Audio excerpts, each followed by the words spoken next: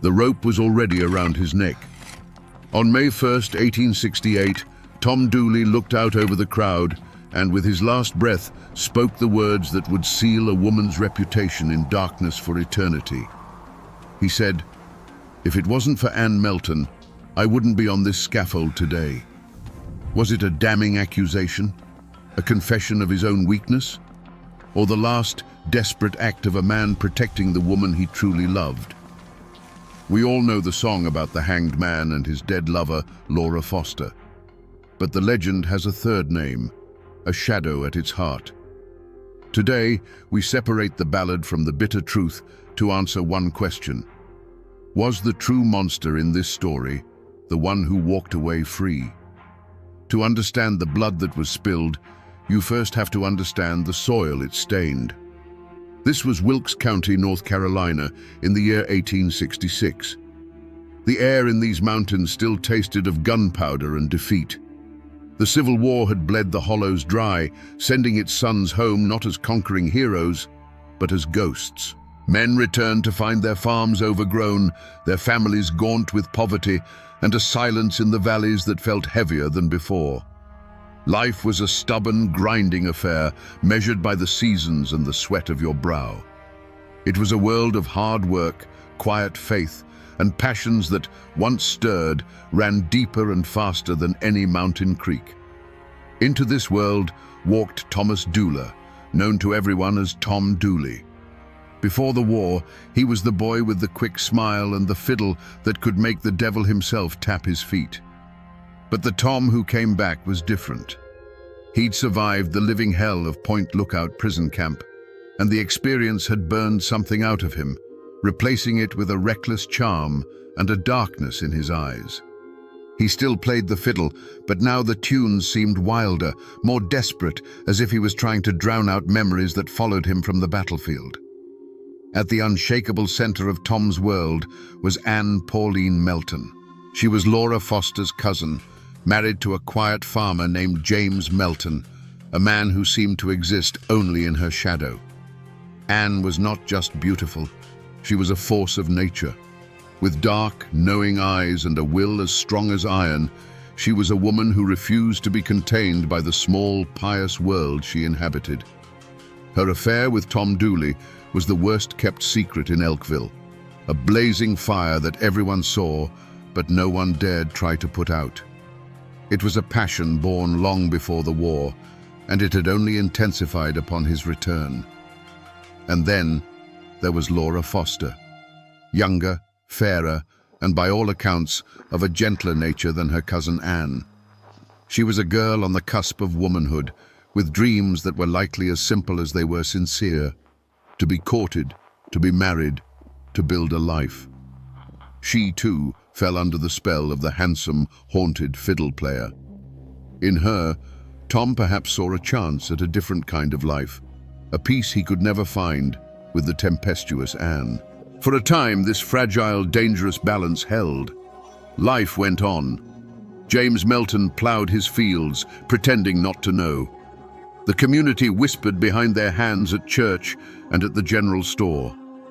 Anne held court, the queen of a tiny, isolated kingdom, with Tom as her devoted, reckless knight. And Laura Foster watched from the edges, her heart full of a hope that was about to turn deadly.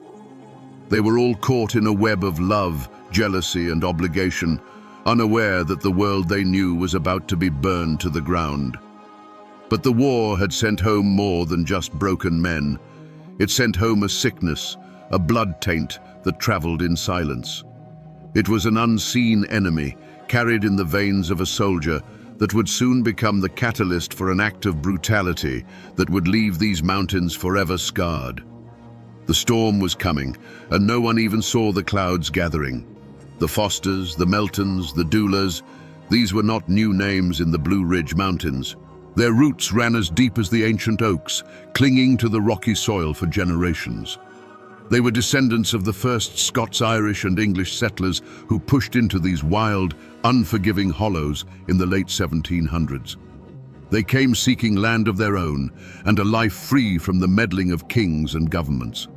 They fought the wilderness, they fought the natives, and sometimes they fought each other to hold on to the small plots of earth that defined their existence.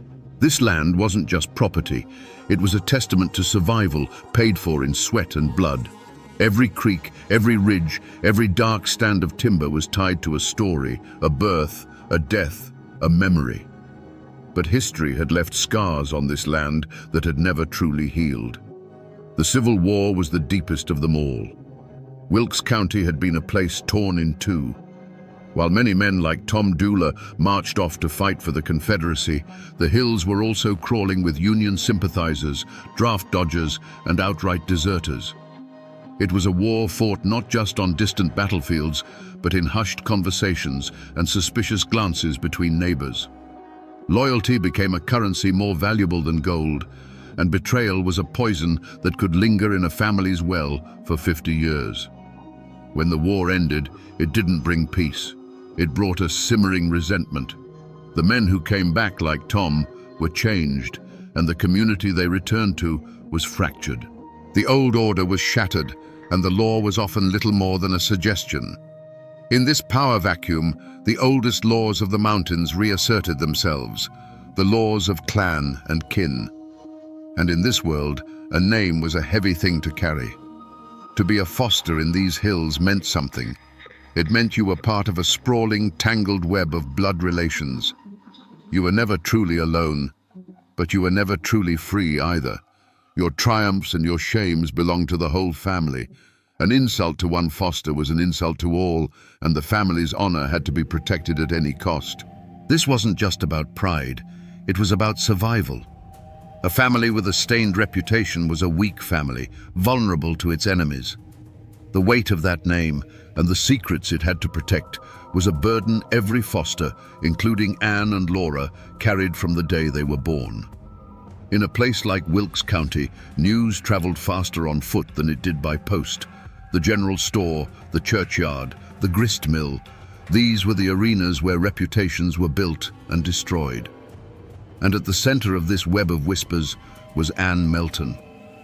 Her affair with Tom Dooley wasn't just a private sin, it was a public spectacle, a long-running drama the entire community followed with a mix of condemnation and fascination. Every glance between them, every time he lingered too long at her farm, was noted, dissected, and woven into the local law. The supporting cast was a complex gallery of cousins and neighbors, each with their own loyalties and resentments. There was Pauline Foster, another cousin, a woman who moved through the community with watchful eyes. The exact nature of her relationship with Anne is lost to history, but the court records would later suggest a deep-seated animosity, the kind that festers between women who are too much alike or who have vied for the same things.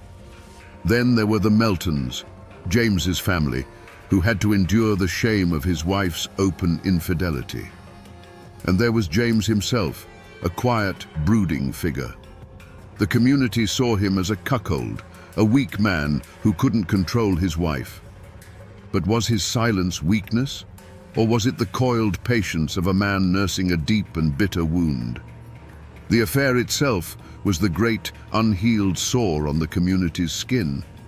It was an affront to the sacred institution of marriage and a constant source of tension. But there were other, smaller slights that kept the air poisoned. A harsh word exchanged at a quilting bee, a dispute over a stray hog, the natural jealousies that arise when one family does slightly better than another. In these isolated hollows, such grievances weren't easily forgotten. They were collected like debts, passed down through whispers, waiting for a moment to be called due. The Foster clan was so large and interwoven that it was a world unto itself, rife with its own internal rivalries and power struggles. It was this fertile ground of gossip and resentment that allowed the most dangerous rumor of all to take root. When whispers of the foul disease began to circulate, they fell on ready ears. Syphilis was more than an illness. It was a mark of moral decay, a physical manifestation of sin.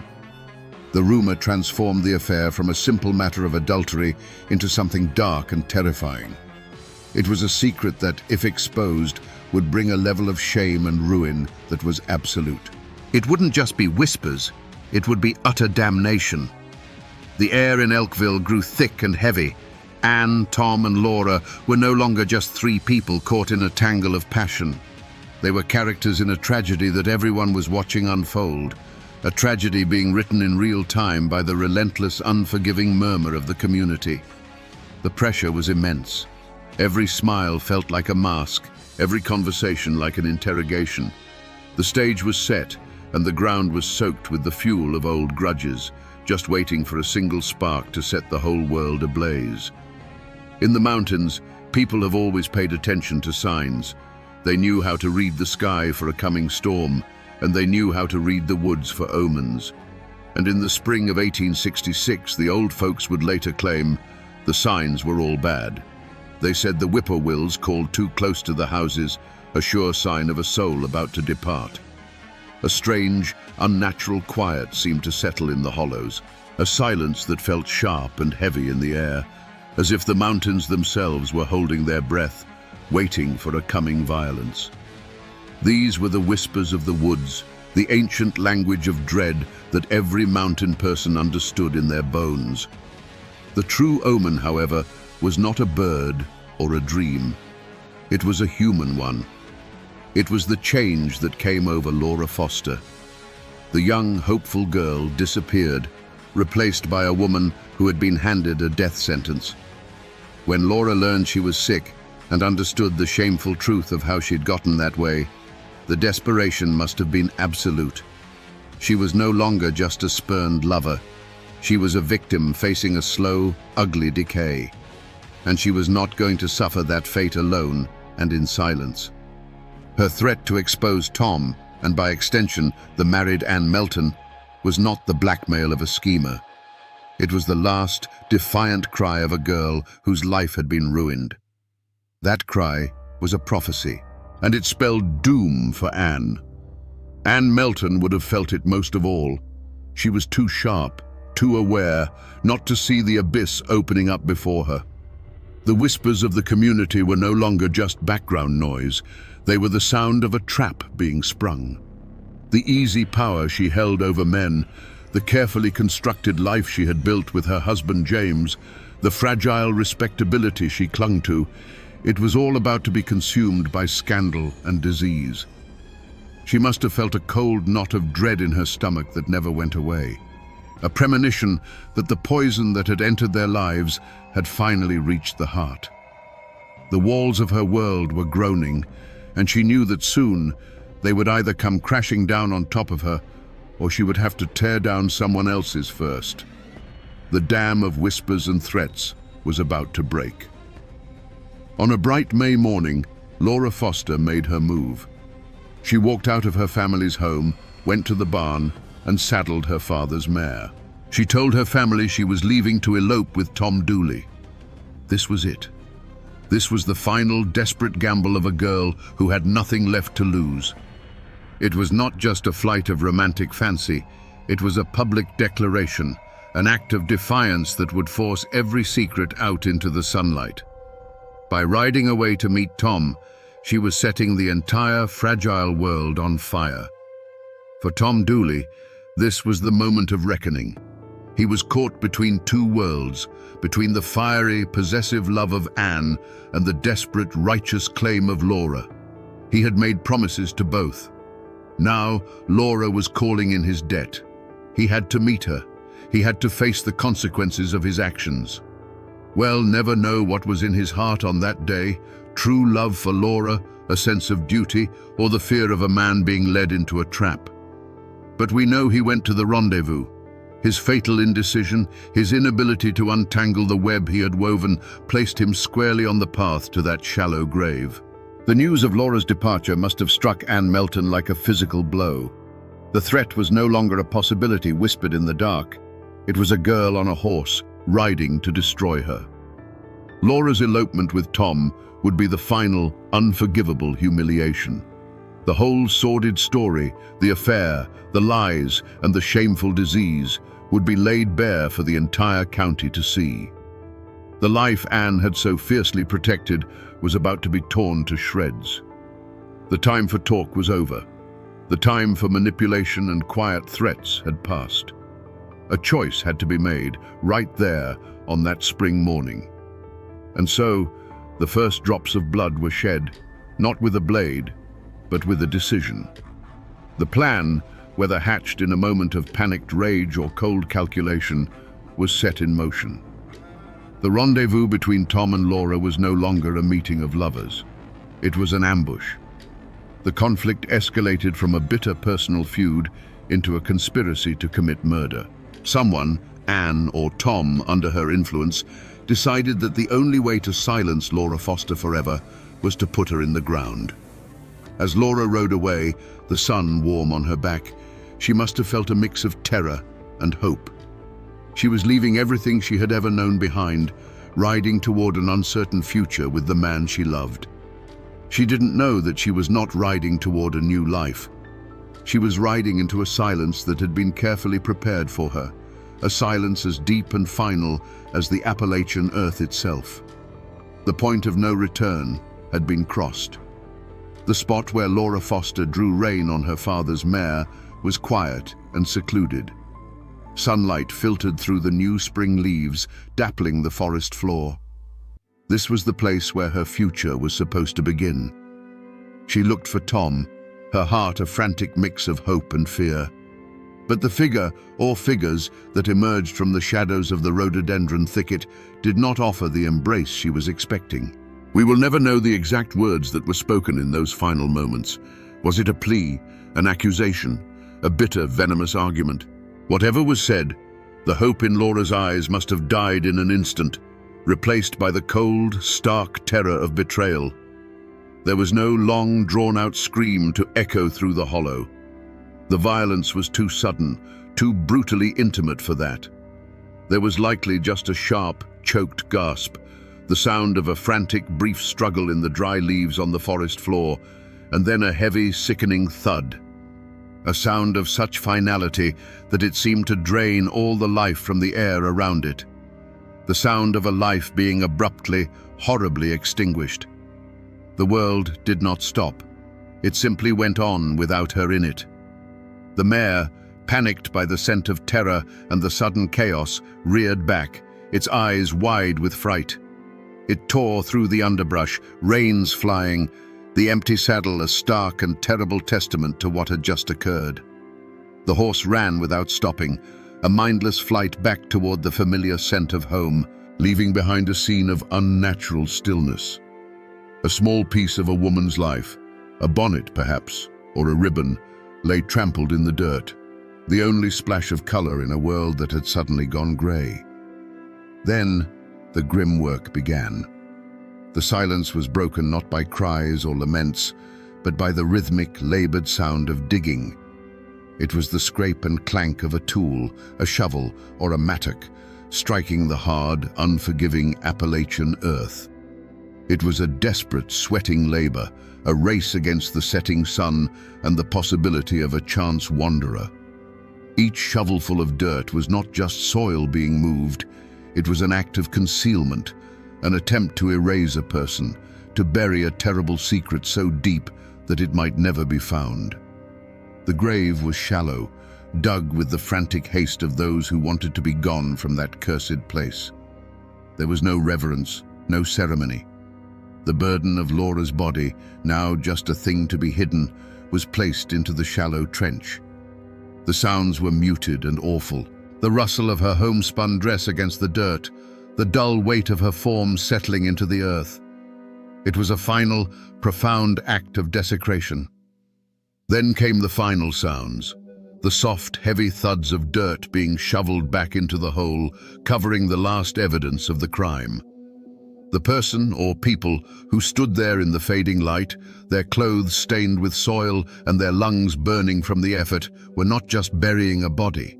They were burying a promise, a future, and a piece of their own souls. When they were finished, they tried to make it look as though nothing had happened.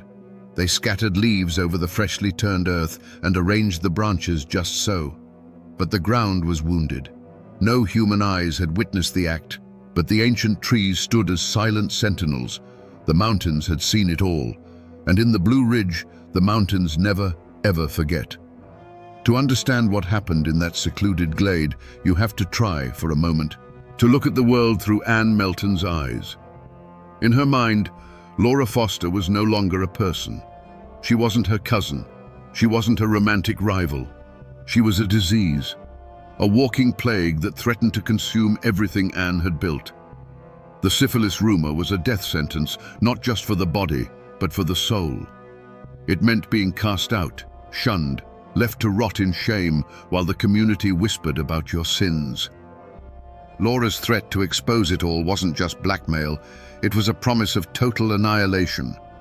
From Anne's perspective, this was not a matter of jealousy over Tom Dooley. This was a matter of survival, as primal and as ruthless as a cornered animal protecting its den.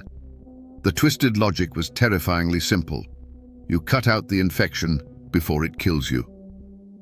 The switch flipped the moment word reached her that Laura was on that mare, riding to meet Tom. Before that, the threat was a possibility, a problem that could perhaps be managed with manipulation or intimidation. But Laura on that horse was a lit fuse burning down to the powder keg. It was an act of open war. In that instant, all other options vanished. The cool, calculating part of Anne's mind, the part that had allowed her to manage an affair under her husband's nose and maintain her standing in the community, would have taken over completely. It was no longer a messy human drama. It was a cold, hard equation. Her life, her home, her name, or Laura's. There was no room for both.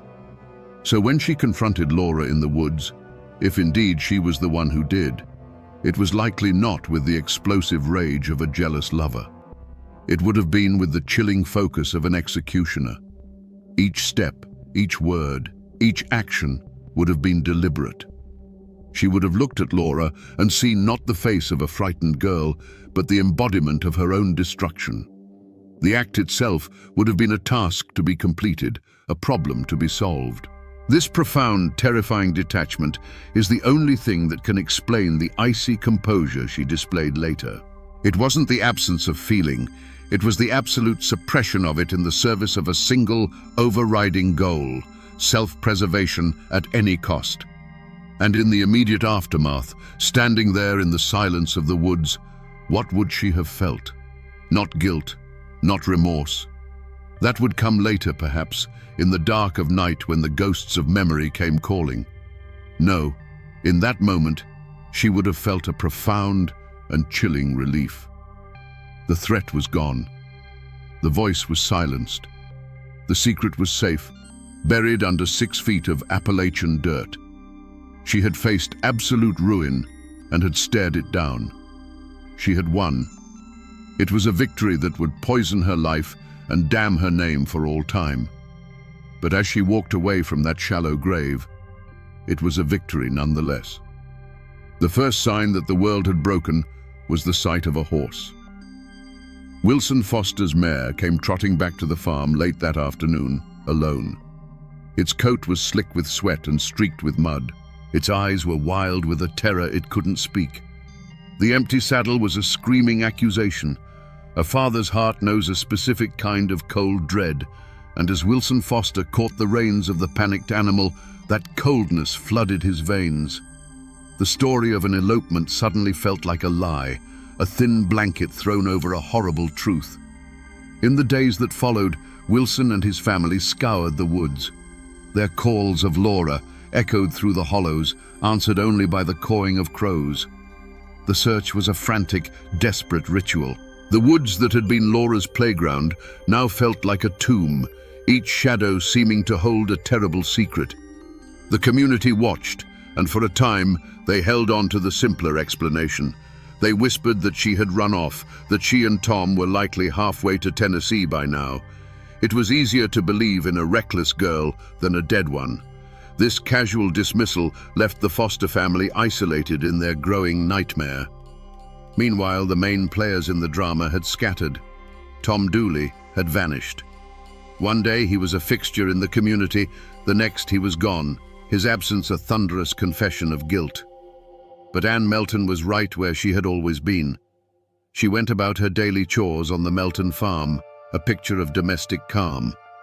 When questioned, her face was a mask of innocence and concern. She knew nothing. She had seen nothing. Her icy composure was a wall that no one could breach, and it was, in its own way, more terrifying than Tom's flight. Weeks turned into a long, agonizing summer. The search parties grew smaller as hope withered on the vine.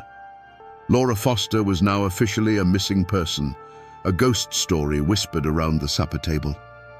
But her family, particularly her father, refused to let the silence win. They kept looking, kept asking questions, their grief hardening into a grim resolve to find the truth, no matter how ugly it might be.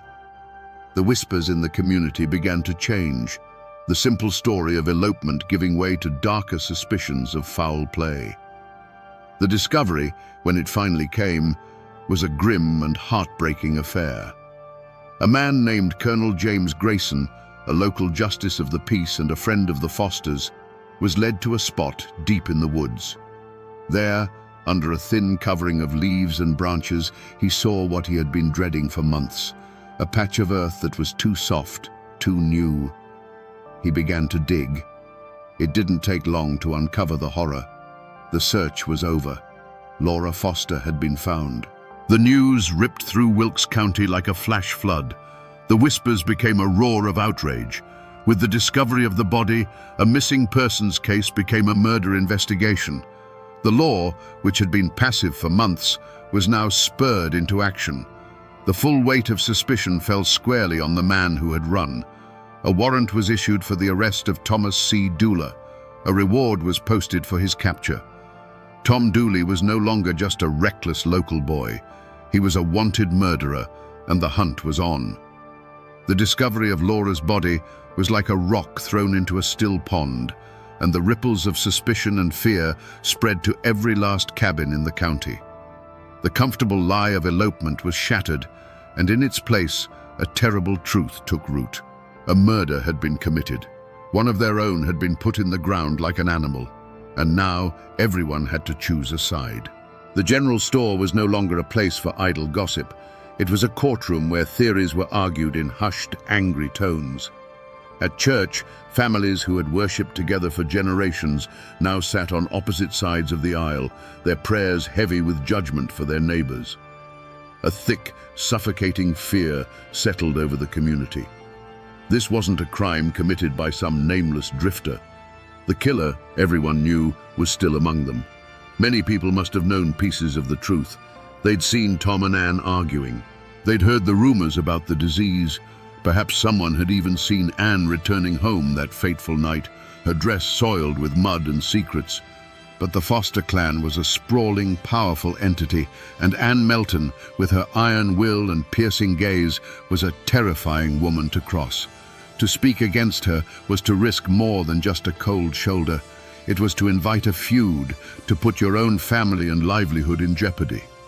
And so, a conspiracy of silence was born, not of loyalty to a killer, but out of raw, primal fear. Still, the community was not a monolith. While many pointed the finger at the fugitive Tom Dooley, others whispered that he was just a fool, a pawn in a game played by a much more cunning mind. They looked at Ann Melton, saw her cold defiance, and came to their own conclusions. They saw a woman capable of anything, a woman who had bewitched both her husband and her lover, a woman who would stop at nothing to protect her name. Tom, they argued, might have helped dig the grave, but it was Ann's venom that had struck the fatal blow. In this poisoned atmosphere, small acts of courage and cowardice became monumental. There was the quiet neighbor who, risking the wrath of the Meltons, brought a basket of food to Laura's grieving family, a silent gesture of solidarity. There was the witness, Pauline Foster, who, whether out of a sense of justice or personal spite, decided to break the silence and tell the authorities what she claimed Ann had confessed. And on the other side, there were those who provided false alibis, who swore they'd seen Tom miles away when the murder occurred, weaving a web of lies to protect a friend or simply to avoid getting involved. The murder of Laura Foster had done more than kill a young woman. It had ripped the soul out of the community. Neighbor now looked at neighbor with suspicion. Old friendships curdled into resentment. The valley was no longer a place of shared hardship and trust. It was a fractured landscape of fear, secrets, and unspoken accusations. The lines had been drawn in the dirt, and the blood that had been spilled would stain them forever. The manhunt for Tom Dooley was not just a matter of law, it was a matter of pride. Sheriff William Dooley, a relative of Tom's, was tasked with bringing him in, a duty that must have weighed on him like a shroud. But the official posse was swelled by harder men from the Foster clan whose faces were grim masks of determination. They weren't interested in a trial, they were interested in mountain justice, a swift and final accounting for the blood of their kin. They knew Tom, they knew his habits, and they knew the woods as well as he did. They weren't just chasing a killer, they were hunting a ghost who knew every shadow in their own backyard. For weeks, Tom was a phantom. He was a creature of these mountains, born and raised in their embrace, and now he used them as his shield. He moved by night, sleeping in caves and abandoned cabins, living off whatever he could forage or steal. The posse would find his tracks by a creek bed, only to have them vanish on the hard rock upstream. They'd get a tip that he was hiding in a certain hollow, and by the time they'd surrounded it, he was already miles away, watching their lanterns flicker from a distant ridge. The rhododendron thickets, so dense they were called laurel hells, were his fortress. He was making fools of them, and with every passing day, the legend of his cunning grew, while the frustration of the hunters curdled into a cold, patient rage. But Tom knew Wilkes County was a cage, and the walls were closing in. He couldn't run forever in a place where every face knew his name. His only hope was to disappear completely, to cross the Blue Ridge into Tennessee and start a new life under a new name. And so began the second, more desperate phase of the chase. He pushed westward into the wild heart of the mountains that separated the two states. This was a brutal, unforgiving wilderness, a vertical world of razorback ridges and sunless valleys. The hunt became an ordeal of endurance, a battle against not just a man, but against the mountains themselves. The posse, relentless and driven, stayed on his trail. They followed broken twigs, faint footprints in the mud, and the whispers of isolated mountain folk who had seen a haunted-looking stranger passing through. The chase stretched on, a slow, grueling pursuit through some of the most difficult terrain in the eastern United States. Tom was starving, exhausted, and the ever-present fear of the men behind him was a constant, gnawing companion. The freedom he had run for now felt like a different kind of prison, a cold and lonely one. He finally made it to Trade, Tennessee, a small settlement just across the state line. He was no longer Tom Dooley, the fiddle-playing charmer. He was just another ragged farmhand, calling himself Tom Hall, looking for work to fill his empty belly. He found it on the farm of a man named Colonel James C. Grayson. For a brief moment, he might have thought he had made it. He was anonymous. He was safe.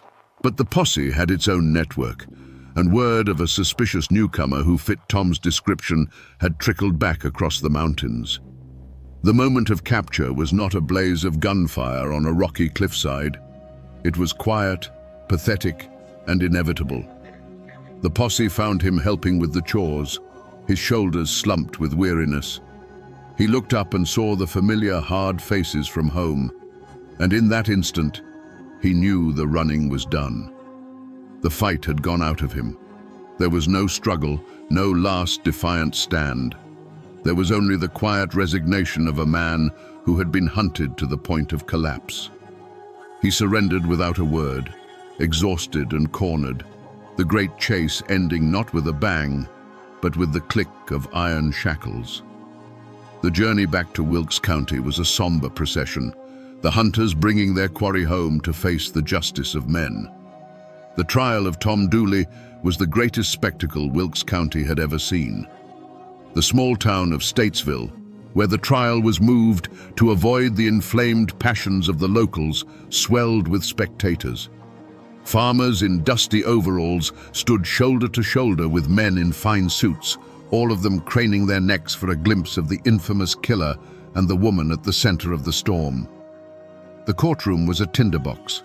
Armed deputies stood guard at the doors, their eyes scanning the crowd, wary of the foster-kin who were there to see justice done one way or another. Tom Dooley, gaunt and broken from his time on the run, looked like a condemned man from the moment he walked in. His defense was led by Zebulon Vance, a former governor of North Carolina and one of the most brilliant lawyers in the state. Vance argued passionately that the evidence against his client was purely circumstantial, a flimsy case built on rumor and the hysteria of a community desperate for a scapegoat. But the star witness, the one everyone had come to see, was Ann Melton. When she took the stand, a hush fell over the courtroom. She was a vision of composure, her dark eyes sweeping over the crowd without a flicker of fear. She answered the prosecutor's questions with a cool, unshakable calm, denying everything. Her voice never wavered. She painted herself as a victim of malicious gossip, a respectable married woman whose name had been unfairly dragged through the mud. It was a masterful performance. To her supporters, she was a woman of incredible strength, unjustly accused. To her detractors, her icy demeanor was the ultimate proof of a sociopathic heart, a woman capable of orchestrating a murder and then lying about it without blinking. The trial was a parade of neighbors and cousins, their testimonies a tangled mess of personal grudges and second-hand stories. Pauline Foster delivered her damning testimony, claiming Anne had confessed the murder to her. But under the sharp cross-examination of Governor Vance, her credibility crumbled. She was portrayed as a spiteful woman, driven by jealousy and a personal vendetta against Anne. The case against Anne was built on a foundation of sand, one person's word against another's, with no hard evidence to tie her to the crime. In the end, the law of men, with its strict rules of evidence, could not convict her. The jury, faced with a mountain of innuendo but not a single piece of concrete proof, acquitted Ann Melton. A gasp went through the courtroom. She had walked into the heart of the fire and emerged without so much as the smell of smoke on her. She stood, smoothed her dress, and walked out of the courtroom a free woman, past the stunned and hateful glares of the Foster family. For Tom Dooley, there was no such escape. The evidence of his flight, his affair with Laura, and his presence near the scene was enough. He was found guilty and sentenced to hang. Justice had been delivered, but to many in that courtroom and in the hollows back home, it felt like a grotesque mockery. They had hanged the fool, but the mastermind, the true author of the crime, had just walked out the front door, free to return to her life as if nothing had ever happened. Was this the law of men? Or was it proof that some people were so cunning they could outwit justice itself? The thud of the trapdoor beneath Tom Dooley's feet was the final brutal punctuation mark on his life. With his death, the law was satisfied. But his last words from the gallows did not fade into the air. They hung over the hollows, a permanent stain on Ann Melton's name, a curse delivered with a dying man's breath. The trial was over, but the verdict of the mountains had just begun. For the Foster family, life became a long, quiet exercise in grief. They had a grave to tend now, a permanent scar on their land and on their hearts. But there was no closure. Every trip to the general store, every Sunday at church, held the possibility of seeing her, Ann Melton, the woman they believed had orchestrated their daughter's murder, living freely, her life continuing while Laura's had been cut short. They became the silent keepers of Laura's memory, their sorrow a cold, hard stone in the belly of the community, a constant, unspoken rebuke to the verdict of the court. And what of Anne? She had won her freedom, but she had lost everything else. The acquittal was not a pardon. It was a life sentence of a different kind. She returned to her farm with James Melton, but she was now a pariah, a ghost in her own life. Old friends would avert their eyes when she passed. Children would fall silent and hide behind their mothers' skirts. She was utterly isolated, trapped in a prison of whispers and sideways glances. The community that had once been her stage was now her jury, and its judgment was a slow, daily poison. She was the woman who had gotten away with it, and for that, she would never be forgiven. History simply records that Anne Melton died a few years after the trial, likely from a fever or some other common malady of the time. But the legend, my friends, tells a different story. The legend is where the mountains delivered the justice the court could not. They say that Anne was consumed by the very disease that had started it all. That the syphilis drove her mad, her mind rotting away along with her body. The folklore insists her death was a thing of horror, that for days she was tormented by visions, screaming Laura Foster's name in the dead of night and clawing at phantom hands that were dragging her to hell. The legend gave her an end befitting the monster they believed her to be, agonizing, shameful, and utterly terrifying. It was a curse fulfilled. And so, the community tried to heal by forgetting. After the raw spectacle of the trial and Anne's supposed damnation, a thick blanket of collective silence fell over the story. It was too painful, too divisive. People stopped speaking the names of the dead. The murder of Laura Foster became a dark secret, a story you didn't tell your children, a wound that was left to scar over in private. They buried the truth under the weight of hard work and the passing of seasons, hoping that if they just stopped talking about it, the ghosts of 1866 would finally find their rest. The silence that the community so desperately tried to impose on this story was ultimately broken, not by a historian, but by a musician. In 1958, a clean-cut group of folk singers called the Kingston Trio recorded a simple, haunting ballad called Tom Dooley. The song became a worldwide phenomenon, a #1 hit. It flattened the brutal, complex tragedy into a simple tale of a love triangle gone wrong. The song became a ghost, its mournful tune drifting out of jukeboxes and radios across the country, ensuring that the names Tom Dooley and Laura Foster would never truly be forgotten. It was this song that pulled the story from the dusty archives and gave it a strange new life in the modern world. And the physical traces, my friends, they are still there. You can travel to Wilkes County today and find them. There's a small, fenced-in plot where a gravestone marks the final resting place of Tom Dooley. It's a newer stone, placed there long after the original was chipped away by souvenir hunters. You can also find the quiet, lonely grave of Laura Foster, tucked away in a family cemetery. But the grave of Anne Melton is harder to find. Some say she was buried next to her husband in the Melton family plot, while others whisper that she was laid to rest in an unmarked grave, shunned by a family that could no longer bear the weight of her name. Even in death, she remains a figure of mystery and shadow. The land itself holds the memory. The old hanging tree in Statesville is long gone, but locals can still point to the spot where the gallows stood. And if you know who to ask, they can take you deep into the woods to a quiet, unremarkable patch of ground. There are no markers, no signs. But as you stand there, in the silence of the forest, you can't help but feel a chill. This is the place. This is the earth that held Laura Foster's body for a long, hot summer. It is a wound in the landscape that has never fully healed.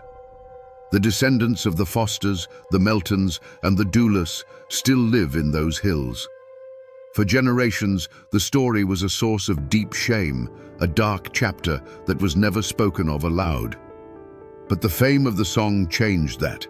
It forced the story out into the light, transforming it from a private family tragedy into a piece of public American folklore.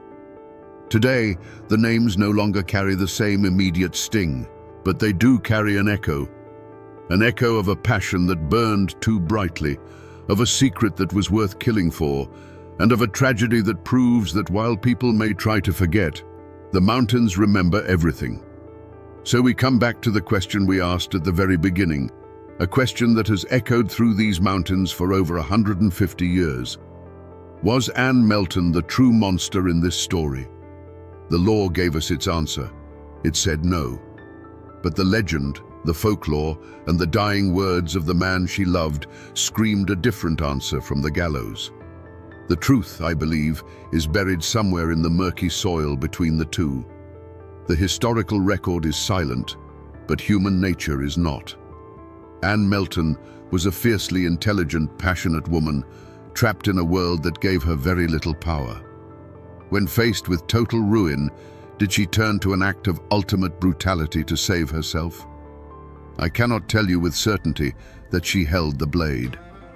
But I believe her will, her fear, and her desperation were the forces that drove the tragedy to its bloody conclusion. This is not just a simple story of a love triangle, the way the song tells it. This is a story about the awesome and terrifying power of secrets. It's a testament to how, in the isolated, close-knit world of the mountains, things like honor, shame, and reputation are not abstract ideas. They are matters of life and death. It's a brutal lesson in how love can curdle into obsession, and how obsession, when cornered, can become homicidal. It is a story not just of cruelty, but of the indomitable Appalachian spirit, a spirit that will endure unimaginable hardship, protect its own with a fierce and sometimes violent loyalty, and never, ever forget a wrong. The Kingston Trio made Tom Dooley famous, but they only told you a piece of the tale. They never told you about the disease, the web of family secrets, or the cold, defiant woman who walked free, only to be imprisoned forever by her own legend. The ghosts of that tragedy still wander the hollows of Wilkes County, a timeless reminder of a passion that burned a hole in the fabric of the mountains.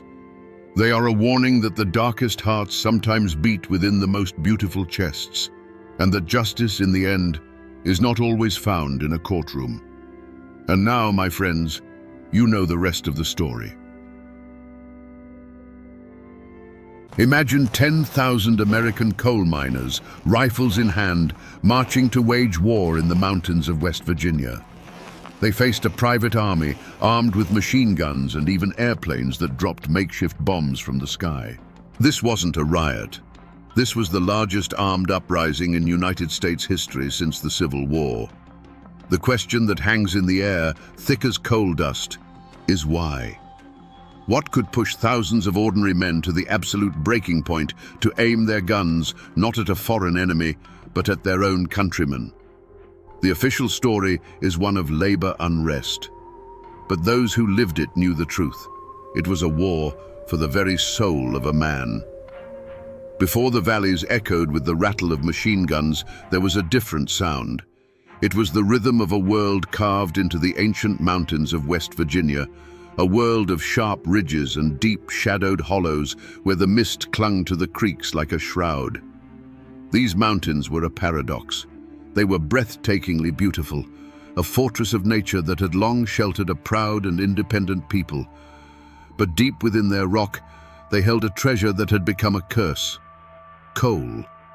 And for the men who mined that coal, the mountains were no longer a sanctuary. They were a cage. A miner's day began and ended in darkness. He would rise before the sun, his wife packing his dinner bucket, and walk to the mine mouth, a black wound in the side of the mountain. He would spend 10, sometimes 12 hours on his hands and knees in a cramped seam of earth, the weight of the whole world pressing down on him. His work was a constant gamble with death from rockfalls, gas explosions, and the slow, suffocating disease of black lung. He did this not for wealth, but for survival, to feed the family waiting for him in a flimsy house he didn't own. That house, you see, belonged to the coal company.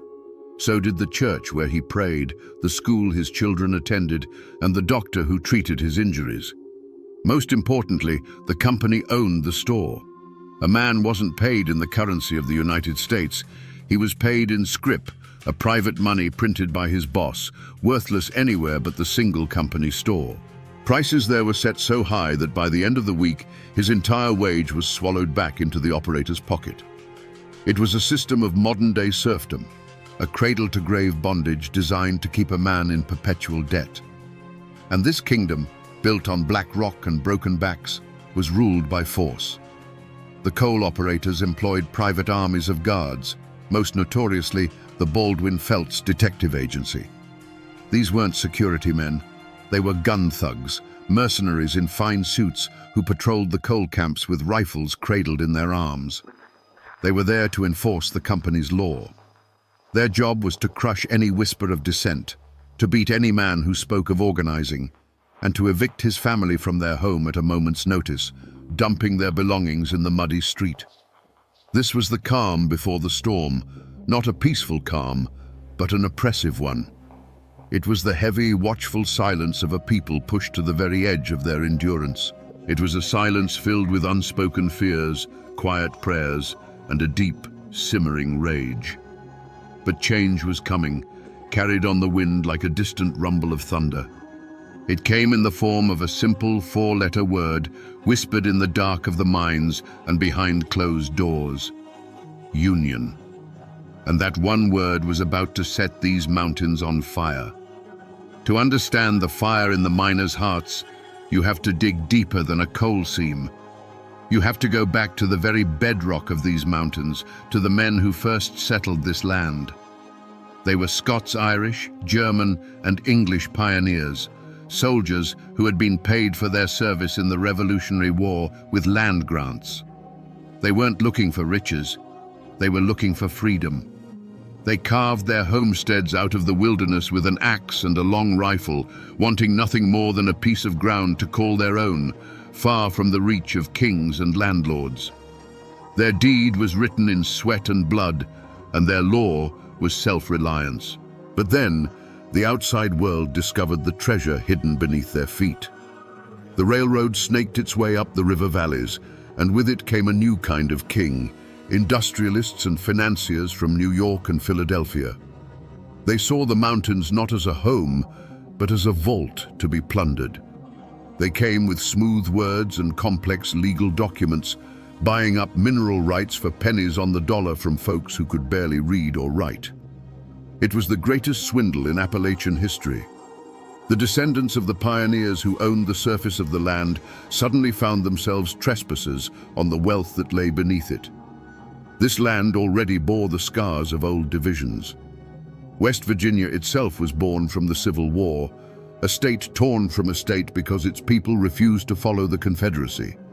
That conflict had pitted neighbor against neighbor, brother against brother. It had burned into the mountain psyche a deep suspicion of outside authority and a hardened belief that some fights could only be settled at the end of a rifle barrel.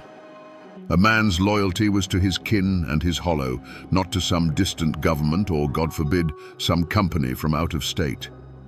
And so, the stage was set for a new war, a clash not between North and South, but between two irreconcilable worlds. On one side was the mountaineer, a man whose name was his bond, whose pride was rooted in his independence. On the other was the coal operator, a man who saw land as a commodity and people as an expense on a ledger. This wasn't just a fight over wages, it was a fight over a way of life. It was a battle between the spirit of the pioneer and the ghost of the feudal lord, fought on the very land the pioneers had once bled for. In the claustrophobic world of a company town, there were no secrets, only whispers. The mine foreman was the company's eyes and ears, a man who had often worked his way up from the coal face and now stood between his old friends and his new masters. His reports could get a man fired, or worse, blacklisted, a word that struck terror in the hearts of miners. A man on the blacklist was a ghost. His name was circulated to every mine in the region, ensuring he and his family would starve before he ever found work again. Everyone knew a family that had been broken on the anvil of the blacklist. The air itself was thick with suspicion. The company-paid preacher delivered sermons on the sin of discontent, weaving the words of God into a defense of the operator's greed. At the company store, men would gather on the porch after their shifts, their faces still grey with coal dust, but their conversations were guarded. A friendly question from a stranger could be a trap. The Baldwin Felts guards, who seemed to be everywhere at once, would lean against the porch posts, their presence a silent threat, turning men's conversations to weather and trifles. Trust eroded faster than a slate roof in a hailstorm.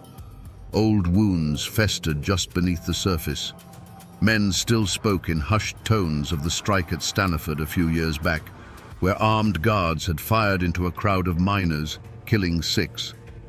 They remembered the Holly Grove strike, where families had been evicted in the dead of winter, their belongings piled up in the snow. These weren't just stories, they were warnings. They were the ghosts of past failures that haunted every secret union meeting, held deep in the woods by the light of a kerosene lamp. This constant pressure cooker of fear and resentment turned minor slights into major grievances. A dispute over the weight of a coal car, a foreman's insult, a family getting better housing because they were loyal to the company. These were the sparks in the powder room. Rumors spread like wildfire through the camps. The union organizers were branded as Reds and Bolsheviks, foreign agitators sent to destroy the American way of life. In turn, the miners whispered that certain foremen were pocketing money by cheating them at the scales, or that the Baldwin Felts men were responsible for the mysterious disappearance of a union sympathizer. The community was no longer a community. It was a fractured landscape of loyalties and hatreds. Families were divided, old friendships soured. Every man had to choose a side, even if that choice was silence. But in the West Virginia coalfields, silence was a luxury no one could afford for long. The ground was saturated with gasoline, and everyone was just waiting for the match to fall. That year, the mountains themselves seemed to hold their breath. The summer was long and brutally hot, the air so thick with coal dust and humidity it felt like you were breathing wool. The creeks ran low and warm. Old-timers, sitting on their porches, noted that the birds had gone quiet in the woods, a silence that felt heavy and unnatural. On moonless nights, a panther would scream from the high ridges, a sound that folk tradition said was a sure omen of death. It was a cry that slid under a man's door and coiled in the pit of his stomach. A feeling was growing in the hollows, a sense that the fragile peace was rotting from within. Then, the human omen arrived. He wasn't a railroad man or a lawyer in a fancy suit. He was a union organizer, a man who came not with a bang, but like a shadow slipping between the company houses after dark. He didn't speak on street corners. He spoke in hushed, urgent tones around kitchen tables to men whose faces were grim in the lamplight. He spoke of dignity, of fairness, of a brotherhood of miners standing together. His words were more dangerous than dynamite because they planted a seed of hope in ground that had long been barren. His presence was an immediate challenge. The Baldwin Felts guards, who had always been a threat, now walked with their hands resting on their pistols, their eyes sweeping over the miners with open contempt. The unspoken tension in the camps became a living thing, a coiled snake ready to strike. A miner's wife didn't need to hear the panther's cry to know what was coming. She saw it in her husband's eyes when he came home from a secret meeting deep in the woods. The exhaustion was still there, etched into his face, but something else had replaced the old resignation.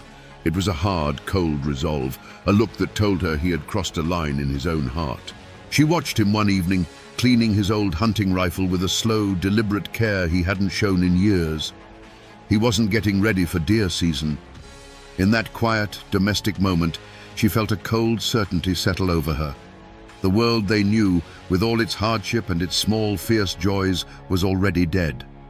All that was left was to wait for the sound of the first gunshot. The company's answer came not in words, but in the splintering of doors. The Stone Mountain Coal Company decided to make an example of the Mingo County strikers, and they brought in their favorite instrument of terror, the Baldwin Felts Detective Agency. A dozen agents, led by the infamous Albert Felts himself, stepped off the train in Matewan. They were professionals, dressed in sharp city suits that looked alien against the dusty backdrop of the town. Their mission was simple and brutal: throw the striking miners and their families out of their company-owned homes. All day, they moved through the camp, kicking in doors, hauling furniture into the street, and leaving women and children weeping in the rain beside their meager possessions. It was a cold, calculated act of humiliation designed to break the men's spirit. But the operators had made a fatal miscalculation. They hadn't accounted for Sid Hatfield. The sheriff of Matawan was not a company man. He was a local, born and raised in the Hollows, a man the miners saw as one of their own. When he heard what was happening, he walked down to the camp alone. He didn't shout or draw his gun. He simply stood before Albert Feltz and his armed thugs and told them that what they were doing was illegal. He informed them that in his town, evictions required a court order, which they did not have. For the first time in their lives, the miners saw a lawman stand up not for the company, but for them. The agents, bristling with arrogance and used to having their way, were stunned. They finished their day's dirty work, but a shadow now hung over them. As they prepared to leave on the 5 o'clock train, they walked through the center of town, their path blocked by Sid Hatfield and the town's mayor, Cable Testament. The entire town seemed to be watching from windows and doorways, a silent, grim-faced jury. Feltz, enraged at being challenged by a hillbilly sheriff, made a fatal error. He produced a warrant for Sid Hatfield's arrest, a flimsy charge cooked up by the company. It was a blatant power play, an attempt to publicly humiliate and remove the one man who stood in their way. Sid Hatfield just looked at the warrant, then looked into Albert Feltz's eyes. He didn't see a lawman. He saw a hired gun trying to impose a foreign tyranny on his home. The mayor declared the warrant was fraudulent. The air grew thick and heavy. Decades of resentment. The memory of every beaten miner, every cheated paycheck, every starving child. It all came to a head in that single supercharged moment on a dusty street in Matawan. The time for talking was over. The insults had been traded, the lines had been drawn. This was the point of no return. It was no longer a dispute over wages or a conflict between a company and its workers. It had become a raw, personal battle between two kinds of law, the cold, corporate law of the gun thug and the fierce, protective law of the mountains. And in the mountains, when a man's honor and his home are threatened, there is only one way to settle the matter. Hands slowly, deliberately, moved towards pistols holstered under coats. The first drops of blood were about to be spilled. No one agrees on who fired first. Maybe it was a nervous agent, maybe a defiant miner hidden in a doorway. In the end, it doesn't matter. A single sharp crack of a pistol shattered the afternoon stillness, and in that instant, the street in Matawan, West Virginia, became a slaughterhouse. That first shot was not an answer, it was a question, and the answer was a deafening, rolling thunder of gunfire from all sides. It wasn't a duel, it was an ambush, a spontaneous volcanic eruption of hate. For the townsfolk peering through their windows, the scene dissolved into a nightmare of smoke and noise. They saw the flash of muzzles, the blur of men dropping behind barrels and ducking into doorways. They saw a man in a fine suit suddenly jerk backward, his hat flying from his head and tumbling into the dust.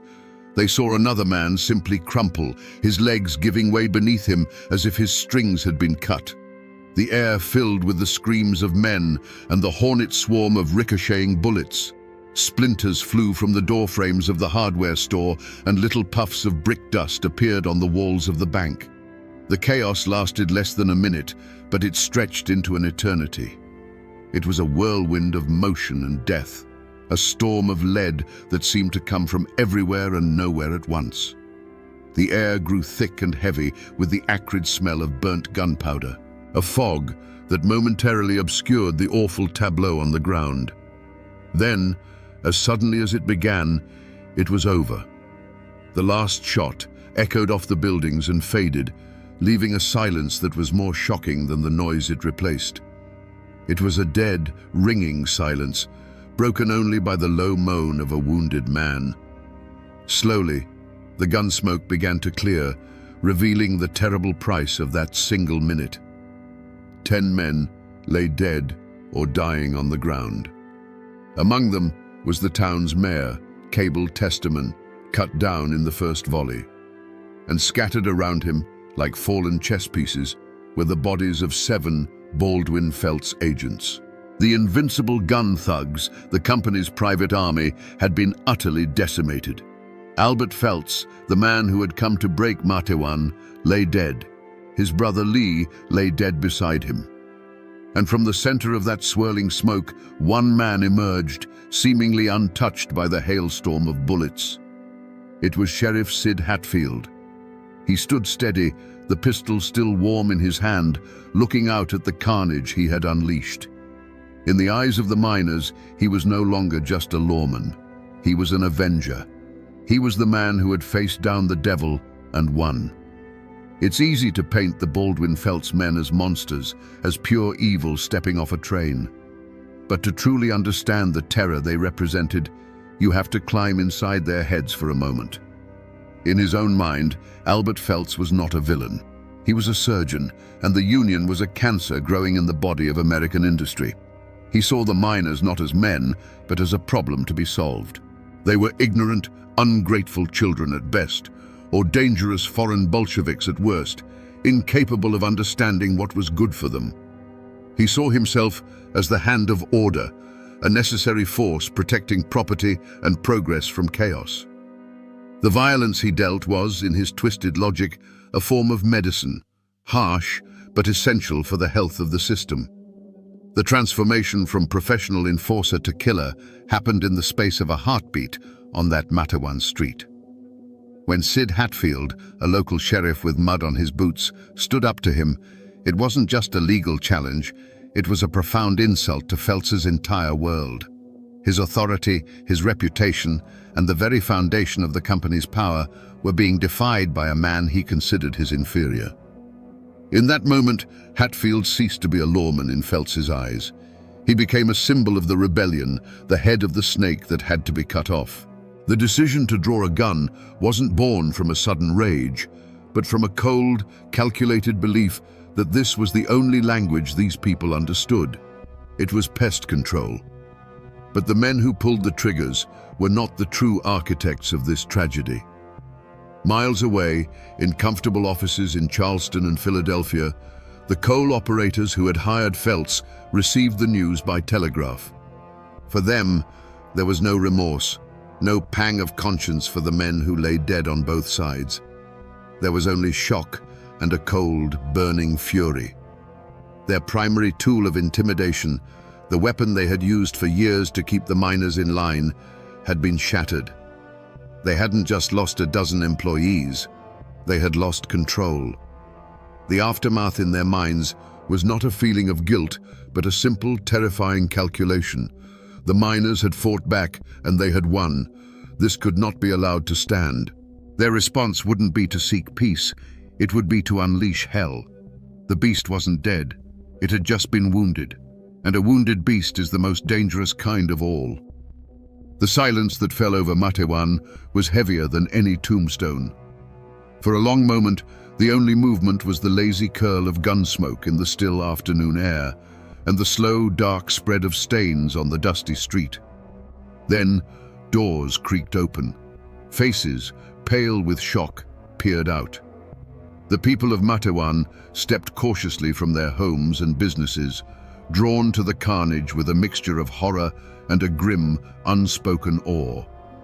They saw their mayor lying dead, but they also saw the bodies of the Baldwin Felts men, the hated agents who had been the face of their oppression for so long. And in that moment, fear was eclipsed by a fierce, dangerous pride. They had fought back. Sheriff Sid Hatfield didn't stand admiring his work. The adrenaline of the fight was replaced by the cold reality of his duty. He was still the law in Mingo County. He began giving orders, his voice steady, directing men to secure the weapons of the dead agents and to tend to the wounded. For the miners who had fired alongside him, the world had been turned upside down. They were no longer just striking workers. They were killers in the eyes of the state, but heroes in the eyes of their own people. They had crossed a river of blood, and they knew there was no going back. The story of the shootout didn't just spread, it exploded. The telegraph wires hummed with the news. In coal camps up and down the Tug Fork River, the tale was told and retold, growing with each telling. Sid Hatfield's name became a legend overnight, a whispered prayer of defiance. He was the lawman who couldn't be bought, the gunman who couldn't be beaten. He was their David who had slain Goliath. The massacre, intended to break the Union, had instead become its most powerful recruiting tool. Men who had been afraid to even speak the word Union now proudly pinned on the badge of the UMWA. But while the miners celebrated their champion, a different kind of storm was gathering in the state capital. The coal operators, enraged and humiliated, demanded vengeance. The governor declared Mingo County to be in a state of insurrection.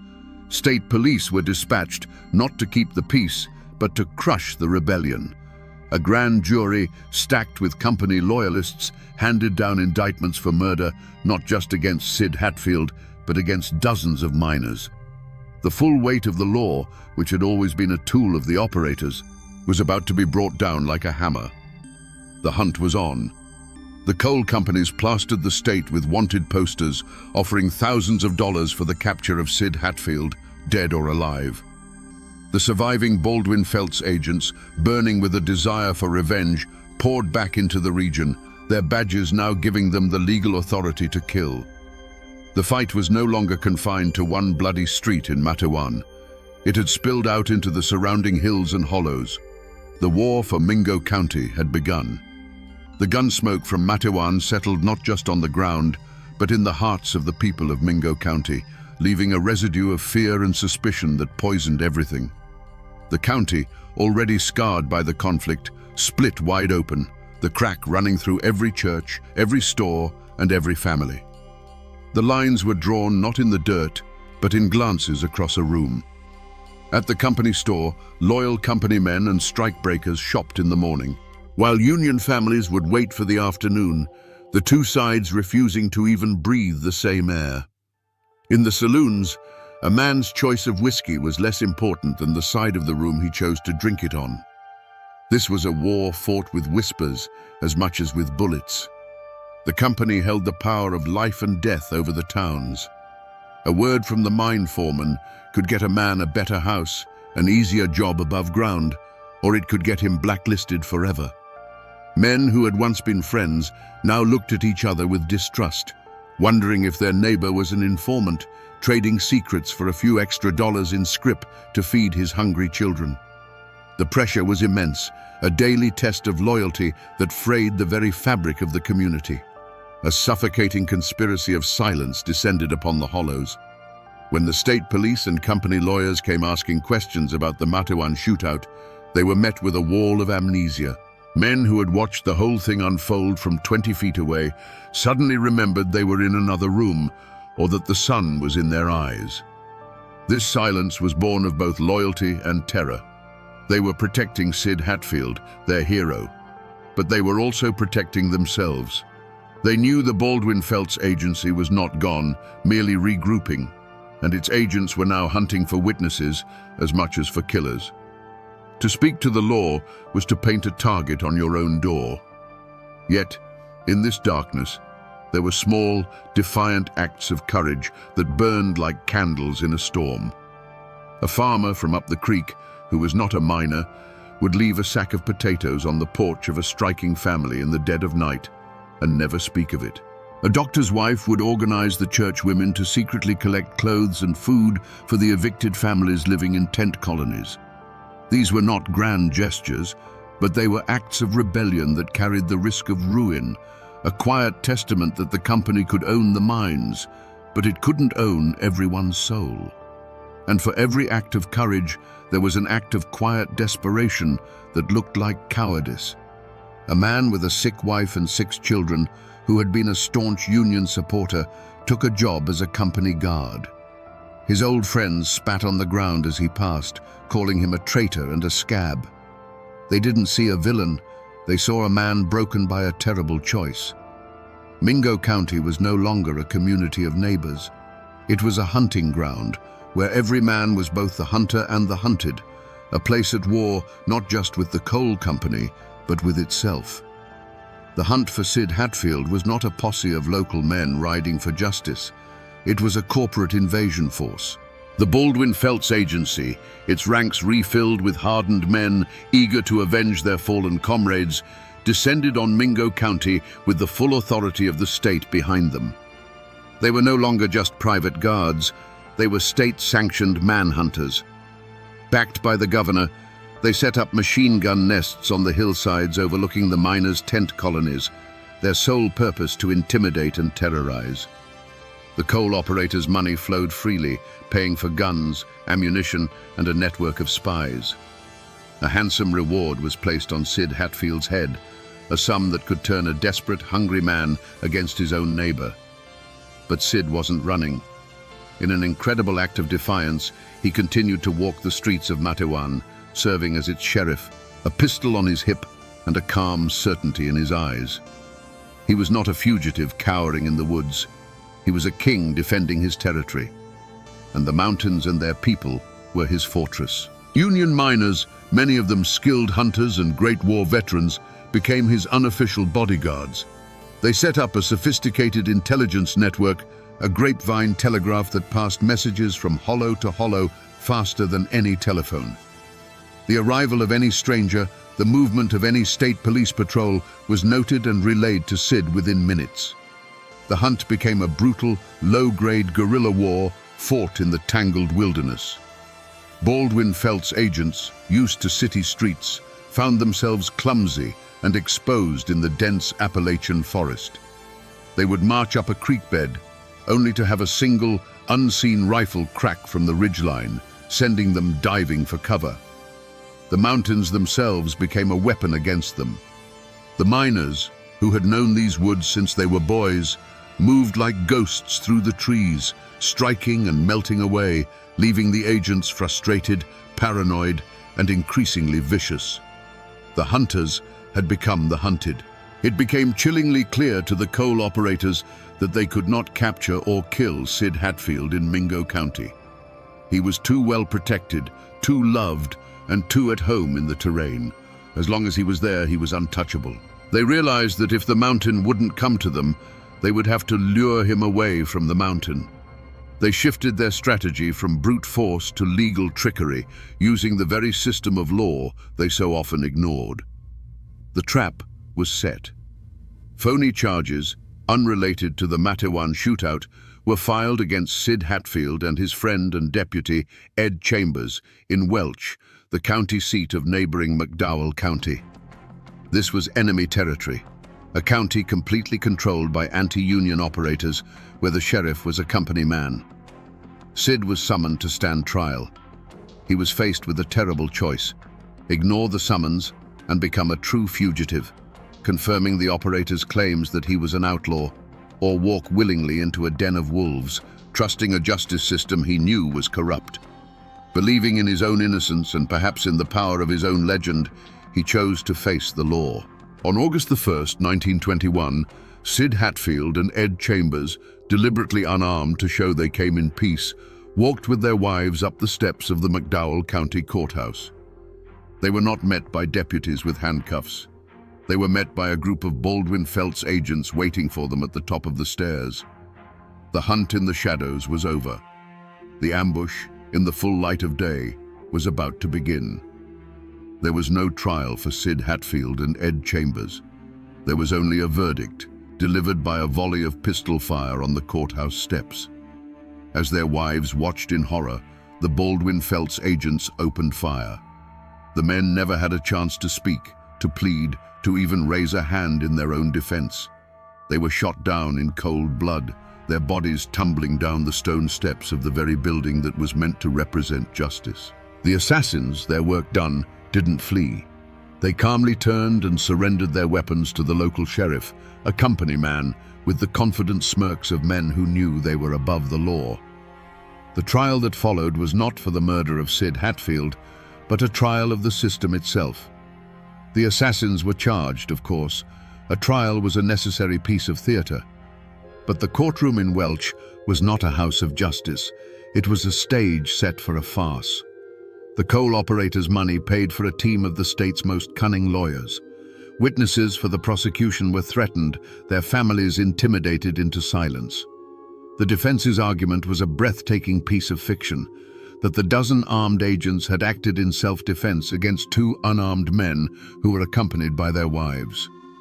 The atmosphere in the courtroom was thick with menace. Armed company guards stood along the walls, their gazes fixed on the jury box. The jury, made up of men who either worked for the company or lived in fear of it, heard the testimony under a cloud of unspoken threat. The outcome was never in doubt. It was a foregone conclusion before the first witness was even called. The verdict came as no surprise to anyone in West Virginia. Every single one of the Baldwin Felts agents was found not guilty.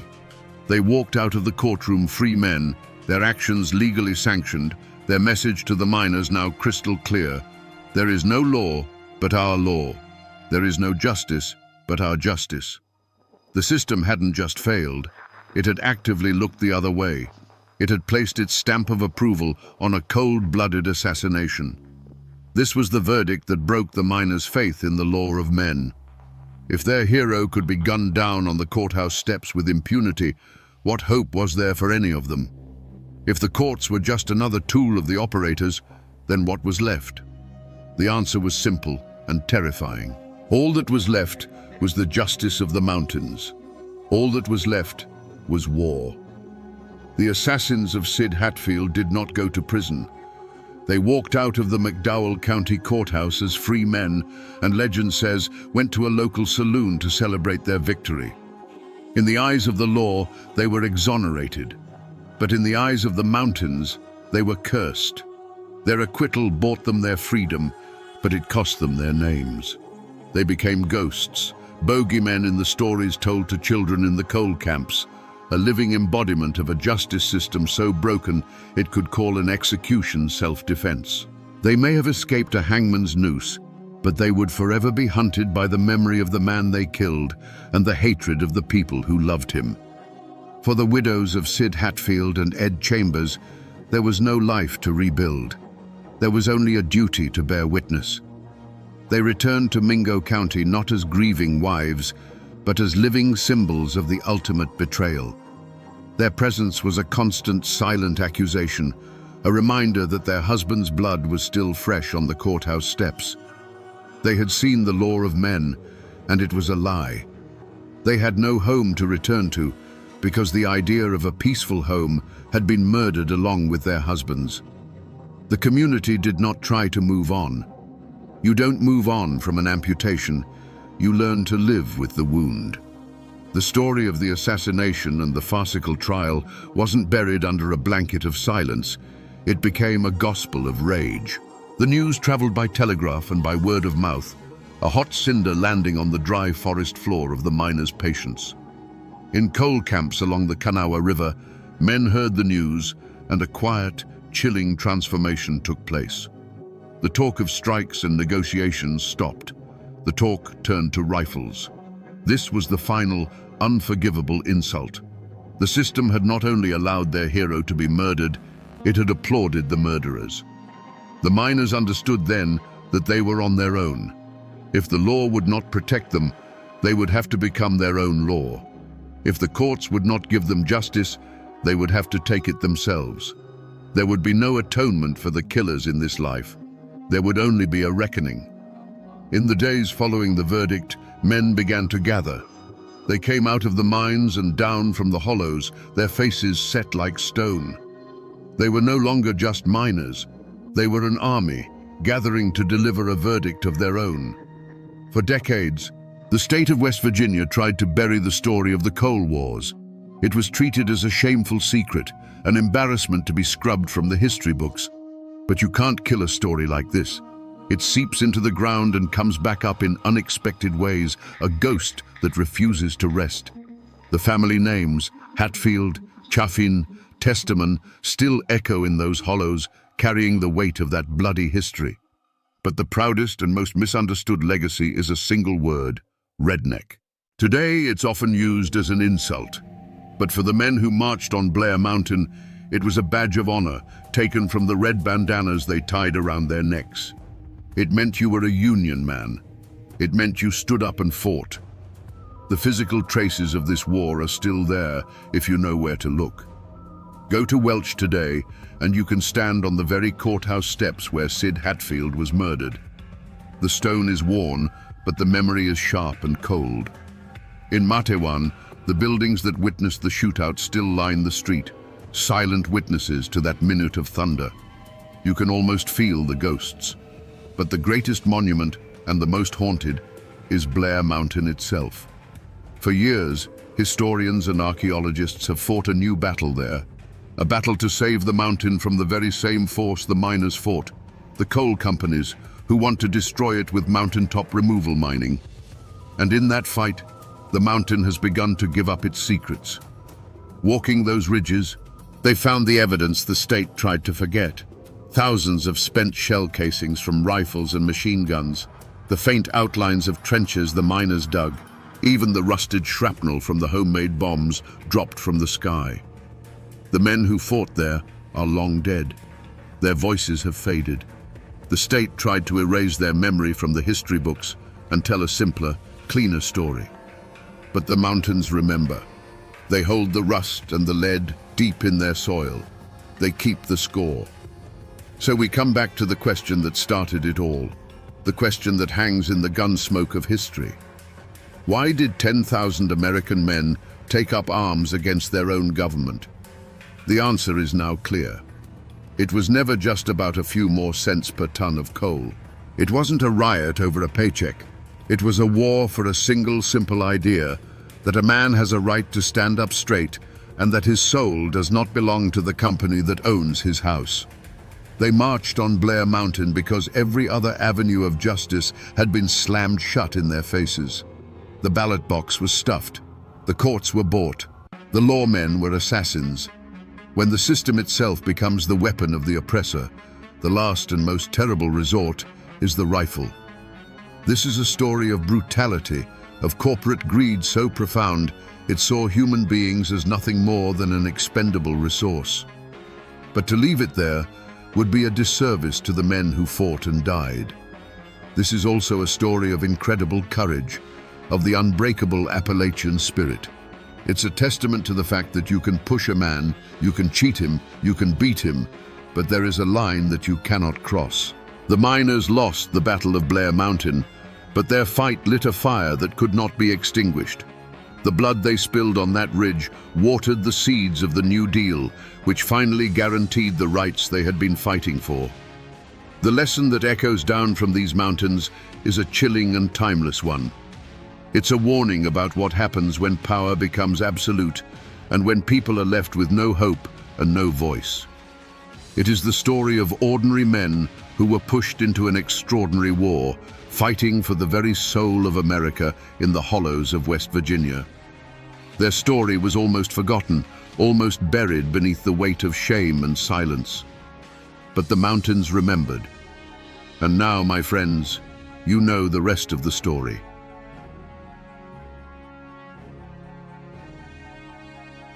Imagine this for a moment. A 10-year-old boy and his 7-year-old sister, barefoot and bleeding, crashing through the Appalachian wilderness. In the boy's arms is a crying infant. They are the only thing left of their family. Behind them, in the chilling silence that always follows the screams, lies the ruin of their home and the bodies of their father and their 7 brothers. How does a family get wiped from the face of the earth in a single afternoon, leaving only children to tell the tale? The history books call it the Hannon family massacre, just another bloody footnote in the story of the American frontier. But that simple label hides a far darker and more complex truth. It hides the story of a forgotten war, of a visionary warrior fighting for his people's survival, and of a clash of worlds so violent it left ghosts that are said to haunt these mountains to this very day. Today, we journey back to that brutal summer of 1776 to find out what really happened on the day hell descended into a quiet mountain hollow. Before the screams, there was the quiet rhythm of a life being carved out of the wilderness. William Hannon's homestead was little more than a notch in the vast green cloak of the North Carolina mountains. A log cabin, sturdy and rough-hewn, stood in a small clearing, a testament to endless hours of labor. Around it, a field of corn and beans fought a daily battle against the encroaching forest. This was the frontier in 1776, not a place of grand adventure, but of grueling, back-breaking work from sunup to sundown. The forest was both a provider and a threat. It gave them timber for their home, game for their table, and cool water from its creeks. But it also held its secrets in a deep, watchful silence. William Hannon was a man defined by that silence. A widower, he was the sole guardian of 10 children, a responsibility that would have crushed a lesser man. His 5 eldest sons were already turning into men themselves, their hands calloused from the axe and the plough. They worked beside their father in the fields, their shared sweat watering the very ground they hoped to one day call their own. They weren't invaders in their own minds. They were builders, planters, men chasing the simple, universal dream of leaving something behind for their children. Inside the cabin, life was a hum of smaller chores. 10-year-old Edwin was already learning the weight of responsibility, while his 7-year-old sister Winnie was more mother than child to the 2 toddlers and the new baby, Elizabeth. Their world was small, bounded by the edge of the woods and the arc of the sun.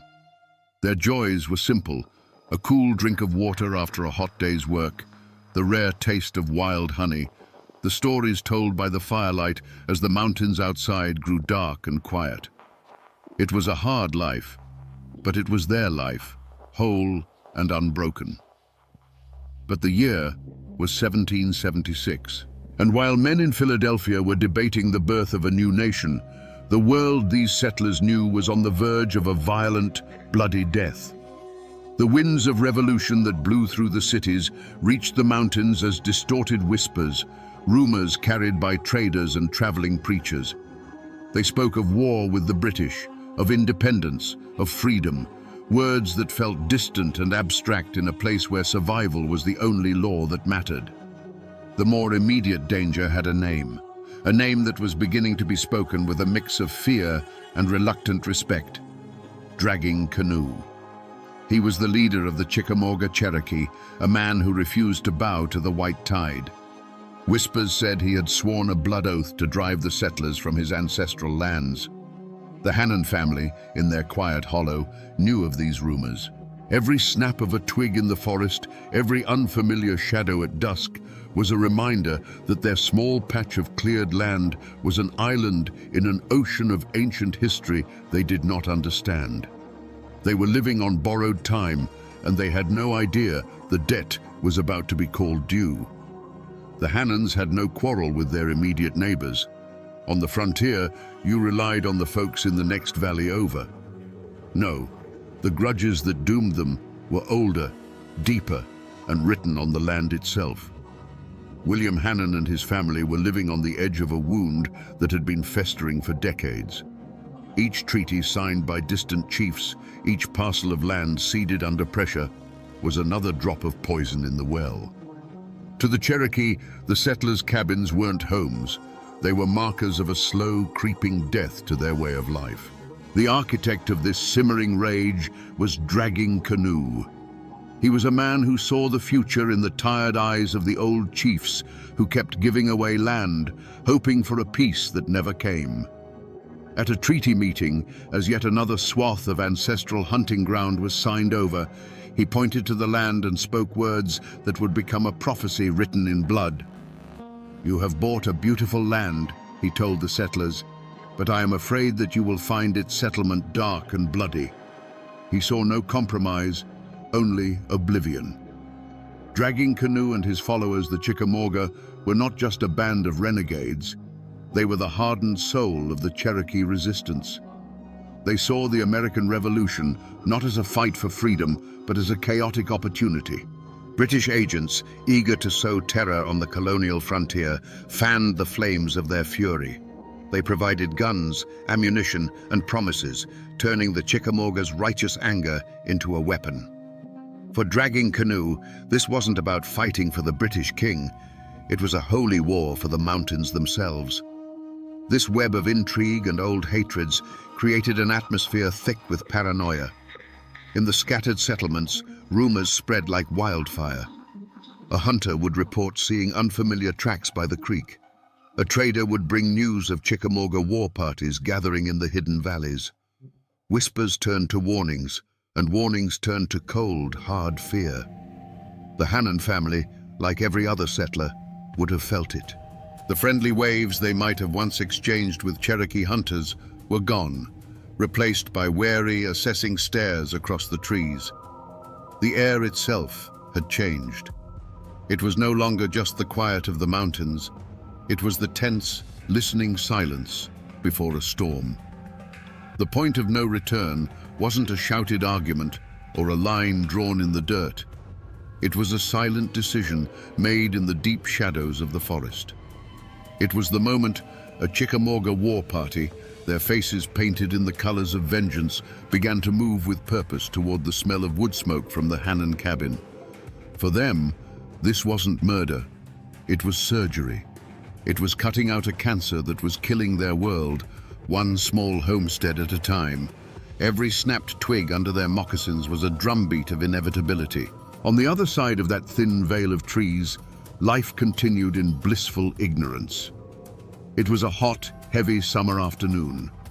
William Hannon and his 5 oldest boys were in the field, likely bent over their work, their backs slick with sweat. The rhythmic thud of a hoe against the earth, the drone of insects in the thick air, these were the sounds of their world. Their rifles, the essential tools of frontier survival, were likely propped against a stump at the edge of the clearing. In the quiet rhythm of their labor, the danger that had been a whisper for months had faded to a dull background hum. This was the fatal miscalculation of the frontier, the belief that because the morning was peaceful, the afternoon would be too. The Hannon men were tired, focused on the soil, their senses lulled by the heat. They didn't see the flicker of movement in the tree line. They didn't hear the collective intake of breath as dozens of eyes fixed on them from the shadows. The war party had reached the edge of the woods. They could see the unsuspecting figures in the field, see the faint outline of the cabin beyond. There was no turning back now. The promise made to Dragging Canoe, the anger fueled by British guns, the generations of grief for lost lands, it all coalesced into this one irreversible moment.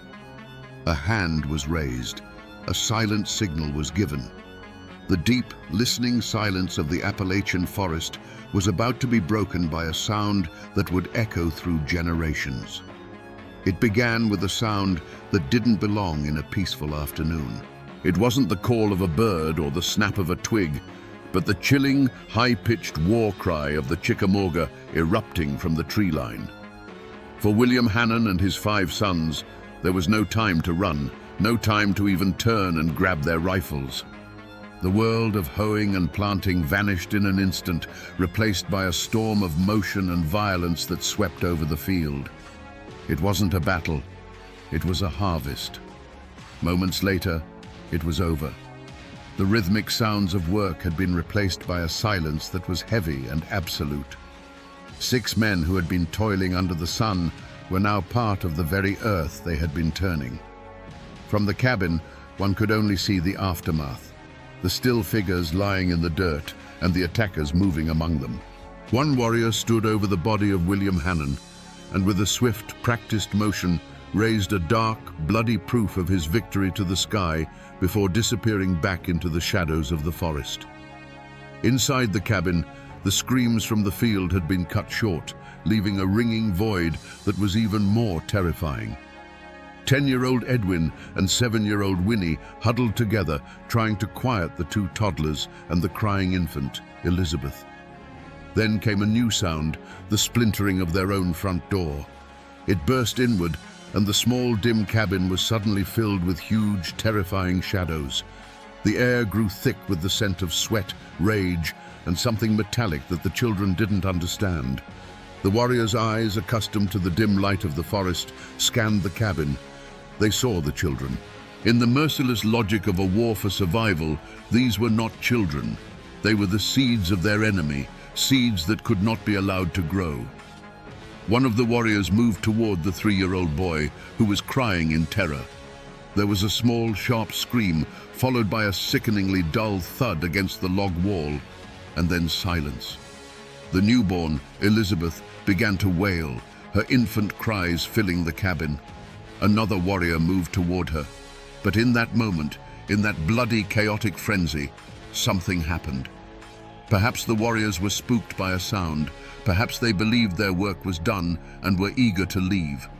For one critical second, their attention was diverted. It was all the time the universe would give.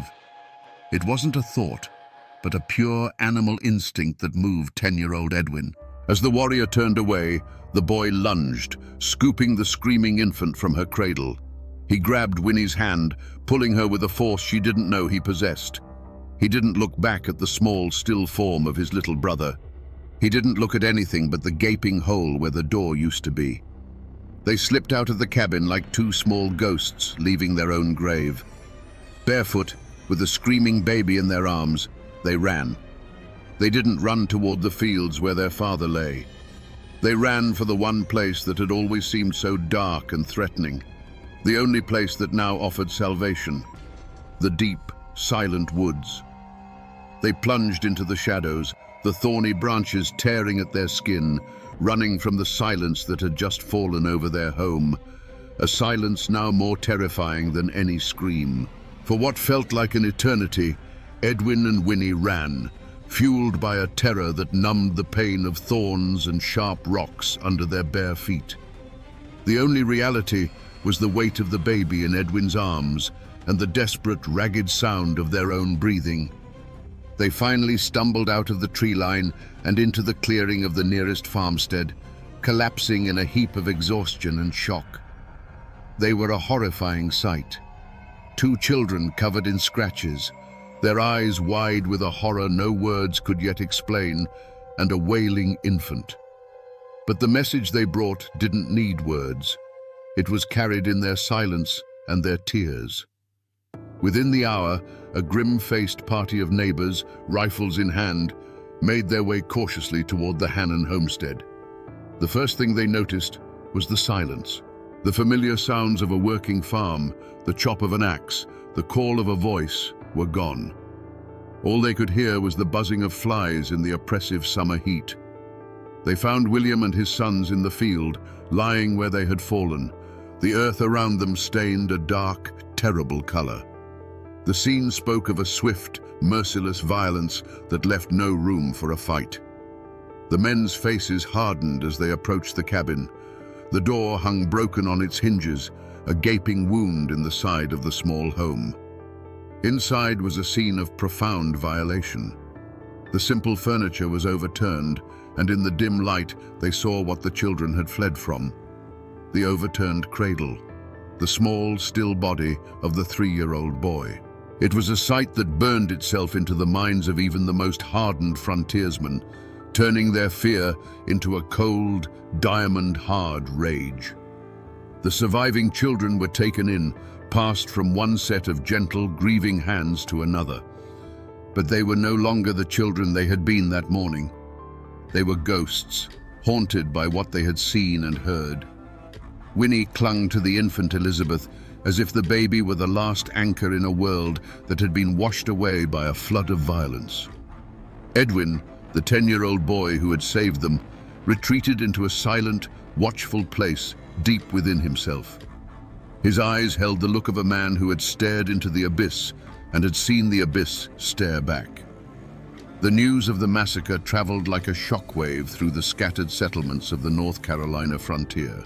It was a story told in hushed, terrified whispers around hearths that night. Doors were barred, rifles were loaded, and every shadow in the woods became a source of terror. The fragile illusion of safety was shattered.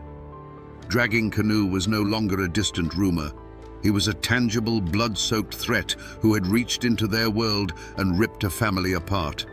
Fear was the first reaction. But in the heart of the Appalachian settler, fear was always followed by something else, a burning, unquenchable thirst for vengeance. The hunt began not with a sheriff's decree, but with a low growl of fury that rippled through the scattered cabins. As the bodies of the Hannons were being prepared for their final rest in the hard Appalachian soil, the men of the frontier were gathering. They came with their long rifles, powder horns, and a quiet, murderous resolve in their eyes. These weren't lawmen, they were farmers, blacksmiths, and trappers, whose hands were as accustomed to an axe handle as a trigger. The massacre wasn't an attack on a stranger, it was an attack on every single one of them, on their wives, their children, their own precarious existence. They formed a ragged posse, a grim collection of about 20 men, and plunged into the forest on the trail of the war party. They were skilled woodsmen, men who could read a bent twig or a scuffed patch of moss like a page in a book. But the mountains that had been their home now became an alien landscape, a deadly labyrinth that belonged to their enemy. Every ravine could hide an ambush, every thicket of rhododendron a sniper. The air, thick with humidity, was also thick with a palpable tension that made the sweat on their necks run cold. For days, they pushed deeper into the wilderness, their initial rage sharpening into a focused, exhausting pursuit. They found signs of the war party's passage, the remains of a hastily eaten meal, a single dropped feather from a ceremonial dress, a faint moccasin print in the mud of a creek bed. Each discovery sent a jolt of adrenaline through the weary men, pulling them onward. They were close. They could feel it. They slept in shifts, their rifles never leaving their hands, their dreams filled with shadows and the ghost of a child's scream. But the Chickamauga were masters of this domain. They moved like smoke through the trees, their trail growing fainter and more confusing with every mile. The posse would follow a clear path for hours, only to have it vanish completely on a rocky ridge, as if the warriors had simply been lifted into the sky. The mountains were helping their own. The forest that had provided the Hannons with life was now actively shielding their killers, swallowing them into its vast green depths. The moment of capture never came. After a week of relentless pursuit, the posse stood on a high bluff, looking out over an endless expanse of ridges and valleys. They were gaunt, their supplies were dwindling, and their tracks were the only ones they had seen for 2 days. The grim truth settled upon them like a shroud. The war party had dissolved back into the wilderness, swallowed by a network of hidden paths and sympathetic villages they could never hope to find. There was no fierce firefight, no exhausted surrender. There was only the cold, bitter realization that the men they were hunting were gone. They had struck and then vanished, leaving nothing behind but corpses and terror. The posse returned to their homesteads, not with prisoners, but with a new, chilling certainty. The war had just begun, and the enemy was a ghost they could not catch. There was no trial, no courtroom, no judge in a black robe, no clever lawyers arguing points of law. To expect such things would be to misunderstand the brutal reality of the frontier in 1776. The courthouses of the new nation were far away, beyond the mountains, and their laws felt as distant and irrelevant as the king across the sea. The men who killed the Hannons were never arrested, never identified, never brought before a jury of their peers. They were simply phantoms who had emerged from the forest and returned to it. The only verdict delivered was the one declared in the hearts of the settlers. The war party that had attacked the Hannons was, in their eyes, guilty beyond any doubt. The evidence was not in testimony, but in the freshly turned earth of 9 graves on a hillside. The sentence was not imprisonment, but death. Death not just to the specific warriors who had wielded the hatchets, but to the entire idea of a shared land. The massacre became a justification, a rallying cry that hardened hearts and erased any lingering thoughts of peaceful coexistence. In the place of a formal trial, there was a trial by rumor and fire. The name of Dragging Canoe became a curse, a name synonymous with savagery and evil. Any Cherokee, whether they followed Dragging Canoe or the peace-seeking chiefs, was now viewed with suspicion and hatred. The act of a single war party was laid at the feet of an entire people. This was the justice of the mountains, swift, absolute, and unforgiving. It wasn't about finding individual culprits, it was about identifying an enemy. The lack of a formal verdict was, in its own way, the most damning verdict of all. It signified that the Hannon family lived and died in a place where the rule of law had not yet taken root. Their lives were governed by a more ancient and brutal code, the code of survival and retribution. The failure of the posse to capture the killers meant there would be no clean resolution, no moment of state-sanctioned justice to close the wound. Instead, the wound was left to fester.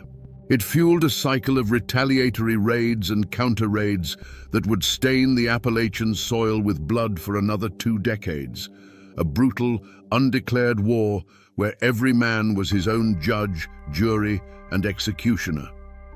What became of the children who ran from a cabin of ghosts? They survived, but they never truly escaped that summer afternoon. They grew up in the shadow of that day, carrying a silence that others could not understand. Legends in these mountains say that Edwin, the boy who had to become a man in a matter of seconds, grew into a hard, quiet frontiersman whose eyes were always scanning the tree line. He was a man forever at war with the memory of what he had lost.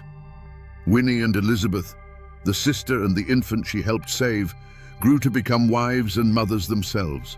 They built new families, and their bloodline continues to this day, woven into the fabric of Appalachia. But those who knew them said there was always a sadness that never quite left their eyes, a memory of a lullaby that ended in a scream. If you were to go looking for the Hannon homestead today, you wouldn't find it. There is no preserved cabin, no historical marker by the side of the road. The forest has long since swallowed the scar of their small field.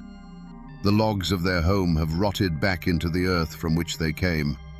The only physical trace left is the land itself, and perhaps a few unmarked stones on a forgotten hillside, worn smooth by 2 centuries of rain and wind.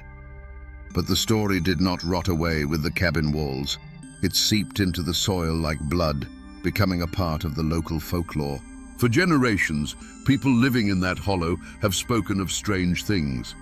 They say that on quiet, moonless summer nights, if you stand near the creek where the homestead was, you can sometimes hear the faint, ghostly sound of a baby crying on the wind.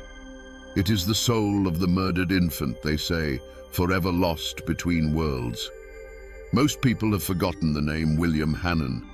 The official histories mention the event only in passing, if at all. But the mountains remember. The old oaks that witnessed the attack still stand, their rings holding the memory of that day's terrible silence. The story isn't in a book, it's in the land itself. It's a ghost story whispered to children to keep them close to home after dark, a cautionary tale about the brutal cost of a new nation. The paper may have forgotten, but the earth never does. So we return to the question that haunted us from the beginning. How does a family get wiped from the face of the earth, leaving only children to tell the tale? The easy answer is to blame the savagery of the frontier, to point a finger at Dragging Canoe and his warriors. But the truth, like the Appalachian forest itself, is a place of deep and tangled shadows. The Hannon family weren't just killed by men with hatchets. They were caught in the grinding gears of history, crushed between one people's desperate dream for a new life and another people's even more desperate struggle to save their ancient world from disappearing forever. This story is not just an account of a brutal massacre. It is a parable of how America was born. For every noble word written in the Declaration of Independence that summer, there was a silent, bloody chapter being written in a forgotten mountain hollow. It reminds us that progress is never clean, and the foundations of a new world are often laid upon the graves of the old one. The Hannons were pioneers, but they were also trespassers. The Chickamauga were defenders of their homeland, but they were also the agents of a nightmare. There are no simple heroes or villains here. There are only human beings pushed to the limits of their endurance, their fear, and their fury. The real legacy of this tragedy isn't just the ghost of a crying baby on the wind. It's in the resilience of those who survived, the children who ran from hell and somehow managed to build new lives. It is a story not just of cruelty, but of the unyielding strength of the human spirit. It is a wound on the soul of Appalachia that has never fully healed, a quiet reminder that the land we walk on is layered with stories, sorrows, and blood we have long since forgotten. The mountains hold these memories, locked away in their silent, stony heart. They remember the laughter of children in a sunlit field, the chilling war cry that shattered the peace, and the terrible silence that followed.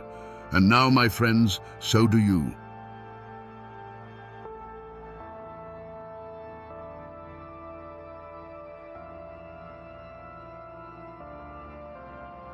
When I say the name Fred Rogers, a specific image floods your mind. You see a red cardigan being zipped up, you see sneakers being tied, you see a gentle smile, and you hear a soft piano melody that makes you feel safe. For 50 years, that name has been synonymous with kindness. It represents a man who taught generations of American children that they were special and that they were loved. It is perhaps the most trusted name in the history of television. But in 1957, in the deep, mist-covered hollows of West Virginia, that name did not mean safety. It did not mean comfort. And it certainly didn't mean it was a beautiful day in the neighborhood. In Fayette County, when people whispered the name Fred Rogers, they didn't smile. They locked their doors. They checked the shotgun behind the frame. Because the Fred Rogers of this story wasn't interested in being your neighbor. He was interested in hunting you. This is not the story of a children's show host. This is the story of a man who walked the same earth at the same time, carrying the same name, but living in a completely different moral universe. While one Fred Rogers was building a land of make-believe, the other was building a very real house of horrors. A place so disturbing that the locals, tough, hardened coal miners and mountain men who had seen everything, couldn't bring themselves to call him a man at all. They called him the Beast Man. To understand how this happened, we have to strip away our modern comforts. We have to go back to a time before smartphones, before DNA profiling, and before the term serial killer even existed. We are going to 1950s Appalachia. Picture a world of steep green mountains that act like walls, cutting you off from the rest of civilization. It is a place of breathtaking beauty, but also of profound isolation. In the 50s, the interstate highway system hadn't yet sliced through these hills. Roads were dirt and gravel. Houses were miles apart, hidden behind thick curtains of oak and pine. If you screamed in a city, someone might hear you. If you screamed here, the sound would just travel up the valley and dissolve into the fog. In this world, survival depended on trust. You had to trust your neighbor because he was the only one who could pull your truck out of the mud or help you fix your barn roof. Strangers were viewed with suspicion, but a neighbor was sacred. And that is exactly what Fred Rogers counted on. He wasn't a drifter. He wasn't a shadow in the alley. He was a member of the community. He was the polite man who waved at you from his porch. He was the man who might offer an elderly woman a ride to the grocery store or help a widow with her taxes. He understood the social fabric of the American South perfectly. He knew that if you wore a suit, spoke softly, and smiled at the right time, you became invisible. We often think of monsters as chaotic, messy creatures. We imagine them lurking in the dark, frantic and wild. But the most dangerous predators in history are the ones who have learned to mimic human behavior. They are the chameleons. They stand in line with us at the bank. They sit in the pew behind us at church. They look like us. Fred Rogers was the ultimate chameleon. He crafted a persona of a successful, charming businessman. He projected an image of stability that attracted exactly the kind of people he was looking for. The lonely, the vulnerable, the people who were just looking for a connection in a world that felt like it was moving too fast. But beneath that carefully ironed suit was a mind that didn't process human emotion like yours or mine. Where you see a person, he saw an object. Where you feel empathy, he felt opportunity. And where you see a home, he saw a hunting ground. To truly grasp the scale of what happened, you need to understand the stage upon which this tragedy played out. West Virginia is often called the Mountain State, but that name doesn't quite do it justice. These aren't just mountains. They are ancient, eroded walls that create a labyrinth of valleys, ridges, and hollows, or as the locals say, hollers. In the 1950s, a holler was more than just a geographical feature. It was a world unto itself. You could live your entire life in one valley and barely know the people 3 ridges over. The communities here were tight-knit, bound by blood and the coal dust that covered everything. But they were also intensely private. The unwritten rule of the mountains was simple. You mind your business, and I'll mind mine. Imagine driving down a road that isn't on any map. The canopy of trees overhead is so thick, it blocks out the midday sun. The air is heavy with the scent of damp earth and decaying leaves.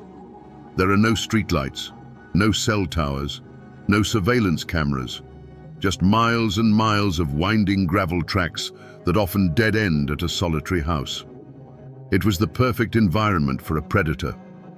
In a modern city, you are constantly being watched. Witnesses, cameras, digital footprints. But here, a man could disappear. Or worse, he could make someone else disappear.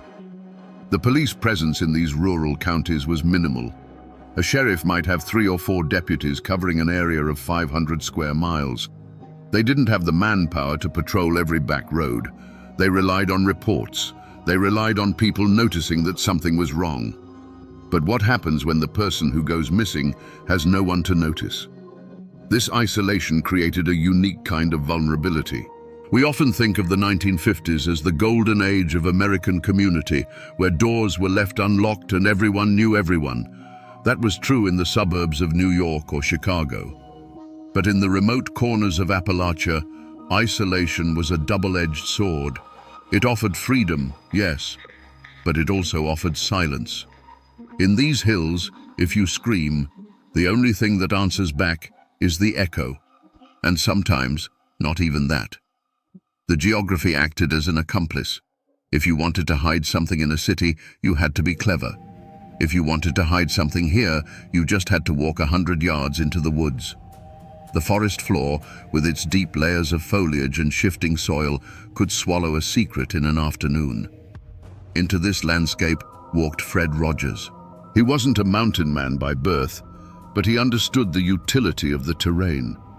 He saw the hollers not as a place of beauty, but as a place of concealment. He realized that the privacy the locals cherished so much could be weaponized against them. He chose his location carefully. A house that was respectable enough to invite guests into, but isolated enough that no one could hear what happened after the door closed. A place where the nearest neighbor was just far enough away to see the lights on, but too far away to hear a cry for help. The house he eventually occupied became a fortress of solitude. To the casual observer driving past, it was just another quiet home in a quiet state. A place where a man might retire to read books and listen to the radio. But the geography allowed him to control his environment completely. He controlled who came in. He controlled who went out. And most importantly, he controlled the narrative. If you were casting a movie about a serial killer in the 1950s, you would probably look for someone with a sharp, sinister face, someone with cold eyes and a nervous twitch. You would want the audience to know, the moment he stepped on screen, that this was the bad guy. Fred Rogers would never have been cast in that role. In person, Rogers was disarmingly ordinary. He was a heavy-set man, soft around the middle, with a face that seemed permanently etched with a grandfatherly concern. He wore thick-rimmed glasses that gave him an air of intelligence and harmlessness. He didn't look like a predator. He looked like the guy who taught Sunday school or the accountant who handled the church finances. He dressed the part, too. In a region where denim overalls and coal-stained work boots were the uniform of the day, Rogers was always impeccable. He wore suits. He wore ties. His shirts were starched. He smelled of cheap but pleasant cologne and tobacco. To the people of West Virginia, this attire signaled one thing: respectability. He presented himself as a man of means, a retired civil engineer or perhaps a businessman looking for a quiet place to settle down after a life of hard work. He spoke with a confidence that suggested he knew things others didn't. When he walked into the local general store, the conversation didn't stop in fear. It stopped in deference. But this persona was a complete fabrication. It was a costume. The real Fred Rogers was a career criminal, but not a violent one, at least, not initially. He was a grifter, a con artist. He had spent years drifting through the cracks of American society, learning the art of the lie. He knew that people see what they want to see. If you act like you belong, people assume you do. If you act like you have money, people assume you are rich. He had learned a crucial lesson early in his life of crime. Violence attracts attention, but persuasion is invisible. If you rob a bank, the police come looking. But if you talk someone into giving you their life savings, they might be too embarrassed to ever report it. Rogers was a master of reading human needs. He could look at a person and see exactly what was missing from their life.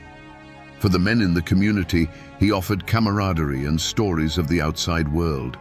For the women, he offered something far more dangerous: hope. He wasn't a young man. By the time he arrived in West Virginia, he was in his late 50s. This age was his greatest camouflage. We are conditioned to view the elderly as harmless. We hold doors open for them. We trust them with our children. We assume that the fire of aggression burns out with age. Rogers used this bias like a skeleton key. Who would suspect the chubby, bespectacled old man of doing anything worse than cheating at cards? And he realized that in the vast, lonely expanse of America, he didn't need to hunt with a gun. He found a weapon that was far more effective, silent, and reached much further than any bullet. He picked up a pen. In the era before dating apps and instant messaging, the search for love was a slow, deliberate process. For millions of Americans in the 1950s, especially those who were widowed, divorced, or simply left behind by the post-war baby boom, loneliness was a quiet epidemic. To cure this, many turned to Lonely Hearts Clubs. These were magazines and newspapers dedicated to connecting singles across the country. You would send in a photo and a short biography, pay a small fee, and your profile would be printed alongside hundreds of others. It was the Tinder of the atomic age, but infinitely slower, and as it turned out, infinitely more dangerous. For Fred Rogers, these magazines were not a path to romance. They were a catalogue. He didn't just browse them, he studied them. He looked for specific keywords: widow, savings, homeowner, no children. He was filtering for vulnerability. He was looking for women who had assets but no protectors, women who were desperate enough to travel to a stranger and isolated enough that no one would immediately come looking for them. Once he identified a target, the seduction began. But it didn't happen in person. It happened on paper. Rogers was a prolific writer. His letters were masterpieces of manipulation. He didn't come on too strong. He didn't sound desperate. He sounded like a kindred spirit. He would write about his own loneliness, a lie, his comfortable retirement, a lie, and his desire for a companion to share his golden years, the biggest lie of all. He spun a fantasy that was irresistible to a woman sitting alone in a small apartment in Ohio or Pennsylvania. He described the beautiful West Virginia hills. He described his large, empty house that just needed a woman's touch to make it a home. He painted a picture of a peaceful, secure future. For a woman struggling with financial insecurity or the fear of dying alone, these letters were a lifeline. Rogers was offering them an escape hatch. But behind the poetic language was a cold, mathematical calculation. Rogers was essentially running a business. The commodity was human life, and the profit margin was whatever was in their bank account. The trap snapped shut when he popped the question. Not necessarily marriage right away, but a visit. Come see the house, he would write. Bring your things. If you like it, we can build a life together. He often advised them to sell their property before coming. Why keep that old house? He would suggest gently. Bring the cash. We can put it into a joint account. We'll start fresh. It sounds obvious to us now. The red flags are blinding, but you have to put yourself in their shoes. These were women who had been invisible for years. Suddenly, a charming, successful man is paying them attention. He wants them. He is offering them a fairy tale ending. The desire to believe is a powerful drug. And so, they came. They packed their suitcases. They withdrew their life savings. They boarded trains and buses. They thought they were traveling toward a new beginning. In reality, they were delivering themselves and their money directly to the butcher's door. Let's follow one of these stories to see how the trap actually worked. Imagine a woman named Celia. She's in her late 50s. She's a widow. Her children have grown up and moved away. Her house feels too big, too quiet. The silence in the evening is deafening. Then she meets Fred Rogers on paper. For 3 months they exchange letters. His handwriting is neat, his tone respectful. By the 4th month, Celia is in love. Not necessarily with the man, but with the idea of him. With the idea of being needed again. He suggests she come for a visit. Just to see, he says. No pressure. But he adds a practical note. If you do decide to stay, it would be a shame to have to go all the way back to sell your things. Why not liquidate now? Bring the cash. Banks are so impersonal, and out here in the country, cash is king. She sells her furniture. She closes her bank account. She sews the cash into the lining of her coat or hides it deep in her purse, feeling a thrill of excitement she hasn't felt in decades. She takes a Greyhound bus. The landscape changes from the flat plains or the crowded city streets to the rolling green hills of Appalachia. The roads get narrower. The towns get smaller. When she arrives at the station, he is there waiting. He looks exactly like his picture. He is smiling. He takes her heavy suitcase, the one containing everything she owns in the world. He opens the car door for her. "Welcome home," he says. The drive to the house is long. They leave the main road, then the paved road, then the gravel road. The trees close in. The nearest house was passed miles ago. A flicker of doubt might cross her mind now. It's very isolated. It's very quiet. When they pull up to the house, it looks normal. A 2-story structure, maybe a bit weathered but solid. She steps inside. She expects a warm embrace, a cup of tea, a celebration of their new life. And for the first few days, that's exactly what she gets. This was the most cruel part of Roger's game. He didn't strike immediately. He played the role of the gracious host. He cooked for them. He walked with them in the woods. He let them feel safe. He was waiting. He was waiting for the check to clear. He was waiting for her to write that final letter to her family saying, "I've arrived safely. I'm so happy.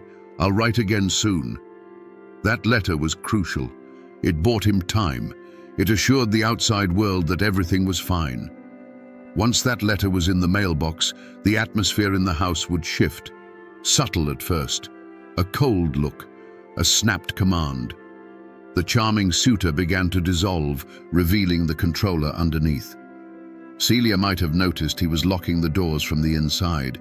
She might have noticed he was spending a lot of time in the basement, hammering, building something. But the dream house was rapidly becoming a cage, and the man she thought was her savior was about to become her jailer.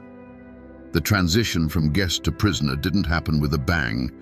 There were no bars on the windows, at least not visible ones.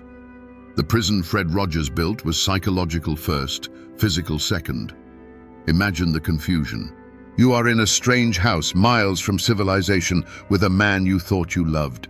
When his behavior changes, your first instinct isn't to run, it's to fix it. You think, did I do something wrong? You try harder to please him. This is the cycle of abuse compressed into a terrifyingly short timeline. Rogers knew that a confused victim is a paralyzed victim. He would start by cutting the lines of communication. "The phone is acting up," he'd say. Or, Let's just enjoy our privacy for a while. Inside the house, the walls began to close in. The isolation of the holler, once romantic, became oppressive. Rogers would begin to extract information. Where exactly is the rest of the money? Are there any other bank accounts? Who else knows you are here? He did this casually, over dinner, but his eyes were hard. He was taking inventory. He needed to be sure that when she disappeared, no one would have a reason to come looking immediately.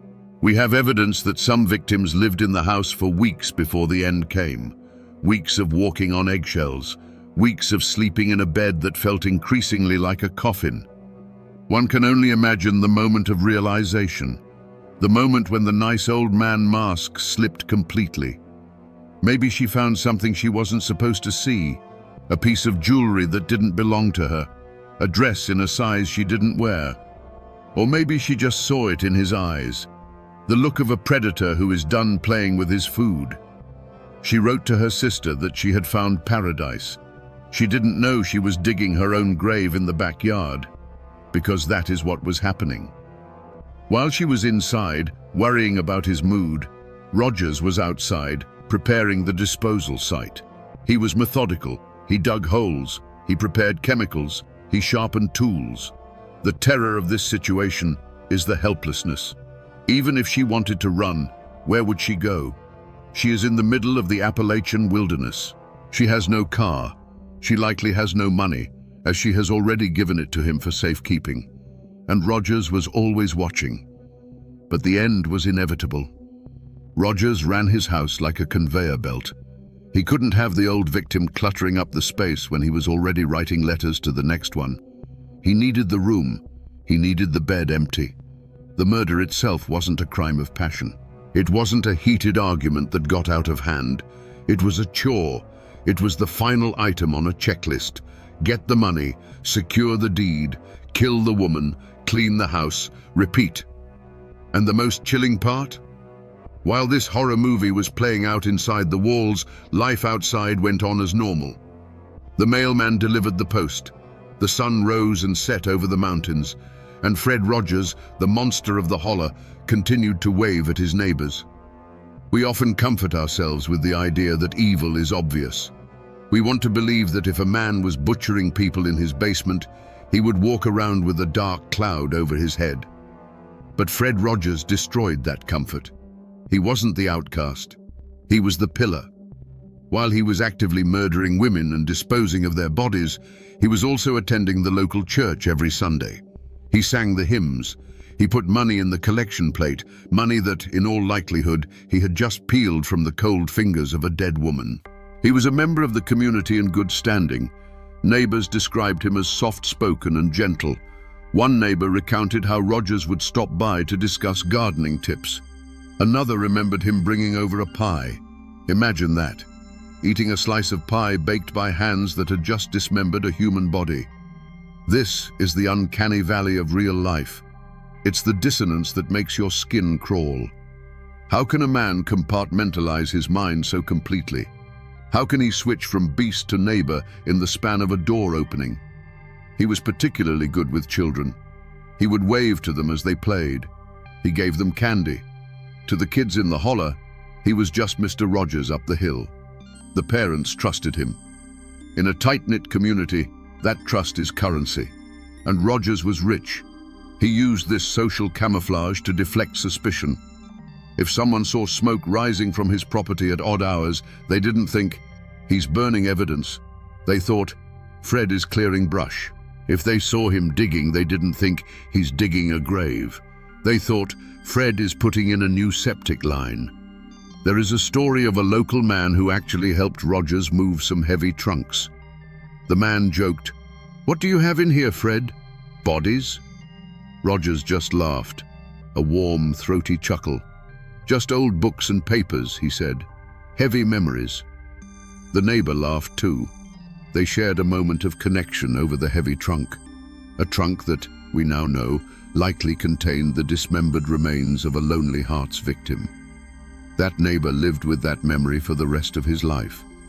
The realization that he had literally helped the monster hide his crimes. that he had looked the devil in the eye and shared a joke with him. He was so confident in his mask that he became arrogant. He believed he was smarter than everyone in the holler. He believed that these simple mountain folk would never catch on to a sophisticated man like him. He thought he was invincible. He thought he could keep this conveyor belt of death running forever. But arrogance is a blinder.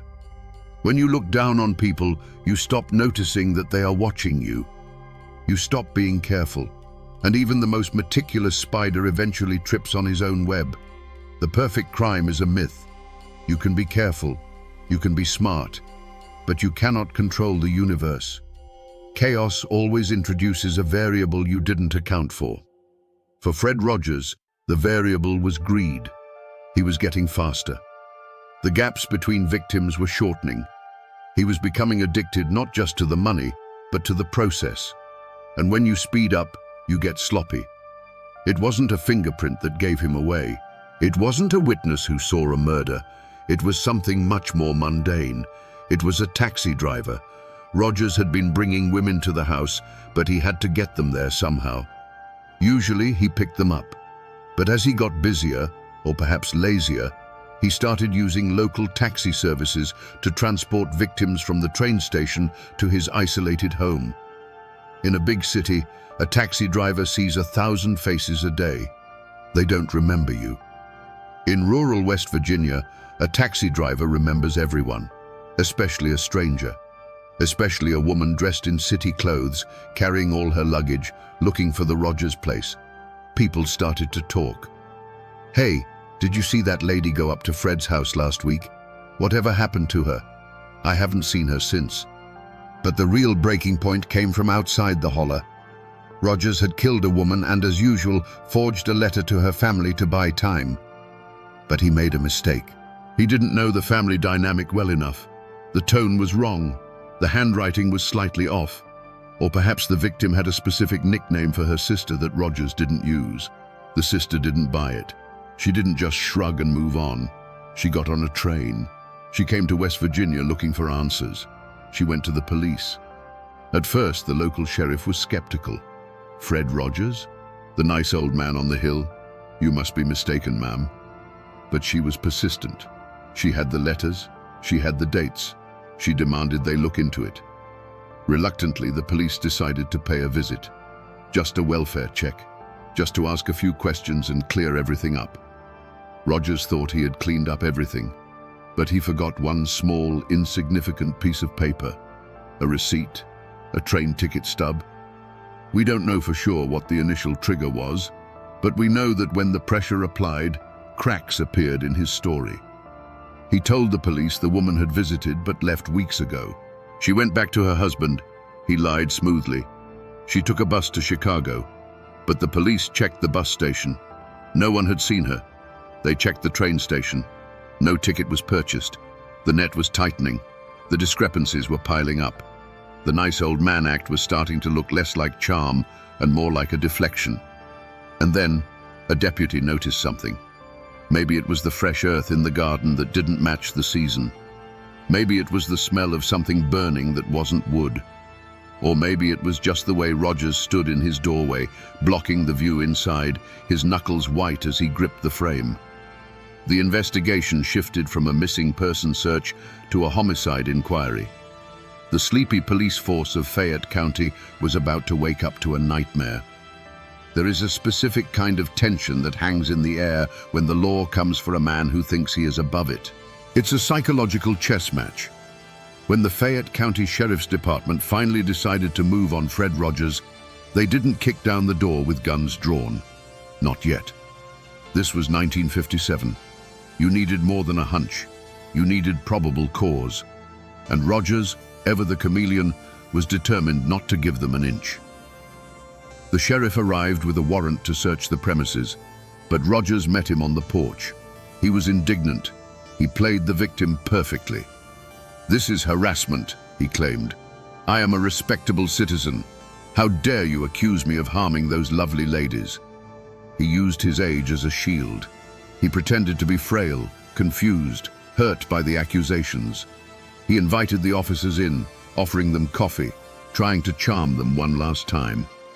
"Look around," he said, sweeping his hand across the living room. "Do you see anything sinister here?" And at first glance, they didn't. The living room was tidy. There were doilies on the tables. There was a Bible on the stand. It looked like the home of a lonely, fastidious bachelor. But the officers were no longer buying the act. They noticed that the floorboards in one room seemed newer than the others. They noticed a trunk that was padlocked.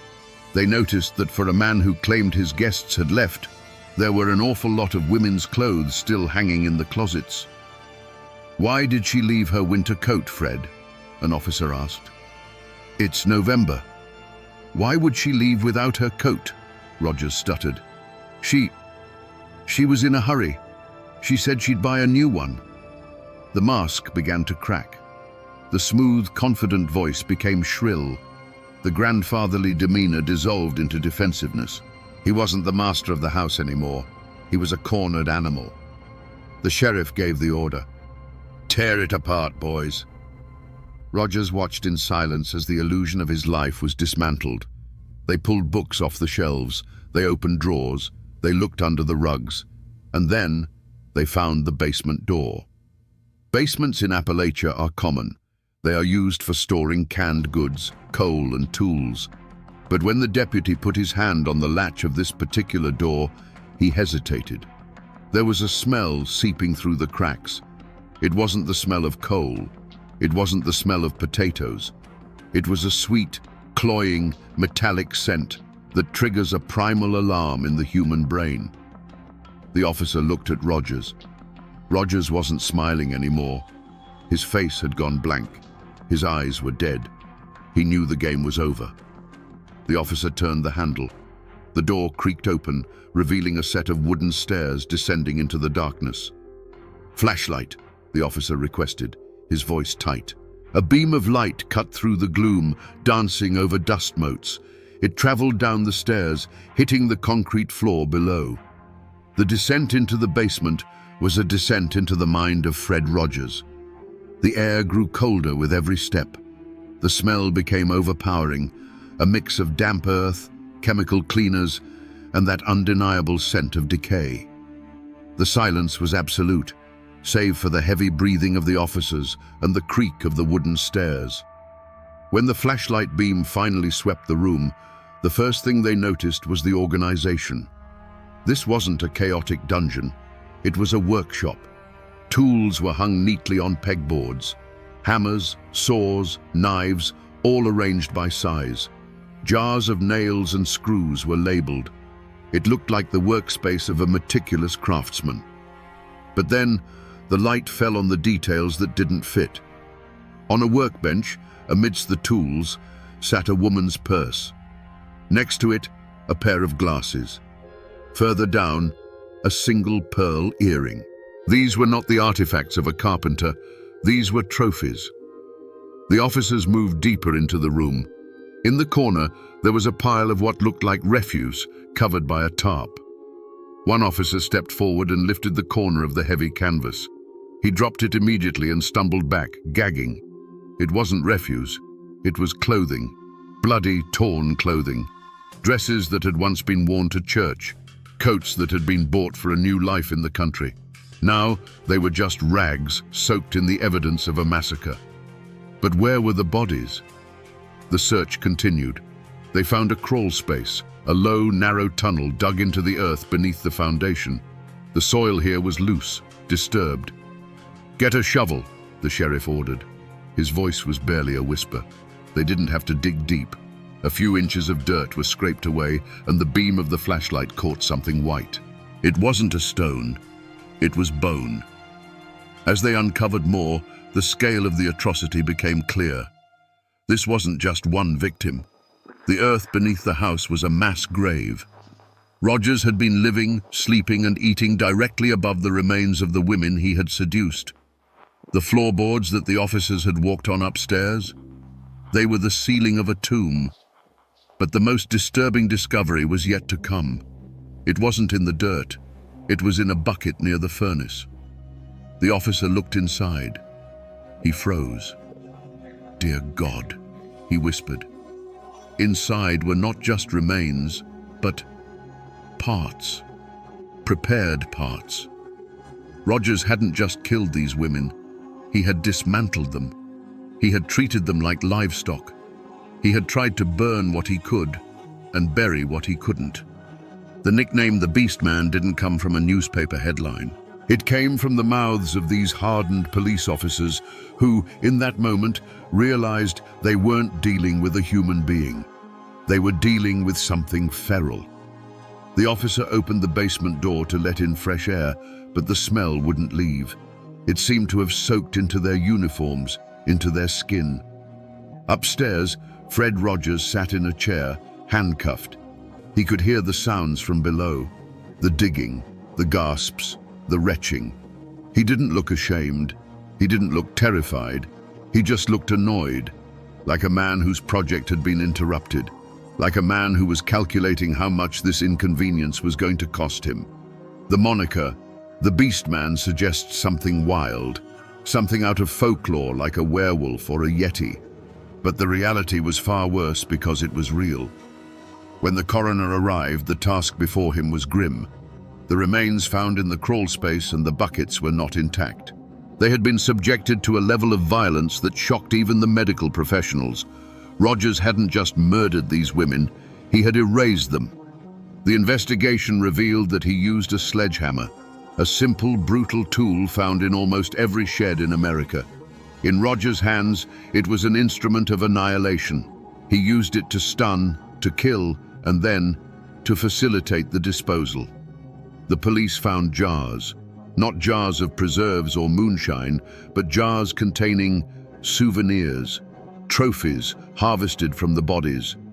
It was this specific detail, the keeping of parts, that turned the stomach of the public. It suggested that Rogers didn't just kill for money. He killed because he enjoyed the ownership. He wanted to possess these women entirely, even after death. He had reduced human beings to puzzle pieces. The newspapers couldn't print the full details. It was too gruesome for the 1950s sensibilities. They used euphemisms like dismembered and mutilated, but the whispers in town filled in the blanks. The locals said he fed parts to the hogs. They said he burned parts in the wood stove that heated the living room. Whether these rumors were all true or exaggerated by fear, the core truth remained. Fred Rogers had turned his home into an abattoir. The police found evidence of at least 2 distinct victims in the house immediately, Celia G. and Alvy S. But there were signs of more. Jewelry that didn't match either woman. A wedding ring with an inscription that couldn't be traced. When the bodies were brought out, they were carried in bags. Not stretchers. Bags. The sight of those small, heavy sacks being carried out of the nice old man's house broke something in the community's psyche. People who had shaken his hand felt dirty. People who had eaten at his table felt sick. The betrayal was absolute. The Beast Man wasn't a legend anymore. He was the man in the back of the squad car, watching the proceedings with cold, dead eyes. The interrogation of Fred Rogers was not a shouting match. There was no slamming of tables, no sweating under a bright light. It was a conversation, and that was the most terrifying part. Rogers sat in the chair, his hands folded in his lap. He looked like a disappointed schoolteacher. When the detectives laid out the evidence, the bodies, the hammer, the letters, he didn't break down. He didn't cry. He didn't beg for forgiveness. He just sighed. "Well," he said, as if discussing a minor accounting error, "it seems you've made quite a mess of my house." The detectives were stunned. They were showing him photos of the carnage he had created, and he was worried about his floorboards. "Did you kill them, Fred?" the sheriff asked. Rogers looked at him, his eyes devoid of any spark of humanity. "They were problems," he said. "I solved them." He described the murders the way you would describe changing a flat tire. Annoying, but necessary. He spoke of the women not as people, but as obstacles. "She got too clingy," he said of one. "She wouldn't stop talking about her money," he said of another. In his mind, he was the victim. He was the one who had been inconvenienced. These women had come into his life, disrupted his peace, and forced him to take drastic measures. He admitted to the killings with a chilling calmness. He explained how he hit them, how he cut them. He even critiqued his own technique, mentioning that the saw he used was dull and he should have sharpened it. The detectives listened in horror. They realized they weren't talking to a man who had snapped in a moment of passion. They were talking to a man who had no conscience. He was a sociopath in the purest definition of the word. He understood that what he did was illegal, but he didn't feel that it was wrong. "I gave them a nice few weeks," he justified. "They were happy, happier than they'd been in years. I did them a favor." This twisted logic is common among psychopaths. They rewrite reality to make themselves the hero, or at least the rational actor. Rogers genuinely believed that the few weeks of false romance he provided were fair payment for their lives and their fortunes. The transcript of that interrogation is a document of pure evil. It reveals a mind that is completely alien to us, a mind where empathy does not exist, where love is a tool, and where murder is just a transaction. As the detectives left the room, they felt drained. They had looked into the abyss, and the abyss had smiled back. In 1957, there was no 24-hour news cycle, no Twitter, no TikTok. But news of a crime this grotesque traveled faster than any fiber optic cable could carry it. It traveled by word of mouth, by telephone wire, and by the ink-stained pages of the morning paper. Fayette County, usually a quiet blip on the map, became the center of the universe. Reporters from New York, Chicago, and Richmond descended on the small town. They camped out on the courthouse lawn. They hounded the locals for quotes. They turned the tragedy into a spectacle. The headlines were sensational. Bluebeard of the Hills, the lovelorn killer, the beast man caught. Inside the courtroom, the atmosphere was electric. The gallery was packed.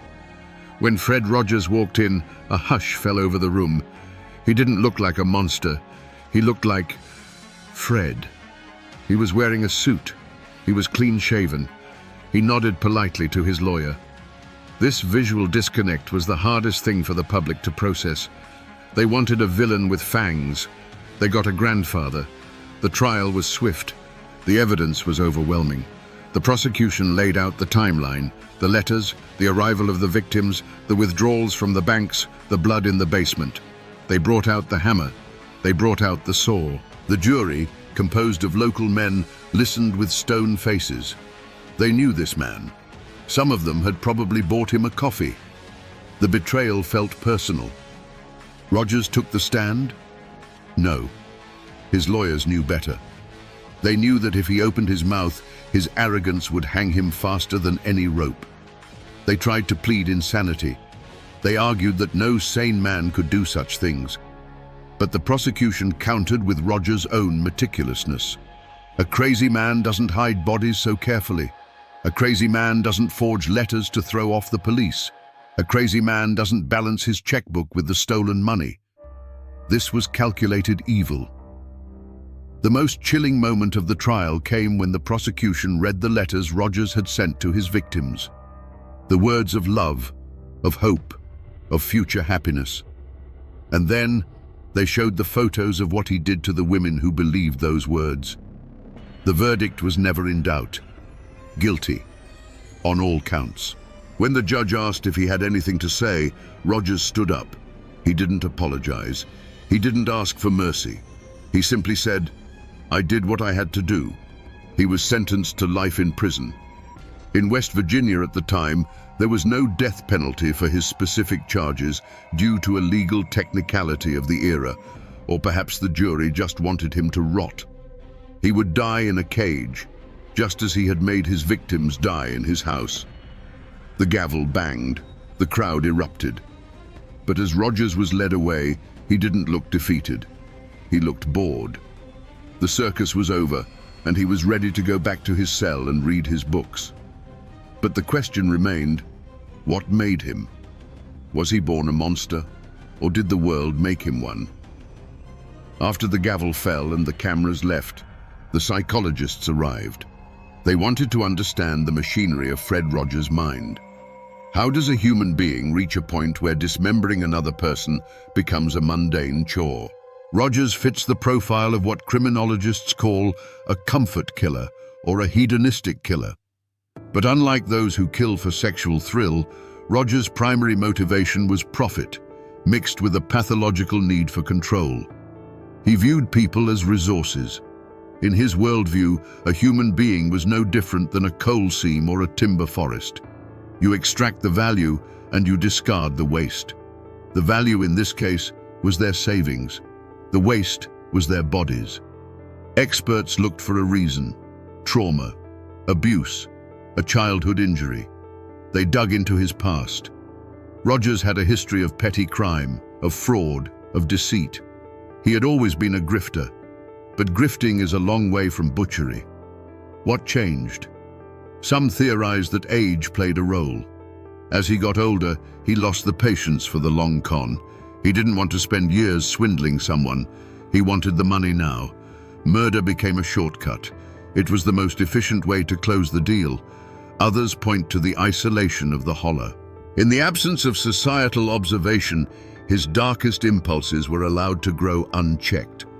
Without neighbors to judge him, without the constant reinforcement of social norms, his morality eroded. He created his own kingdom where he was the king, the judge, and the executioner. But there is a more disturbing possibility. The possibility that there was no reason. We desperately want to find a cause for evil because it makes us feel safer. If we can say he was abused or he had a brain tumor, we can tell ourselves that we are different, that we are safe. But sometimes you look into the abyss and the abyss just shrugs. Rogers showed no signs of psychosis. He wasn't hearing voices. He wasn't hallucinating. He knew exactly what he was doing. He just didn't care. He lacked the fundamental hardware of empathy. To him, other people were just NPCs, non-player characters in a video game where he was the only real person. In prison, Rogers was a model inmate. He was polite. He followed the rules. He never caused trouble. This further proves that his violence was pragmatic, not impulsive. He was violent when it served his purpose. When violence no longer served him, he turned it off like a light switch. He died in prison a year later in 1958. His heart gave out. A mundane end for a monster. He took his secrets to the grave. We will never know exactly how many women answered his ads. We will never know how many lie in unmarked graves in the West Virginia hills, but he left behind a legacy, a scar on the landscape, and a warning that the most dangerous monsters aren't the ones hiding under the bed. They are the ones inviting you to sit on the porch. Today, if you drive through Fayette County, you might miss the location of the Rogers house entirely. The original structure is gone, reclaimed by the earth or demolished to wipe away the memory. The woods have grown back, covering the scars in the soil. The birds sing, and the wind rustles through the trees, just as it did in 1957. But the name remains. It is one of the strangest coincidences in American history. Two men, same name, roughly the same era. One became the symbol of ultimate goodness, a man who wore a cardigan and taught us that we are special. The other became the symbol of ultimate darkness, a man who wore a mask of sanity and taught us that we are vulnerable. Fred McFeely Rogers, the TV host, launched his show nationally in 1968. By then, the Fred Rogers of West Virginia was long dead. But for the people of Appalachia who lived through the terror, seeing that name on a television screen must have sent a shiver down their spines. It serves as a grim reminder of the duality of human nature. We are capable of profound kindness, of building neighborhoods where everyone is welcome. And we are capable of profound cruelty, of building traps where no one leaves. The story of the Beast Man is not just a true crime tale. It is a piece of American folklore now. It is a warning whispered to young women in the mountains. Be careful who you trust. Be careful of the stranger with a smile. Be careful of the house that sits too far back from the road.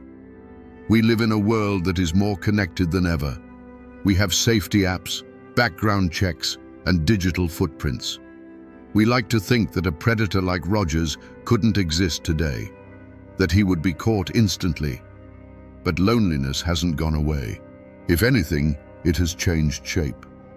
The Lonely Hearts columns have been replaced by dating sites and chat rooms. The methods are new, but the vulnerability is the same. There are still people looking for connection, and there are still wolves looking for sheep. So, the next time you hear the name Fred Rogers, by all means, think of the trolley, the puppets, and the land of make-believe. Let that warmth fill you. We need it. But maybe, just for a second, let your mind drift to a misty holler in 1957. Remember the other Fred. Remember Celia. Remember Alvy. Remember the women who packed their bags for a new life and found only silence. There are two Fred Rogers in American history. One taught us how to love our neighbor. The other showed us why we should fear them. And in the end, the most important lesson might be to know the difference.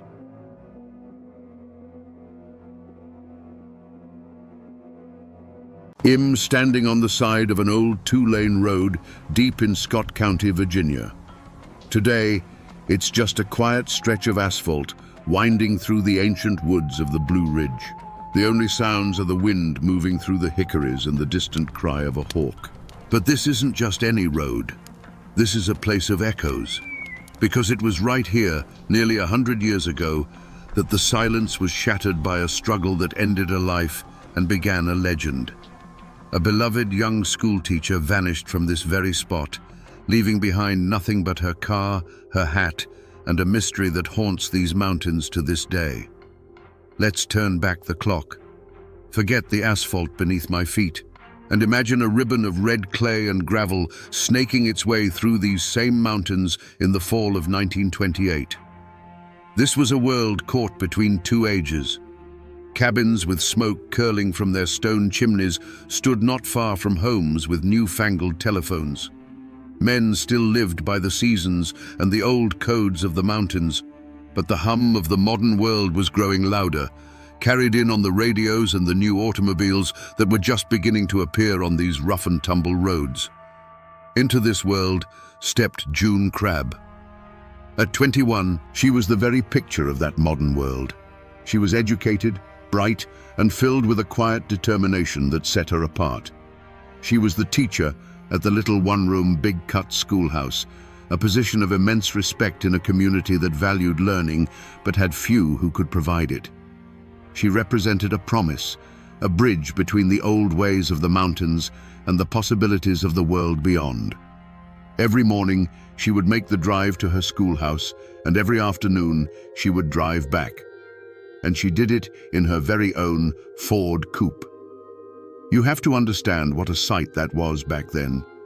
In a land where most people still relied on a mule or their own 2 feet, a young woman, independent and in command of her own machine, was a powerful symbol. That car wasn't just transportation, it was a declaration of freedom. It was her future, rolling along the dirt roads of the past. Her students adored her. For the children of coal miners and farmers, she was a window to a bigger life. She taught them arithmetic and literature, but more than that, she taught them that a girl from Scott County could achieve anything. At home, she was a beloved daughter.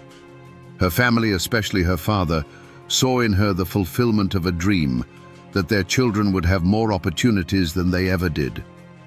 June Crabb wasn't just a person. She was the pride of her family and a beacon for her community. But this land, for all its beauty, held a deep and abiding sense of isolation. The forests that surrounded these roads were dense and ancient, capable of swallowing any secret. It was a place where everyone knew each other's business, yet the most important things often went unsaid. The very independence that made June a symbol of progress also made her a solitary figure on that lonely drive home, a single point of light traveling through miles of deep, dark woods. On the afternoon of Friday, September 14th, she dismissed her students for the weekend, gathered her books, and started her Ford coupe for a journey she had made countless times before, completely unaware it would be her last. Now, I'm not a detective from 1928. I don't have access to the original evidence bag, But local archives, God bless them, they keep everything. And in the files for this case, there are detailed descriptions and, in some accounts, a grainy photograph of the most important clue found at the scene. It's a simple thing, really. A lady's cloche hat, the kind every fashionable young woman wore in the 1920s.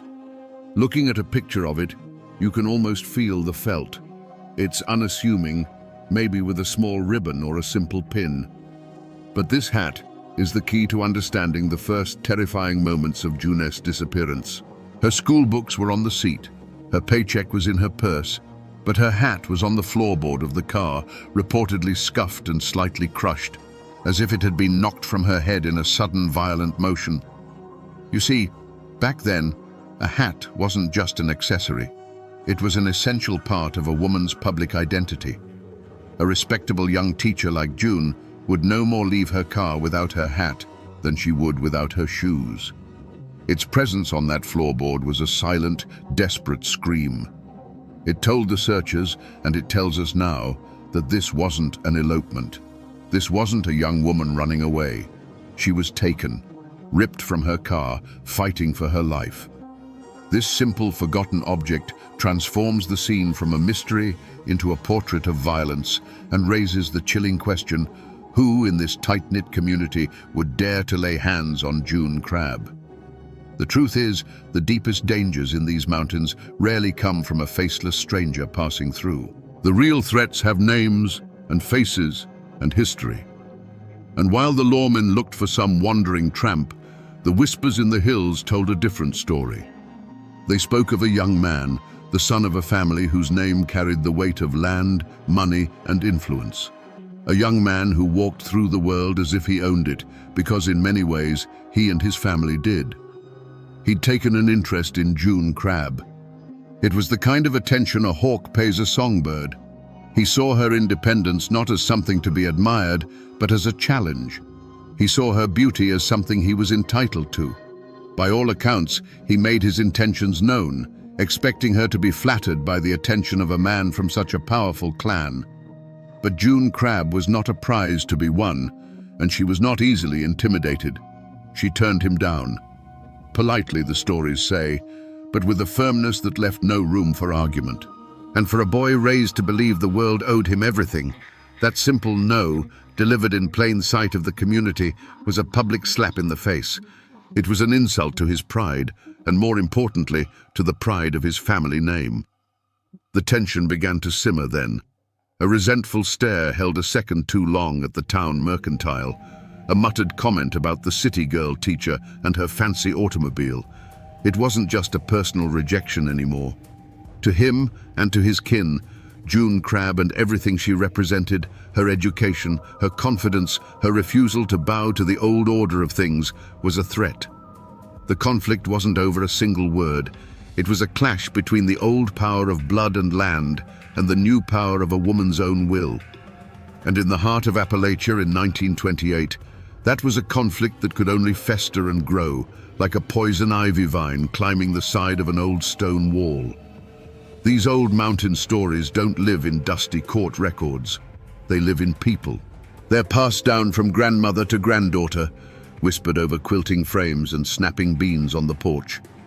To find the heart of this story, you have to find one of those keepers of memory.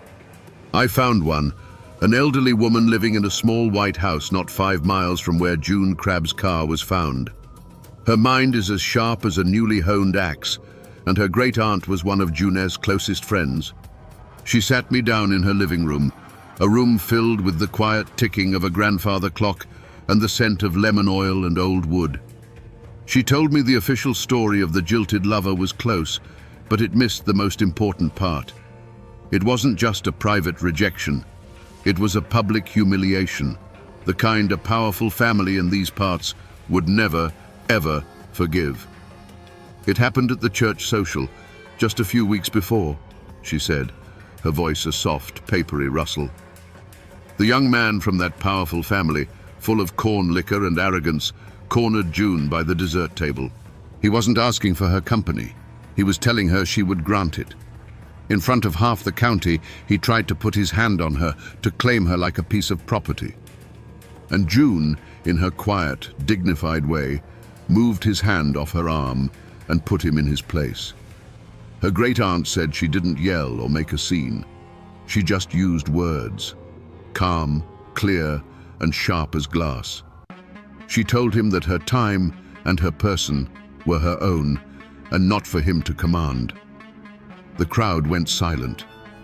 You could have heard a pin drop on the grass. The young man's face went from white to red, and the look in his eyes, the old woman told me her aunt had said, was a look of pure, murderous rage. He had been shamed in front of everyone by the very woman he sought to possess. My great-aunt always said that was the moment it was sealed, the woman finished, looking out her window towards the mountains. It wasn't about love anymore. It was about pride. And around here, a man's pride, especially a man from a family like that, well, it's a dangerous and fragile thing. She said his pride had been so badly broken, the only thing that could mend it was to break her. That public shaming at the church social was a lit fuse. For the young man, the laughter he imagined behind cupped hands, the knowing glances exchanged between neighbors, it was all a torment. But for his father, the patriarch of the clan, it was something far worse. It was a stain on the family name, a challenge to the authority they had held in these mountains for generations. In their world, power wasn't just held, it had to be seen to be held.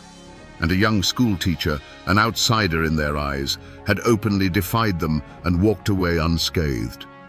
Shame in that world was a living thing. It sat at the dinner table with them, a silent, unwanted guest. It followed them into town, and it demanded to be cleansed. The discussions that followed were not about forgiveness or letting things go. They were quiet, cold, and took place in the shadows of the porch after dark. They were discussions of honor, of lessons that needed to be taught. The phrase that would have been repeated in one form or another was simple and deadly. She can't be allowed to get away with that. June likely felt the shift in the air, a friendly nod in town that was no longer offered, the sudden silence that fell when she entered the general store. Friends of her family may have even offered veiled warnings, telling her to be careful on her drive, to not stop for anyone. But June Crabbe was cut from a different cloth. She would not be scared away from her school, from her students, or from her life. She would not let a bully's pride dictate her path. Her courage, the very thing that made her so remarkable, was now painting a target on her back. The decision, when it was finally made, wasn't likely a shouted, furious thing. It was probably a quiet nod between father and son, a confirmation. The goal wasn't just to scare her. That time had passed.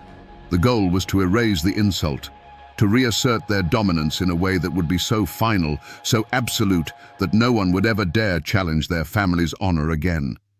They knew her schedule. They knew every curve and hollow of Fincastle Road.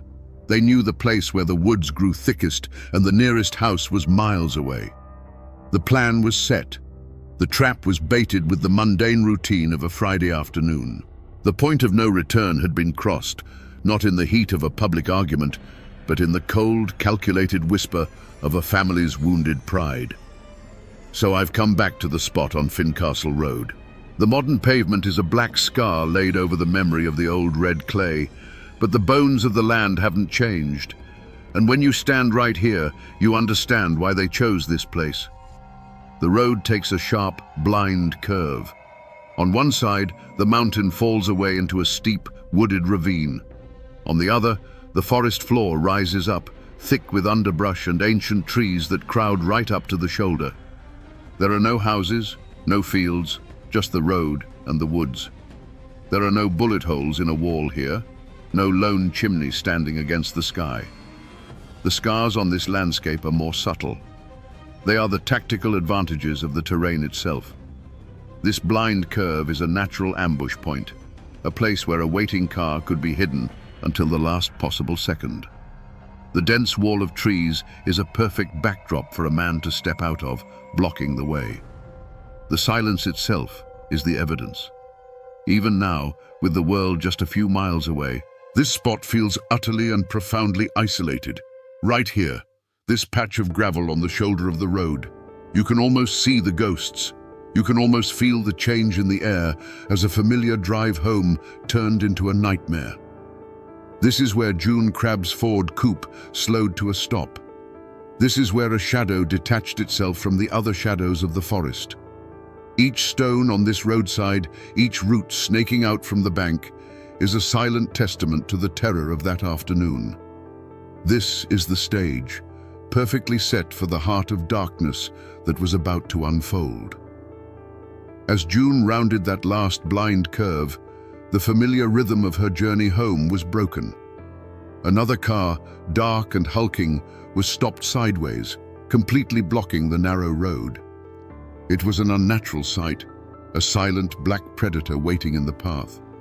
Her foot moved to the brake, her mind racing through possibilities. Engine trouble, an accident. But the cold knot that formed in her stomach told her this was no chance encounter.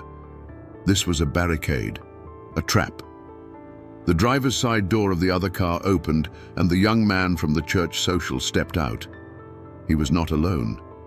His father, or perhaps another man loyal to the family, emerged from the passenger side. There was no rage on his face now, only a flat, chilling sense of purpose. He walked slowly toward her Ford coupe, his boots crunching on the gravel, the sound unnaturally loud in the afternoon stillness. June's hand instinctively went to the door lock, but it was too late. The handle of her car door was wrenched from the outside, the metallic click echoing like a gunshot. The door was pulled open, and the last of the afternoon sun was blotted out as the man's shadow fell over her. There was no shouting, only a low, guttural command to get out, the air filled with the scent of whiskey and rage. What followed was a chaos of muffled sounds, a sharp, terrified intake of breath, the scuffing of her shoes against the running board, the ripping of fabric. Her hat was knocked from her head, tumbling to the floorboard in a confused blur. A single piercing cry for help escaped her lips, but it was immediately swallowed by the vast, indifferent wilderness. The struggle was brief, brutal, and unequal. A moment later, the heavy slam of another car door echoed through the trees. Her own Ford coupe was left abandoned, its door still swinging slightly as if in a final silent wave goodbye. The waiting car roared to life, its tires spitting gravel as it turned and sped away, carrying June Crabb deeper into the mountains, away from the road, away from everything she knew, and away from any hope of rescue.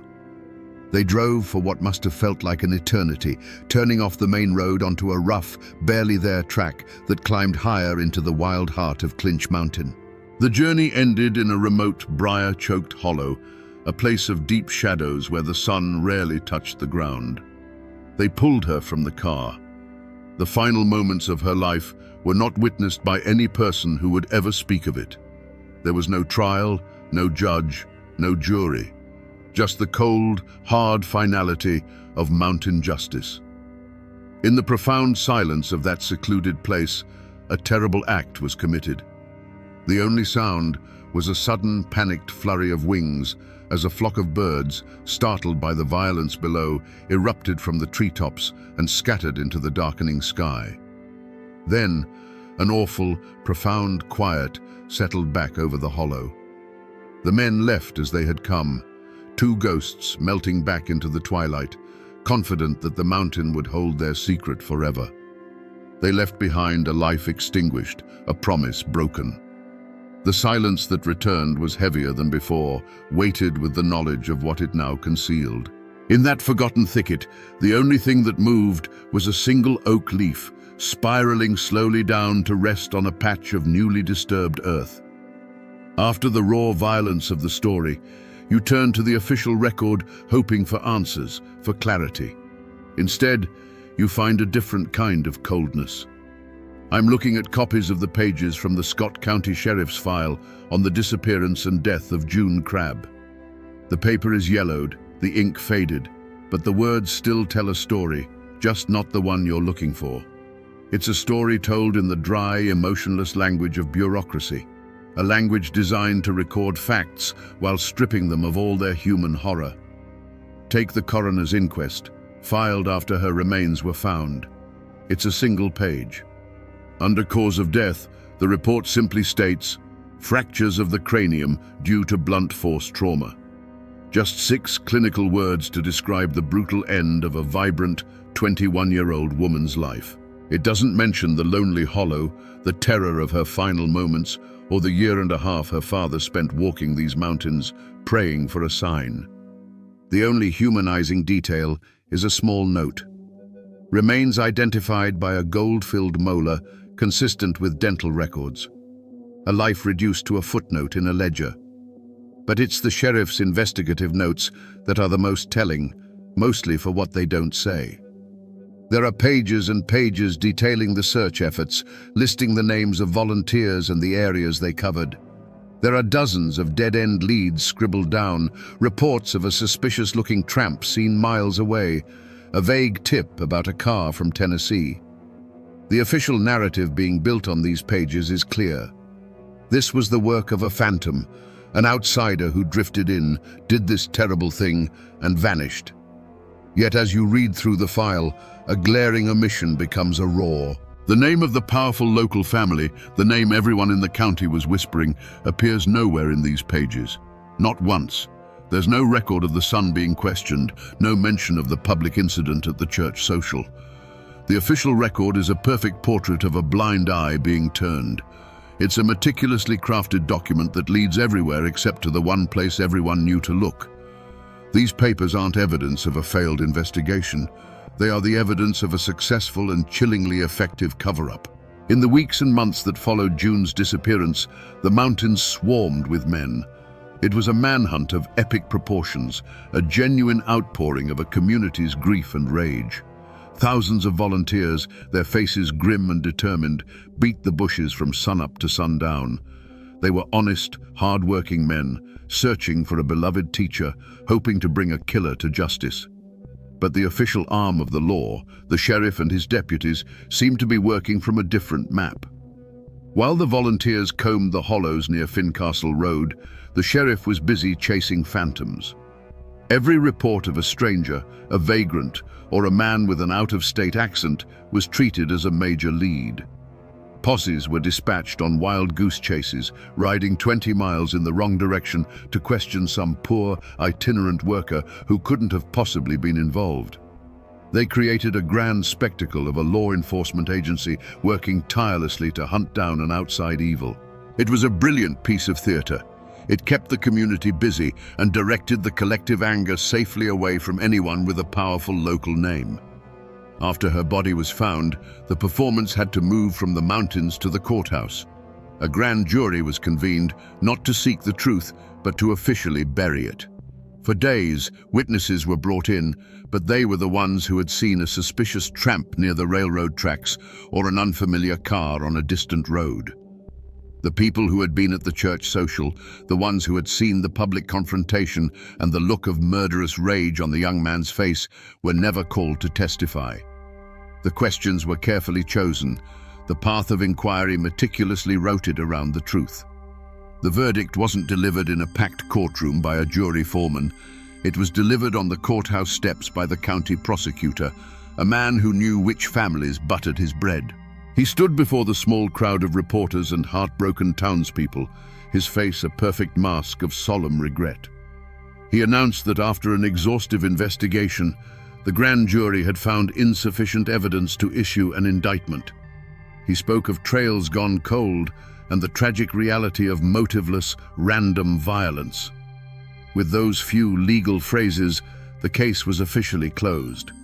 Justice had not been blind. It had been deliberately blindfolded. The law had pursued its course, but it was a course designed to lead to a dead end.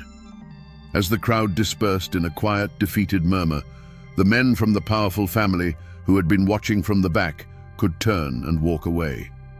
The hunt was over. The law had pursued its quarry, and in the end, had declared the monster to be a ghost, allowing the real flesh-and-blood killer to retreat back into the safety of the shadows, protected by a wall of money, power, and fear. Every story eventually ends in a quiet place like this. Him standing in an old church graveyard on a hill overlooking the valley, where the wind whispers through cedar trees and the only sound is the crunch of my boots on fallen leaves. Most of the headstones are old, tilting, and covered in a soft green carpet of moss. But June Crabbe's grave is not hard to find. Her family and those who remembered tended to it for years. It's a simple, modest stone with a small carved lamb at the top, a symbol of innocence. The dates carved into the weathered marble tell the whole tragic story. 1907, 1928, 21 years, a life that had barely begun. You stand here before this quiet stone, and you feel the weight of all that lost potential. The students she would have taught, the family she never had. It's a place of profound and lingering sadness. But the story doesn't end with this single stone. Because just 100 yards away, up on the crest of the hill, where the most prominent families are buried, there is another plot. It's a grand affair, marked by a large, polished granite monolith, the family name carved in big, proud capital letters for all the world to see. And there, in the shadow of that monument, is another grave. It's the grave of the young man who could never accept the word no. His dates tell a different story. He lived a long, full life, dying of old age, surrounded by family. They lie so close now, separated by a small patch of grass and an immeasurable gulf of sin. He, the perpetrator, under a proud stone proclaiming his family's legacy. She, the victim, under a humble marker of a life stolen away. You can't help but notice the cruel irony. Enemies in life, neighbors in death, resting in the same Appalachian soil. Looking from his grave back to hers, you're left with a haunting question. The law couldn't touch him. The community was too scared to. But what happened after? What was it like to live out those 60 or 70 years knowing what you had done? What shadows followed him home from that courthouse, and did they ever leave him be? After the courthouse doors closed and the official story was written, a heavy, suffocating silence fell over Scott County. For the Crabbe family, it was the silence of a home hollowed out by grief. The light simply went out of their house. June's father, a man who had tirelessly walked every inch of these mountains searching for his daughter, was a broken man. He had lost his child, and then he had been forced to watch as her killer walked free, shielded by the very system that was supposed to protect them. They had no recourse, no appeal. To speak the truth aloud would have been to invite ruin, or worse, upon the rest of their family.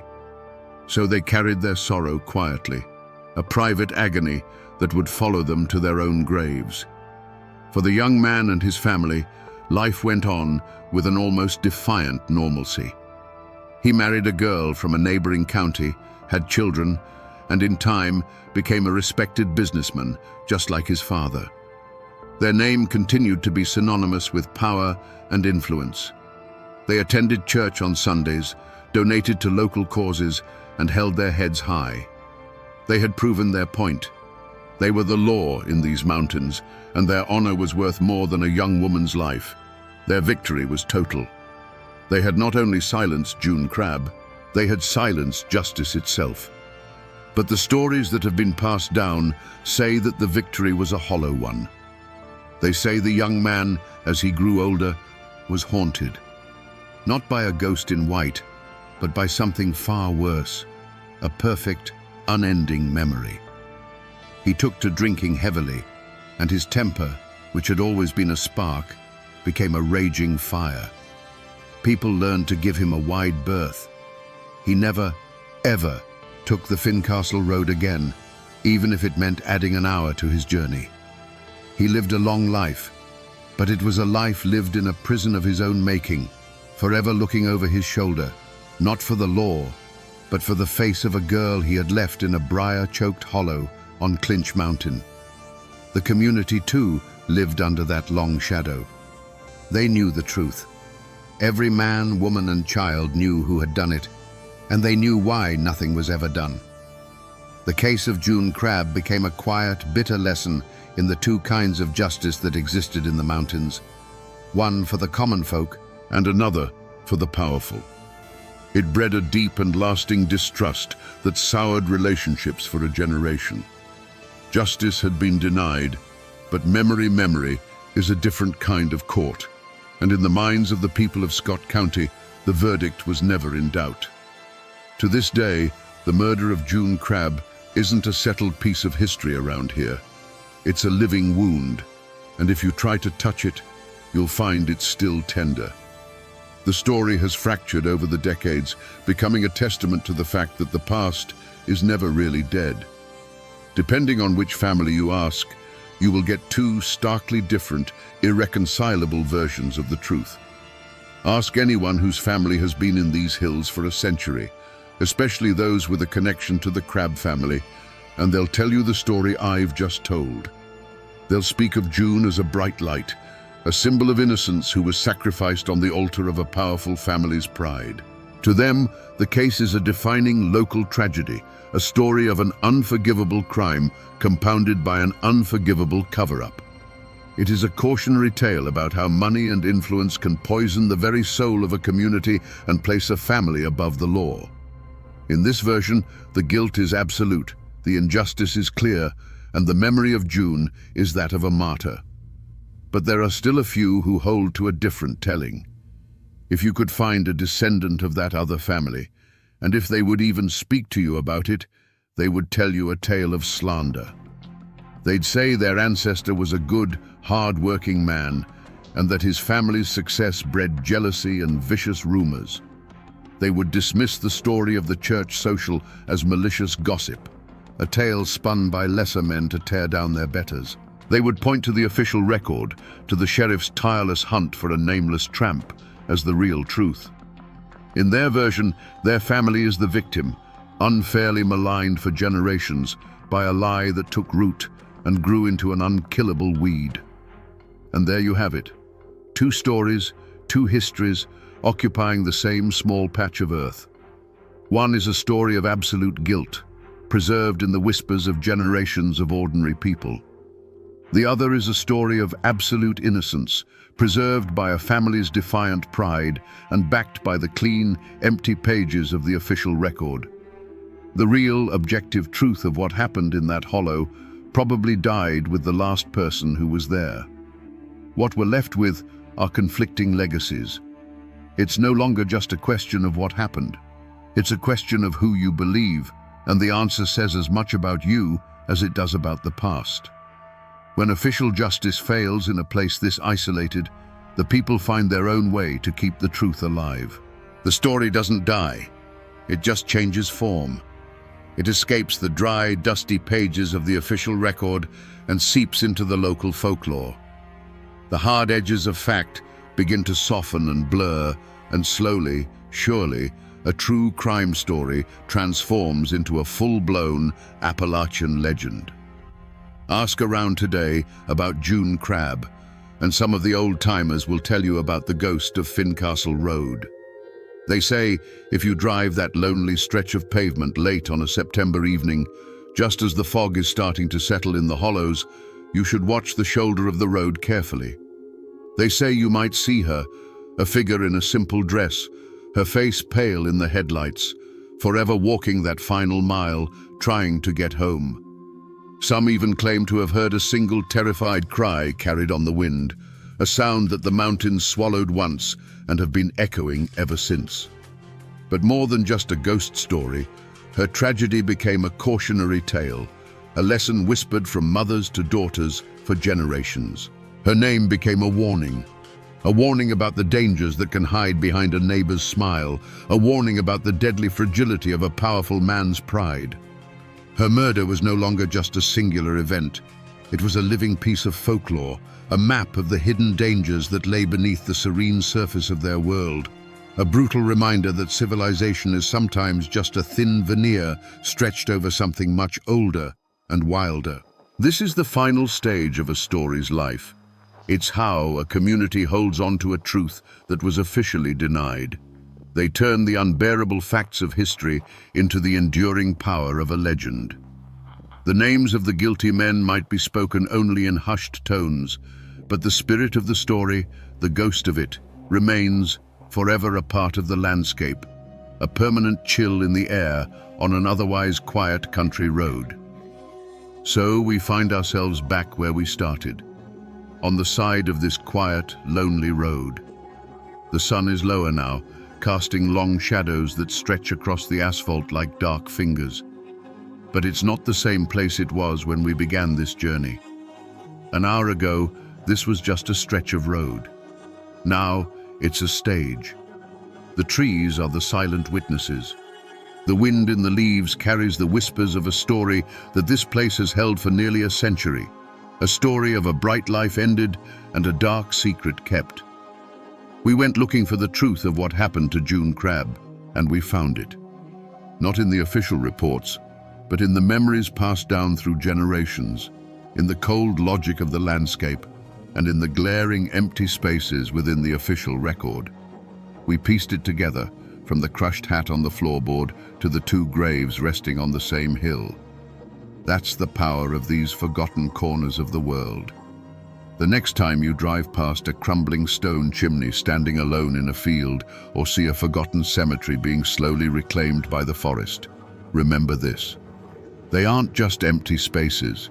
They are libraries, filled with the stories of the people who came before us, stories of love, pride, and the terrible choices that can echo forever. The Ford coupe has long since turned to rust. The men who did this, and the men who covered it up, are nothing more than dust and names on a family tree. Everything from that terrible September afternoon is gone. The people are gone. The evidence is gone. But the story remains. Imagine walking into a clearing deep in the woods of North Carolina. The air is so cold it burns your lungs. The mist clings to the trees like a shroud. You are looking for your husband. You are looking for your brother. And then you see the disturbance in the snow. It wasn't a battlefield. There were no cannons here, no flags waving in the wind, no generals watching from a hilltop. This was a ditch. A shallow depression in the frozen earth, hastily covered with leaves and dirt that hadn't quite done the job. The women who walked up that valley road didn't find soldiers. They found their neighbors. They found 13 of them. The bodies were tangled together, frozen in the grotesque shapes of their final moments. But the horror wasn't just in the death itself.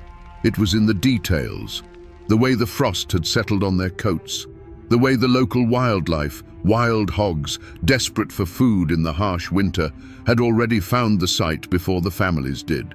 What happened in this ravine wasn't a battle, it was an execution.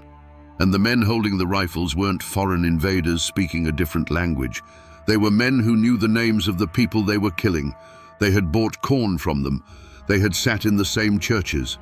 This event, known today as the Shelton Laurel Massacre, is often a footnote in the massive history of the American Civil War. We are taught about Gettysburg. We are taught about the grand strategies of Lee and Grant. We are taught about a war fought between the North and the South. But there was another war. A war fought in the shadows of the mountains, where the lines weren't drawn on a map, but across dinner tables. A war where the enemy wasn't the man in the blue uniform, but the man living 1 mile down the creek. To understand why 13 men were left in a ditch to be eaten by the wilderness, we have to stop looking at the history books and start looking at the geography. Because in Madison County, the mountains didn't just trap the fog, they trapped the hate. And on that cold January morning, the hate finally boiled over. Madison County, North Carolina, is a place carved by geology and time. It's a labyrinth of steep mountains and deep, isolated valleys, what the locals call hollers. In the 1860s, traveling just 10 miles could take an entire day. This geography didn't just shape the land, it shaped the people. It bred an independence that bordered on outright defiance. This was not the Confederacy you see in movies. There were no sprawling plantations with white columns, no fields of cotton stretching to the horizon. The rugged terrain couldn't support that kind of agriculture. Instead, life was lived on small, family-run farms clinging to the mountainsides. Here, people grew what they needed to survive, and they owed allegiance to no one but themselves and their kin. Crucially, this meant the institution of slavery had very little foothold. Most families in Madison County owned no slaves at all, so when North Carolina seceded from the Union in 1861, many people in these mountains asked a simple, dangerous question. Why?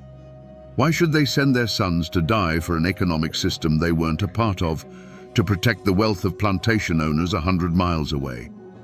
Their loyalty wasn't to a flag sewn in Richmond, it was to the soil under their feet and the Union their grandfathers had fought for. And so, Madison County became a pocket of resistance deep within enemy territory, a pro-Union island in a sea of Confederate gray. To the Confederate government, this was more than an annoyance. It was a strategic threat. Union sympathizers here could guide escaped prisoners, spy on troop movements, and raid supply lines. This pocket of rebellion had to be crushed. And so, the war came to them. Not with grand armies marching in formation, but with whispers, ambushes, and nighttime raids. It became a war of lists. Names of Union men were passed to Confederate home guards. Names of Confederate sympathizers were given to Unionist guerrillas. While the rest of the country fought North versus South, these people were fighting house against house, road against road, brother against brother-in-law. This was the war within the war, a brutal, intimate conflict where your greatest enemy might be the man who helped you build your barn last spring. A place where a political disagreement wasn't settled with an argument, but with a rifle shot echoing through the trees. The mountains that had protected their independence for generations were about to become their cage. Because the larger war, the one hundreds of miles away, was about to reach into their isolated world and cut off the one thing they all needed to survive the coming winter. It was a simple, white mineral. But in 1863, it meant the difference between life and death. Salt. Today, we think of it as a cheap commodity in a shaker on the table. We're told to consume less of it. But in the 19th century, salt was life. It was the only reliable way to preserve food through a long winter. It was, in a very real sense, the refrigerator of the 1800s. And in the fall of 1862, it was disappearing. For the families in Madison County, the entire rhythm of the year built towards one crucial period: hog killing time. As the first frosts hardened the ground, families would butcher their livestock. The meat would then be packed in barrels, layered with salt. The salt would draw out the moisture, curing the pork and beef, preventing it from rotting. This salted meat, hanging in a smokehouse, was the food that would keep a family alive from November until the first spring thaw. Without salt, the entire year's worth of meat would spoil within a week. Without salt, winter meant starvation. As the Civil War raged, the Union Navy tightened its blockade around the southern ports. Shipments of everything, including salt, dwindled to a trickle. Inland, key salt mines like the one in Saltville, Virginia, were now heavily fortified military targets. The Confederacy needed every ounce of salt it could get for its own armies to preserve rations for the soldiers on the front lines. So, the government in Richmond did what all desperate governments do. It seized control of the supply. What little salt made its way into the mountains of North Carolina was now a strategic weapon. It was distributed by Confederate officials, and it was given almost exclusively to families loyal to the cause. If your husband was fighting for the Confederacy, you got salt. If he was known to be a Union man or was hiding in the woods to avoid the draft, your family got nothing. Imagine the quiet panic spreading through the Unionist homes in Shelton Laurel. They had the livestock, they had the smokehouses, they had the knowledge passed down through generations, but they didn't have the one ingredient that made it all work. They watched their pro-Confederate neighbors preparing for winter, the familiar smell of curing meat in the air, knowing their own families were being deliberately starved out. It was a cold, calculated strategy. force the Union men out of hiding, break the back of the resistance not with bullets, but with hunger. By January of 1863, the situation was dire. The window for preserving meat was closing. The whispers in the valley grew more desperate. They could appeal to the local authorities, but the authorities were the ones denying them. They could watch their families grow weaker day by day, or they could take the salt by force. When the law denies you the means to survive, you stop obeying the law. And about 60 men, armed with rifles and a righteous fury born of desperation, decided to do just that. Their target was the county seat, the town of Marshall. They came down from the mountains like ghosts, emerging from the frozen woods that surrounded the town of Marshall. 60 men, their faces hardened by the cold and a desperate resolve. This wasn't an army, it was a posse, and they fell upon the town with a fury that had been simmering for months. Marshall was the heart of Confederate authority in Madison County. It had the courthouse, the sheriff's office, and most importantly, the warehouses where the Confederate government stored its precious supplies. The raiders hit these first. Doors were kicked in, locks were shattered, sacks of salt, flour, and coffee were hauled out into the street. For men whose families were facing starvation, this was a moment of wild triumph. But this was never just about food. It was about payback. After securing the public stores, the mob fanned out through the town. They didn't target indiscriminately. They went to the homes of known Confederate officials and wealthy sympathizers. They settled old scores, taking not just food, but blankets, clothes, and anything of value. They were sending a message. Your loyalty to Richmond will not protect you here. Then they made a fateful decision. They went to the home of Colonel Lawrence Allen, the commander of the 64th North Carolina Regiment. Allen himself wasn't there. He was away on military business, but his house was a symbol of Confederate power, and the raiders decided to tear that symbol down. They ransacked his home from top to bottom. They emptied his pantry, stripped his beds, and terrorized his family with their presence. For the men of the mountains, this was justice. For Colonel Allen and the rest of the Confederacy, this was an unforgivable insult. You don't just steal from a man. You don't cross the threshold of his home and threaten his family. It was a violation of a code more ancient than any government. As the sun began to set, the raiders melted back into the wilderness, their mules loaded down with salt and stolen goods. They returned to the Shelton Laurel Valley as heroes. They had stared down the enemy and won. They had secured enough salt to see their families through the winter. They thought the story was over. They believed they had struck a blow for their own survival and gotten away with it. But the news of the raid, and especially the violation of Colonel Allen's home, traveled fast. The insult demanded a response, and the response was already being prepared. The men who had just saved their families from starvation had, in reality, just lit the fuse on a powder keg, and the man they had just humiliated was about to be put in charge of the response. The response from the Confederacy was swift and decisive, but they didn't send an army of strangers from Virginia or Georgia. That would have been a mistake. Strangers wouldn't know the terrain, wouldn't know the families, wouldn't know who was loyal and who was a traitor. No, to hunt men in the mountains of Madison County, you needed mountain men.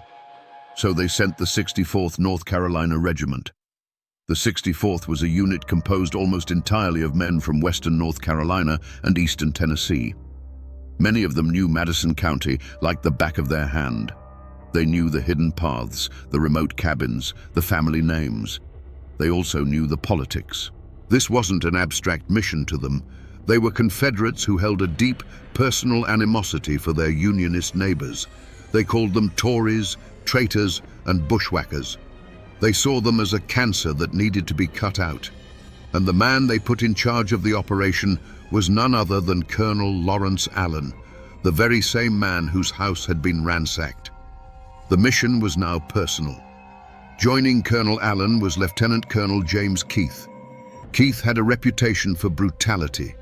He was a man who believed in total war, who saw any sympathy for the Union as treason deserving of the ultimate punishment. Under the command of these two men, the 64th wasn't just a military unit. It was a weapon of vengeance. Word spread through the pro-Confederate communities that the army was coming to clean house, and suddenly people were eager to help. They didn't send strangers to restore order. They sent the neighbors, and they sent them with a list of names. As the several hundred soldiers of the 64th marched towards Madison County, they weren't just following orders. They were on a mission to settle a blood feud.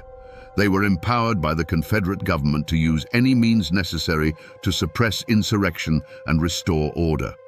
It was a blank check for violence. The men in Shelton Laurel, who had celebrated their successful raid a few days earlier, now heard the rumors. The army was coming. Not just any army, but Allen's men, Keith's men. They knew what that meant. The salt they had fought for suddenly felt like a curse. Many of them fled, disappearing deeper into the caves and forests of the Blue Ridge, places they had known since they were boys. They thought that if the soldiers couldn't find them, their families would be safe. It was a fatal miscalculation, because the 64th wasn't just coming for the raiders. They were coming for everyone. The invasion began not with a battle cry, but with the quiet, methodical tramp of boots on frozen ground.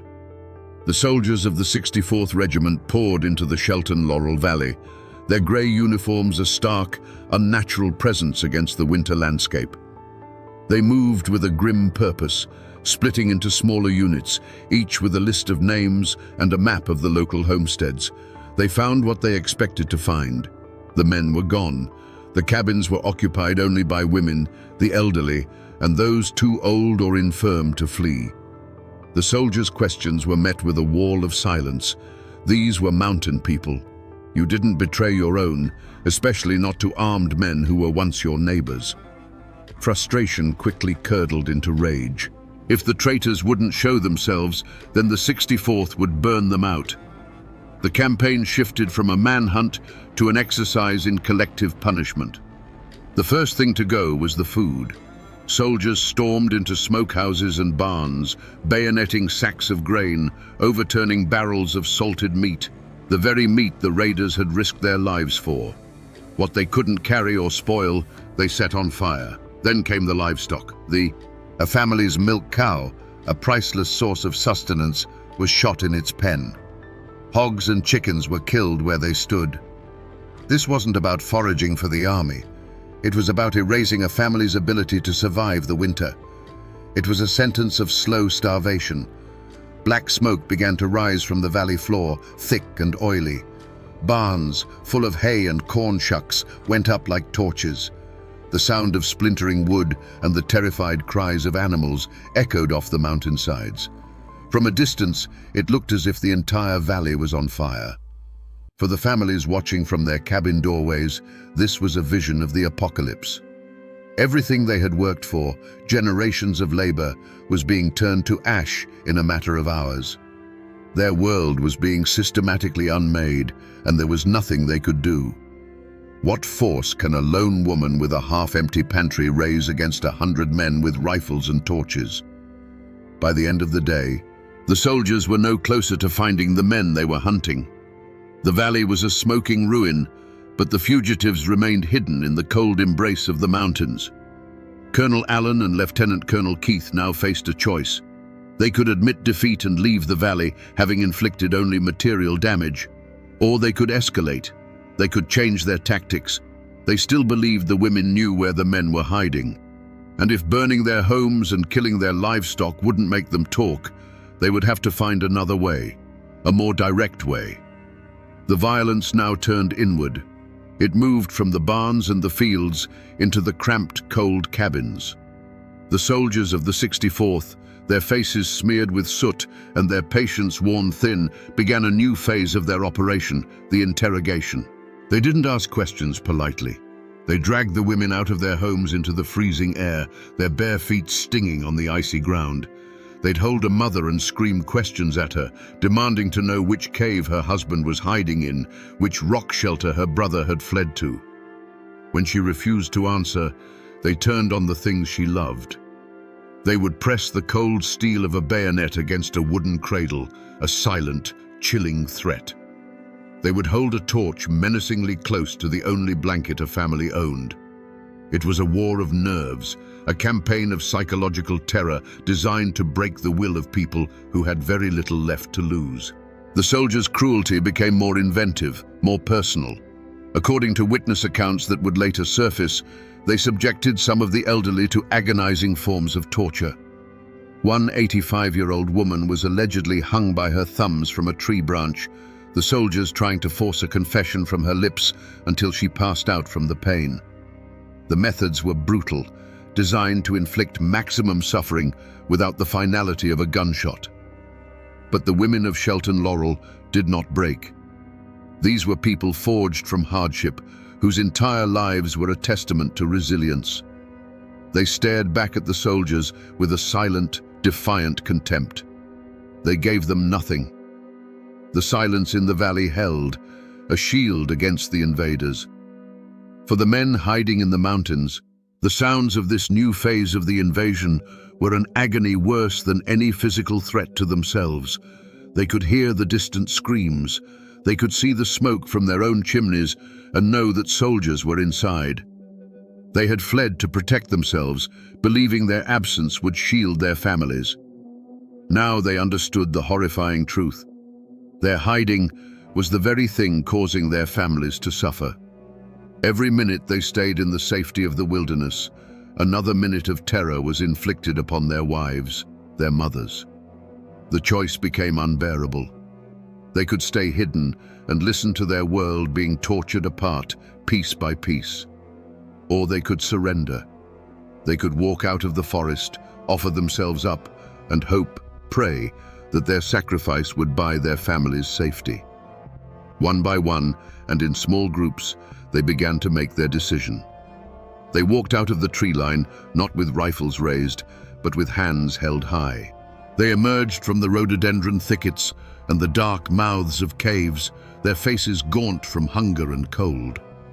This wasn't a surrender in battle. It was a trade. Their lives for their family's safety. Some of the men gave themselves up directly to the soldiers. Others were tracked down. The hunt continued for a full day, the 64th sweeping the mountainsides, their knowledge of the terrain now a deadly weapon. They cornered men in icy ravines and pulled them from the hollow logs where they had taken shelter. In the end, 15 men were rounded up. They were a collection of farmers and laborers, related by blood and by their shared belief in the Union. 2 of them were immediately identified as deserters from the Confederate Army. They were taken aside and shot without ceremony. Their deaths served as a grim warning to the remaining 13. The 13 prisoners were exhausted, half-frozen, and terrified. They were now completely at the mercy of Lieutenant Colonel Keith and his men. They were lined up, their hands bound tightly behind their backs, and they braced themselves for the worst.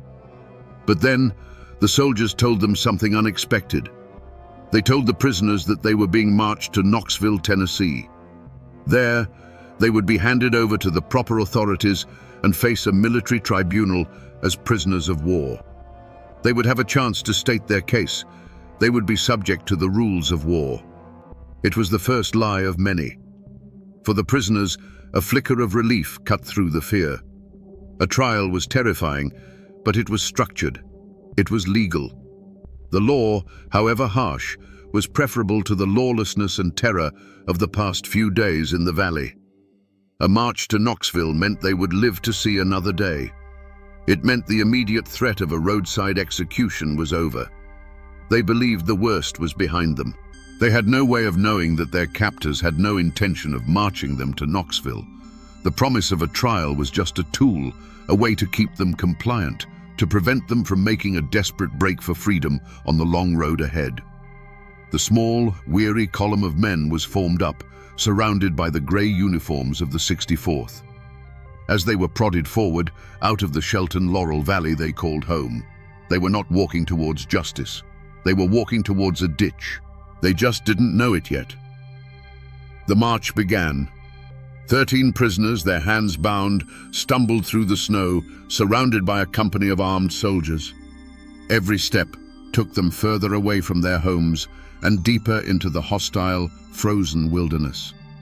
The only sounds were the crunch of boots on the icy trail and the biting wind whistling through the bare trees. The journey was brutal. The prisoners were already weak from days of hiding with little food. They had no warm coats, no proper boots. The cold seeped into their bones, a relentless, aching misery. The soldiers offered them no comfort, no rest, no water, no food. They were prodded along with rifle butts, forced to keep a punishing pace. Imagine being one of those men. You are walking, but you don't know your true destination. You are surrounded by men who, just yesterday, were burning your home and terrorizing your family. You try to read their faces, searching for a sign of mercy or a hint of their true intentions, but you find nothing but a cold, hard indifference. With each mile, the landscape grew more remote, more desolate. They left the familiar paths of Shelton Laurel and entered a wilder part of the mountains. The psychological game was as exhausting as the physical march. The soldiers' promise of a trial in Knoxville was a single fragile thread of hope the prisoners clung to. It was the only thing that kept them from collapsing in the snow, from giving up. At one point during the march, a captain on Colonel Allen's staff, a man named Bascom Deaver, rode up to the column. He looked at the weary, shivering prisoners.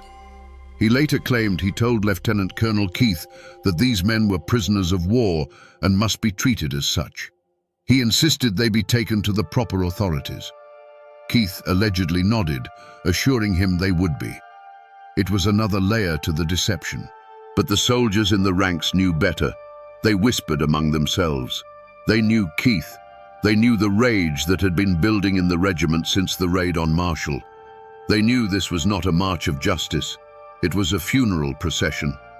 As the day wore on, the sky grew dark, the clouds hanging low and heavy. The column reached a fork in the road. One path led west, towards Tennessee and the promise of Knoxville. The other path led deeper into the woods, towards nothing. The soldiers stopped. An order was given, and the column of men was herded down the wrong path. The fragile thread of hope finally snapped. At that crucial fork in the road, the command structure of the 64th Regiment fractured. Colonel Lawrence Allen, the man whose home had been ransacked and who had led the initial invasion, was not present for this final act. He had ridden ahead, leaving the prisoners in the sole custody of his second-in-command, Lieutenant Colonel James Keith. This moment is critical. With Allen gone, the thin veneer of official military conduct vanished. Colonel Allen, for all his anger, was a man who still seemed to operate within a certain framework. He was a politician, a man conscious of appearances and the rules of engagement. Lieutenant Colonel Keith was a different kind of man entirely. By all accounts, Keith was a hardliner, a zealot. He was a man who viewed the Unionist mountaineers not as misguided countrymen, but as vermin to be exterminated. He saw the rules of war as an inconvenience, a weakness that prevented true justice from being done. He had been given a mission to suppress insurrection, and he intended to interpret those orders in the most final way possible. The decision to turn off the main road was his and his alone. It was a deliberate choice to move the prisoners away from any potential witnesses, away from the possibility of another officer like Captain Deaver intervening. He was taking them somewhere private. This is where the official story, the one Keith would later tell, begins to fray. He would claim that he received an order from a higher command to execute the prisoners. He would say his hands were tied, but no written evidence of such an order has ever been found. It's a claim that historians widely dismiss as a self-serving lie, an attempt to deflect blame for what was about to happen. The truth is likely much simpler and much darker. The fork in the road was the moment Lieutenant Colonel Keith decided to become the law. Judge, jury, and executioner. He led the men down a narrow, secluded track that followed a winding creek. The air grew colder, the trees thicker. The world closed in around the small column of soldiers and prisoners. They marched for another mile, the only sound the rushing water of the creek beside them. Then, Keith gave the order to halt. They stopped in a small, unremarkable clearing, a slight depression in the land not far from the road, but completely hidden from view. It was a place with no name, a place that was about to be given one, written in blood. The prisoners looked around, their hearts pounding in their chests. They knew now. There was no Knoxville, there was no trial, there was only this place. The finality of the moment hung in the freezing air. The quiet clearing became a stage for a grim, predetermined play. The soldiers of the 64th, who had been marching in a loose formation, now moved with a sharp, mechanical precision. On Lieutenant Colonel Keith's command, they formed two ranks facing the prisoners. The sound of dozens of rifles being checked, of cartridges being seated, was a series of sharp, metallic clicks that cut through the silence. For the 13 men from Shelton Laurel, the world narrowed to this single, horrifying scene. The last vestiges of hope evaporated, replaced by the cold, stark certainty of death. This was it. This was the end of the road. An order was barked. Kneel. Some of the men dropped to their knees immediately, their bodies drained of all resistance. Others hesitated, their minds reeling in disbelief. A few, in a final act of defiance, remained standing, choosing to meet their fate on their feet. In those last minutes, the conflict became deeply personal. One of the prisoners, a man named James Shelton, recognized a soldier in the firing line. It was someone he knew, someone from a neighboring community. He called out to him by name, pleading, "You're not going to kill us, are you? You wouldn't kill me." The soldier, his face pale and grim, reportedly turned away, unable to meet his gaze. But he did not lower his rifle. Another prisoner, Joseph Woods, was a Free Will Baptist preacher. As the soldiers took aim, he began to pray out loud, his voice clear and steady in the winter air, a final appeal not to his captors, but to his God. One of the men, a prisoner in his late 60s, saw a familiar face in the line opposite him. It was a man he had traded corn with just 2 years before. He stared at the man, a silent question in his eyes. How did we get here? There was no answer. This wasn't an anonymous execution of faceless enemies. It was a settling of accounts between people who knew each other's families, who walked the same roads, who understood the same mountain dialect. It was the brutal, logical conclusion of a war that had turned neighbor against neighbor. The men in the firing line were not just soldiers following orders, they were participants in a community's self-destruction. Lieutenant Colonel Keith stood to the side, his expression unreadable. He had brought them here. He had made the decision. Now, all that was left was to give the command. He raised his hand. The prayers of the preacher were cut short. The forest held its breath. The hand dropped. The command to fire shattered the silence of the clearing. A single deafening roar of gunpowder erupted from the line of rifles. For an instant, the world was nothing but a flash of orange light and a wall of concussive sound that slammed into the trees and echoed back across the valley. A thick cloud of acrid white smoke billowed out, momentarily obscuring the scene. It smelled of sulfur and hot metal, a chemical stench that clung to the damp winter air. Through the haze, the dark shapes of the kneeling men crumpled and fell. They collapsed into the snow, not as individuals, but as a single, tangled mass. But it wasn't over. Some of the men in the firing line, perhaps unnerved by shooting neighbors at point-blank range, had flinched. Their aim had been poor.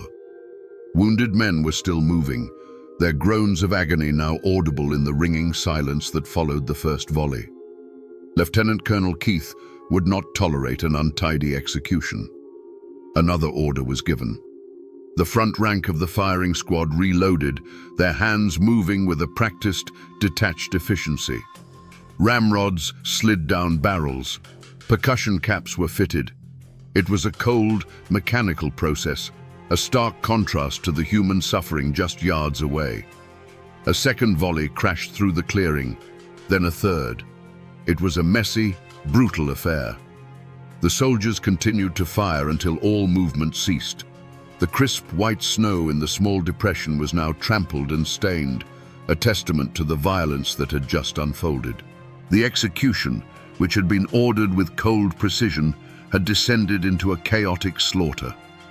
When the final shot had been fired, a new kind of silence fell. It was heavier than before. It was the absolute, profound quiet that only exists in the immediate aftermath of extreme violence. The soldiers stood in their ranks, the barrels of their rifles still smoking, their faces impassive or perhaps stunned by what they had just done. The war within the war had reached its climax. 13 men from Shelton Laurel lay dead in a ditch, executed without trial, without charges, without mercy. Their crime was not treason. Their crime was being on the wrong side of a feud in a place where the law had ceased to exist.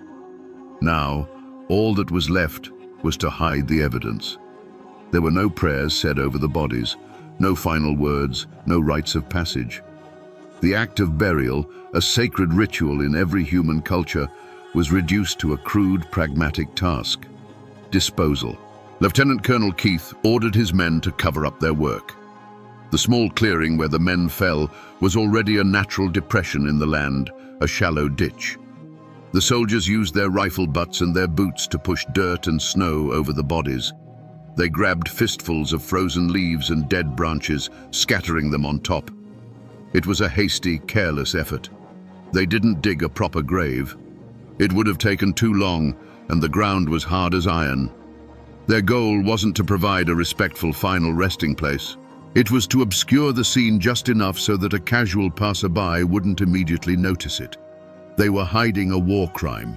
The result was less a grave and more a mound. The bodies were barely covered. A stray hand, a patch of worn wool from a coat, remained visible in places. It was an act of profound disrespect, a final insult to the dead and their families. They had not only taken their lives, they had denied them their dignity in death.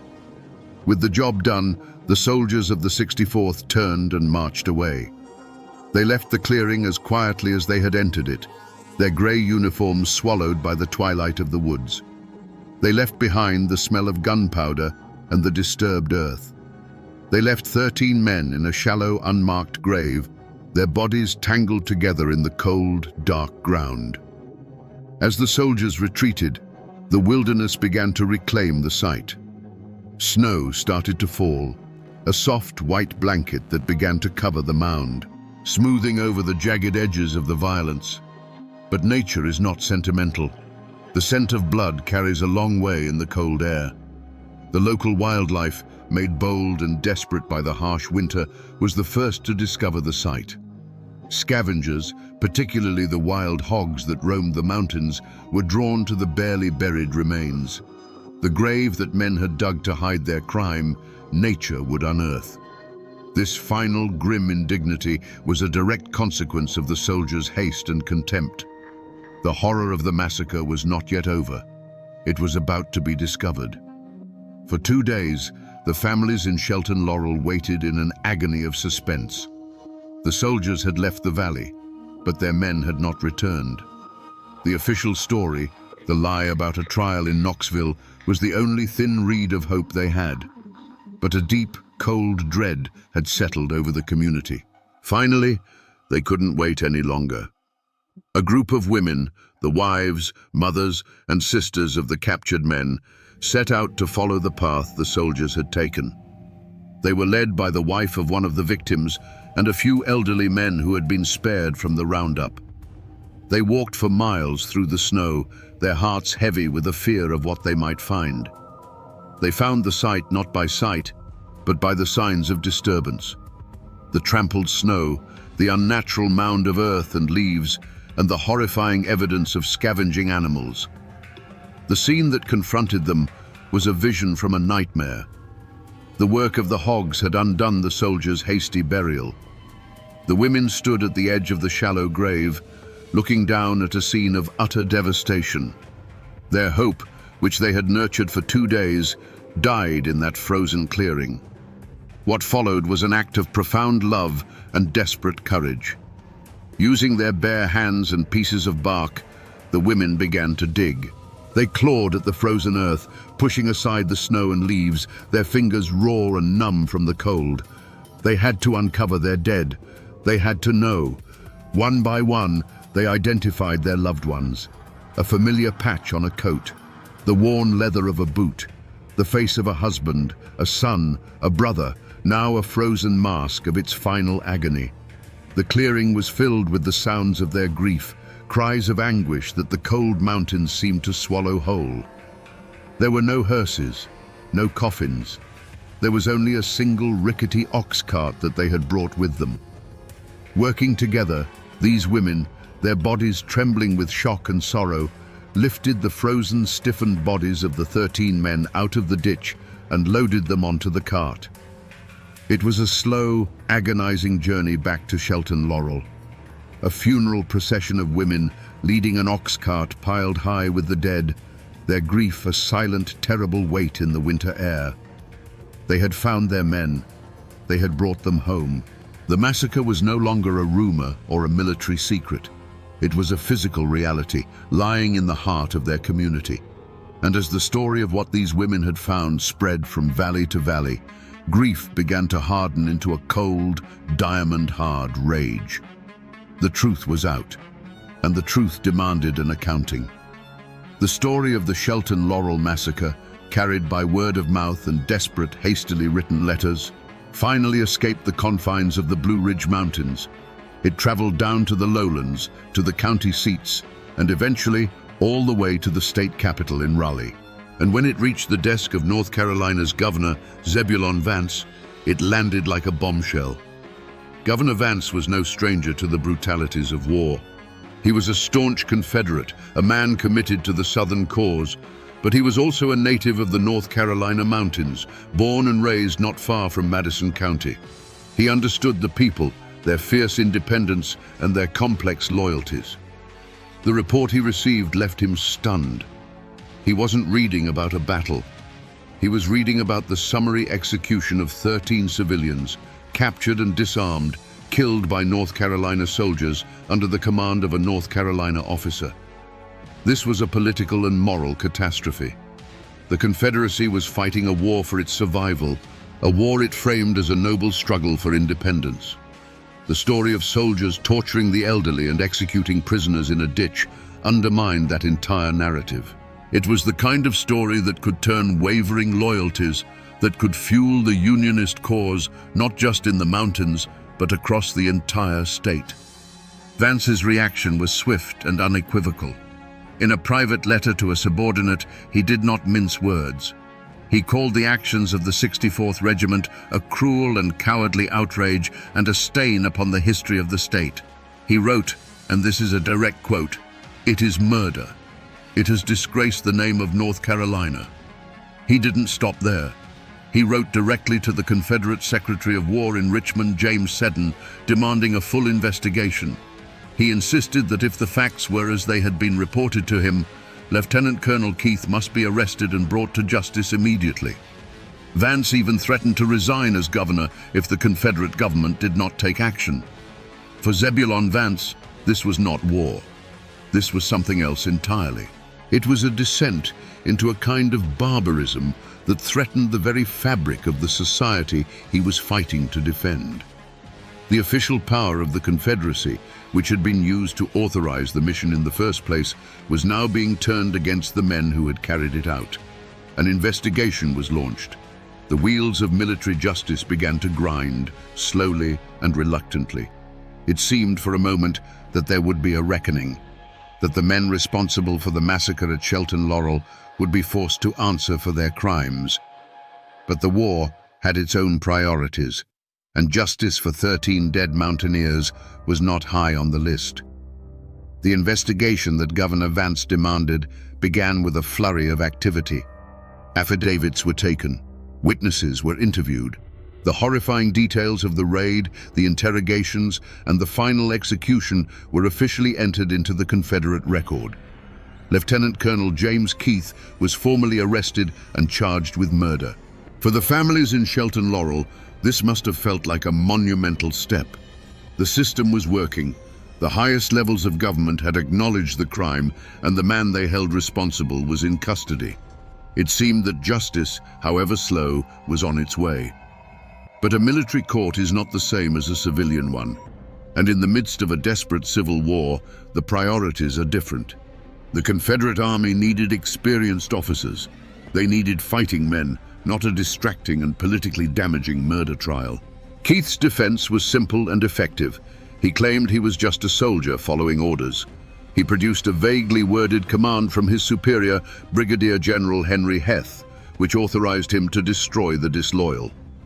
Keith argued that the executions, while regrettable, were a military necessity, a legitimate act of war designed to crush a dangerous insurrection. He insisted that he had received a specific verbal order to execute the prisoners, an order which was conveniently never written down and could not be verified. The military court dragged its feet. Hearings were postponed. Key witnesses were suddenly transferred to other units on the front lines. The case became bogged down in a swamp of bureaucracy and legal maneuvering. While Keith sat under a loose form of house arrest, the war raged on. The 64th Regiment was needed at the front. The political will in Richmond to prosecute one of their own officers for killing Union sympathizers began to wane. After all, weren't they the enemy? In the end, Lieutenant Colonel Keith was quietly released and returned to his command. The charges were effectively dropped. No one was ever convicted. No one spent a single day in prison for the murder of the 13 men. The system had failed. The outrage of the governor, the sworn testimony of the witnesses, the grief of the families, none of it was enough to overcome the simple, brutal calculus of war. The message sent by the Confederate authorities was clear. The lives of Unionist mountaineers did not matter. Their deaths were, at best, an unfortunate consequence of war, and at worst, a justifiable act of state-sanctioned violence. The official channels of justice were closed. The war would eventually end, and the Confederacy would cease to exist. But for the people of Madison County, the verdict from the military court was not the end of the story. It was the beginning of a new one. If the government would not provide justice, they would find it for themselves. When Lee surrendered at Appomattox and the Confederate armies dissolved, the soldiers of the 64th Regiment put down their rifles and returned to their farms. For them, the war was over. They believed that the chaos of the conflict, followed by the formal end of hostilities, had granted them a kind of amnesty. They had survived. They thought they were safe. They were wrong. The war was over for the country, but it was not over for the families of Shelton Laurel. The official justice system had failed them, so they turned to an older, unwritten law. The law of the mountains. A law of blood for blood. The law wouldn't touch them, so the valley decided to write its own law. What followed was not a passionate, chaotic burst of violence. It was a slow, patient, and utterly ruthless campaign of retribution that unfolded over the next decade. The men who had stood in that firing line, who had pulled the triggers, were now the hunted. One by one, they began to die. One was found shot in his own cornfield, a single bullet from a long rifle. Another, who had boasted in a local tavern about his role in the massacre, disappeared on his way home one night and was never seen again. A third, sensing the danger, sold his farm and tried to move west, but was found dead on a roadside hundreds of miles away. The men of the 64th lived in a state of constant, quiet paranoia. Every snapped twig in the woods, every stranger on the road, every silhouette seen at dusk could be the end. This was a war fought from the shadows, with no battle lines and no uniforms. It was a grim accounting, and the names were being crossed off a list, one by one. The final name on that list, the one that mattered most, was James Keith. After the war, He moved to Arkansas, trying to put as much distance as possible between himself and the ghosts of Madison County. He tried to start a new life. But the mountains have long memories. According to local legend, a small group of men, relatives of the Shelton Laurel victims, tracked him down. They found out his routines, where he lived, the paths he walked. They waited. One day, as Keith was crossing a river, a single rifle shot echoed from the trees. He fell into the water, the final victim of the massacre he himself had ordered. The cycle of vengeance was complete. By the time it was over, more than a dozen of the men directly involved in the Shelton Laurel massacre had met violent, untimely ends. It wasn't the justice of a courtroom. It was the brutal, unyielding justice of a feud. The scales, in the eyes of the mountain families, had finally been balanced. But the cost was immense. The violence had carved a deep, silent wound in the heart of the community, a scar that would last for generations. The gunshots eventually faded. The last act of the vendetta was carried out, and an exhausted peace settled over the mountains. But what happens when the violence stops? The story doesn't end. It just goes underground. It becomes a ghost. For the next 100 years, Madison County lived with that ghost. The story of the massacre and the subsequent revenge gave the county a new name, a label whispered in neighboring communities and printed in sensationalist newspaper articles. It became Bloody Madison. A name is a hard thing to shake. It became a kind of curse, a shorthand for a place defined by its darkest chapter. The name suggested a community that was backward, violent, and best avoided. It was a reputation that clung to the county like the mountain fog, shaping how the outside world saw it, and eventually how it saw itself. But inside the county, especially in the isolated hollows of Shelton Laurel, the reaction was the opposite. There was no boasting, no storytelling. There was a profound and heavy silence. The event was too raw, too personal. The wounds were too deep. Families who had lost men in the massacre lived just down the road from the descendants of those who had sympathized with the Confederacy. To speak of it was to risk reopening those wounds, to reignite feuds that had been settled with so much bloodshed. And so, the community locked it away. It became a secret that everyone knew, but no one spoke of aloud. The first generation knew the faces of the dead. The next generation knew the stories, but told them only in hushed tones. By the third generation, the specifics began to fade, but the feeling remained, a sense of a dark, unspoken history, a sadness that seemed to linger in the very soil. The silence was a scab over a wound that had never truly healed. The land itself seemed to remember. The small clearing where the men were executed became a place that locals instinctively avoided, a haunted space on the mental map of the community. The stories became whispers, then legends, then fragments of folklore passed down, their sharp edges worn smooth by time. It wasn't until the mid-20th century that historians and descendants began to carefully break the silence. They pieced together the story from old letters, military records, and the fading memories of the elderly. They sought to replace the curse of Bloody Madison with the truth of what happened. They gave the victims their names back, and in doing so, began the slow, painful process of lancing the wound that had festered for a century. The story of Shelton Laurel is a powerful reminder that the end of a war is not the beginning of peace. For communities that have torn themselves apart, the silence that follows the final gunshot is often just another kind of battle. It's a fight against forgetting, a struggle to understand how neighbors could become monsters, and how a place of such profound natural beauty could become the scene of such profound human darkness. The story of the Shelton Laurel massacre is not a grand epic. It is a small story. It's a story about a few dozen families in a forgotten valley, pushed to the brink by a war they did not ask for. It began with a desperate, hungry act, a raid for salt, and it ended in a shallow grave with a cycle of revenge that would poison the community for a century. This story is often lost in the shadow of the great battles of the Civil War. There were no famous generals here, no sweeping cavalry charges. But perhaps because of its small scale, its lessons are clearer and more chilling. It reveals how quickly the structures of civilization, law, justice, mercy can be stripped away, leaving nothing but the raw, brutal dynamics of us versus them. This wasn't a conflict born of grand ideology. It was born from the geology of division. The mountains that isolated the people of Madison County also became an incubator for their fear and resentment. Political disagreement, when trapped in a closed space, festered into hatred. And hatred, when given a uniform and a rifle, became murder.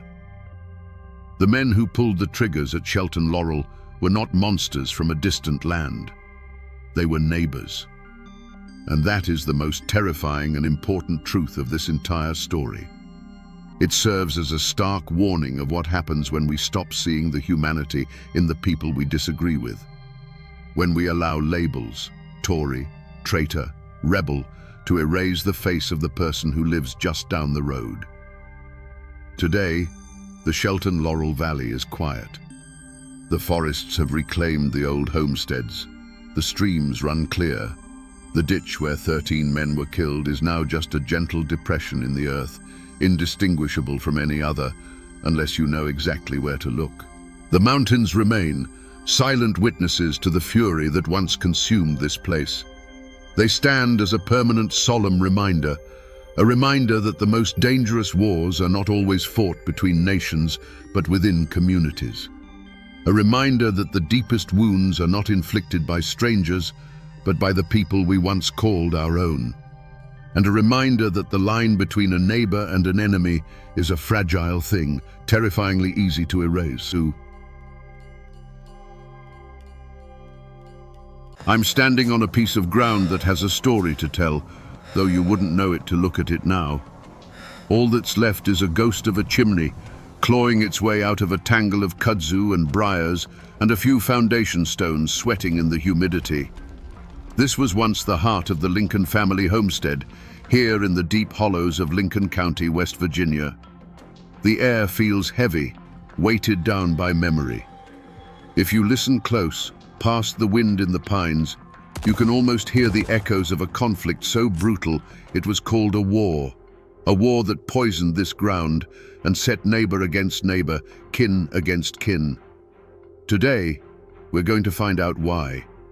We're going to listen to these ruins and understand what happened right here that turned a family's dream into this pile of forgotten stone. Let's wind the clock back 150 years. The year is 1870. The chimney we see today isn't a ruin, it's the heart of a home, breathing a steady plume of wood smoke into the crisp morning air. The house it's attached to is a testament to hard work. 2 stories of hand-hewn poplar logs chinked tight against the mountain cold. The porch is wide, and on it sits the patriarch, Colonel Absalom Lincoln, a man as hard and unyielding as the rock-laced soil he commands.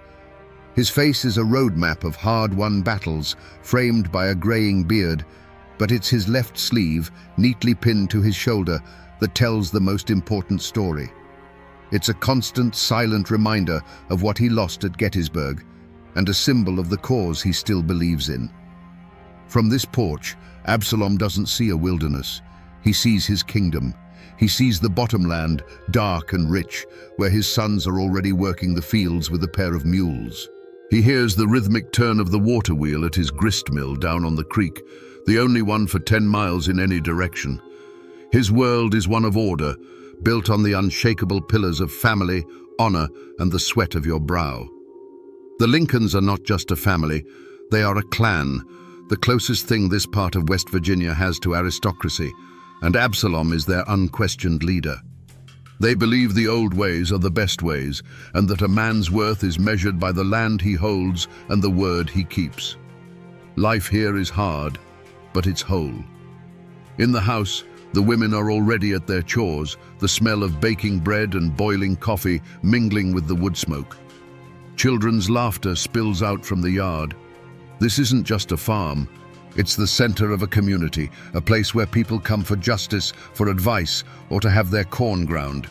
For Absalom Lincoln, this homestead is more than property.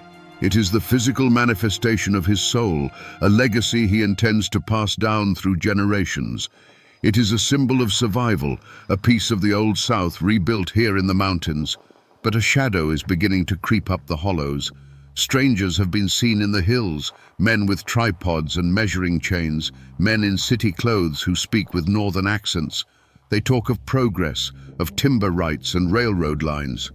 They speak of the black rock that lies in seams beneath the earth and the fortunes that can be made from it. To some, this is the sound of opportunity. To Colonel Lincoln, it sounds like a second invasion, a new kind of threat to the way of life he sacrificed his arm to defend. And he knows who is welcoming these invaders. The McCoy clan, led by Black Elias McCoy. They are new money, men who didn't fight for a cause but profited from the chaos, selling to both sides and getting rich while their neighbors bled. The Lincolns see them as scavengers, men without honor, who would sell the very ground from under their feet for a stack of Yankee dollars. For now, the conflict is a cold silence in the town square, a stiff nod at the crossroads. But on his porch, Absalom Lincoln watches the sun rise over his land, and he knows a storm is coming. He can feel it in the ache of his missing arm. To understand how a family's pride curdles into a generation of hate, you have to look beyond the soil and stone. You have to follow the paper trail, as thin and fragile as it may be. I've spent weeks doing just that, digging through dusty boxes in the archives, and I found something. This is what I believe is the first drop of poison. It's a page from the Lincoln County Ledger, dated November 6, 1872. The paper is brittle, the color of old tobacco, and it smells of time itself. Most of it is what you'd expect: crop prices, an ad for a liver tonic, a notice about a church social. But tucked away in a small column on the back page is a single dry paragraph that announces the results of the county election. It officially declares that Jedediah McCoy, brother of Black Elias, had been elected sheriff of Lincoln County. On the surface, this is just democracy at work. But you have to understand, in a place like this, the sheriff's badge was the keys to the kingdom. He controlled everything: who got arrested, whose land got seized for back taxes, and whose brand of justice was enforced. For as long as anyone could remember, the man wearing that badge had been a Lincoln, or a man loyal to the Lincolns. This small, forgotten news clipping wasn't just reporting a political upset, it was documenting a coup.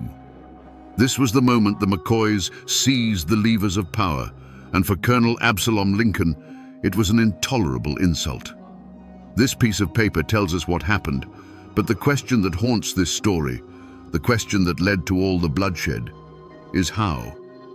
That small newspaper column was the official record, the final word. But the story of how Jedediah McCoy's name got printed there was written not in ink, but in sweat, whiskey, and the cold glint of northern silver dollars. On Election Day in 1872, the air outside the Hamlin courthouse was thick with a tension you could taste. It wasn't the celebratory mood of a civic duty. It was the quiet, watchful stillness of two armies waiting for the other to blink. The Lincolns and their supporters gathered on one side of the dusty square, the McCoys on the other. It was a division as clear as a property line drawn in blood. Colonel Absalom Lincoln stood on the courthouse steps, his one good hand resting on a hickory cane. He expected his cousin to win. It was a matter of tradition, of respect. The Lincolns had always guided the county, and their people, the families who had been here for generations, understood that. He watched the proceedings with a stern but confident eye, acknowledging the deferential nods of his fellow farmers and veterans. To him, this election was merely a reaffirmation of the natural order of things, a way of telling the world that the values of the Old South were still alive in these hills. But then came the strangers. They arrived in wagons, a rough-looking collection of men Absalom had never seen before. They weren't farmers. Their hands weren't calloused from the plow, but from the pickaxe and the sledgehammer. They were the survey crews and clearing gangs hired by the railroad interests that Black Elias McCoy had been courting. They were paid in cash and loyalty to the man who signed their checks. One by one, they cast their ballots, their unfamiliar faces a stark insult to the local men who had bled for this ground. A low murmur rippled through the Lincoln crowd. This wasn't an election, it was an invasion by proxy. When the final tally was read aloud, a moment of stunned silence fell over the square. It was quickly shattered by a triumphant roar from the McCoy side of the crowd. Jedediah McCoy had won by a handful of votes, just about the same number of strangers who had been brought in. Black Elias McCoy stood in the center of the celebration, a thin, knowing smile on his face. He had not won an election, he had purchased an office. Colonel Lincoln descended the steps, his face a mask of cold fury. He walked directly to Elias, the crowd parting before him. Their confrontation was quiet, but more menacing than any shout. "You bought this election," Absalom said, his voice low but carrying like a rifle shot in the winter air. "You bought it with northern money and railroad trash." Elias McCoy didn't flinch. He looked the one-armed colonel square in the eye. "The world is changing, Absalom," he replied, his own voice smooth as oiled steel. "It's a new time. You can either get on the train or get run over by it." In that moment, the lines were drawn. It was no longer about politics. It was about honor, about survival. And both men knew, standing there in the dust, that this conflict would not be settled at the ballot box again. Paper and ink can give you the facts, but they can't give you the feeling. They don't have a soul. To find that, you have to talk to the people who carry the story in their blood. That's what led me here, to a small, neat house perched on a hillside, to sit on a front porch with a woman named Sarah Lincoln Vance. She's 87 years old, the great-granddaughter of Colonel Absalom Lincoln's eldest son.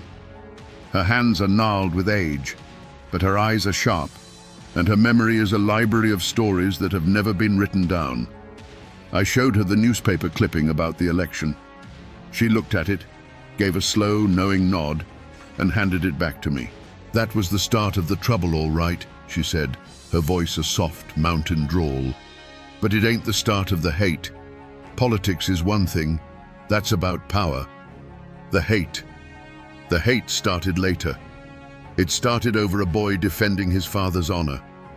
According to the story Sarah's grandmother told her a few months after the election, there was a church social. It was one of those rare times when the whole county came together, a fragile truce under the eyes of God. But the McCoy victory had made their young men bold, arrogant. One of Elias McCoy's nephews, a boy barely 20, had too much corn liquor and decided to make a show of his family's new standing. He saw Colonel Lincoln standing by himself and said, loud enough for a dozen people to hear, "Looks like the colonel left his voting arm at Gettysburg along with his sense." The insult hung in the air, a stunning act of disrespect. The colonel, a man of immense pride and control, simply turned his back and walked away. But his youngest son, Daniel, who was only 16, saw it all.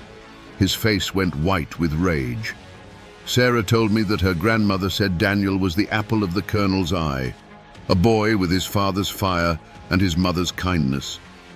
To see his father, a war hero, humiliated like that by a McCoy pup, it was more than he could bear.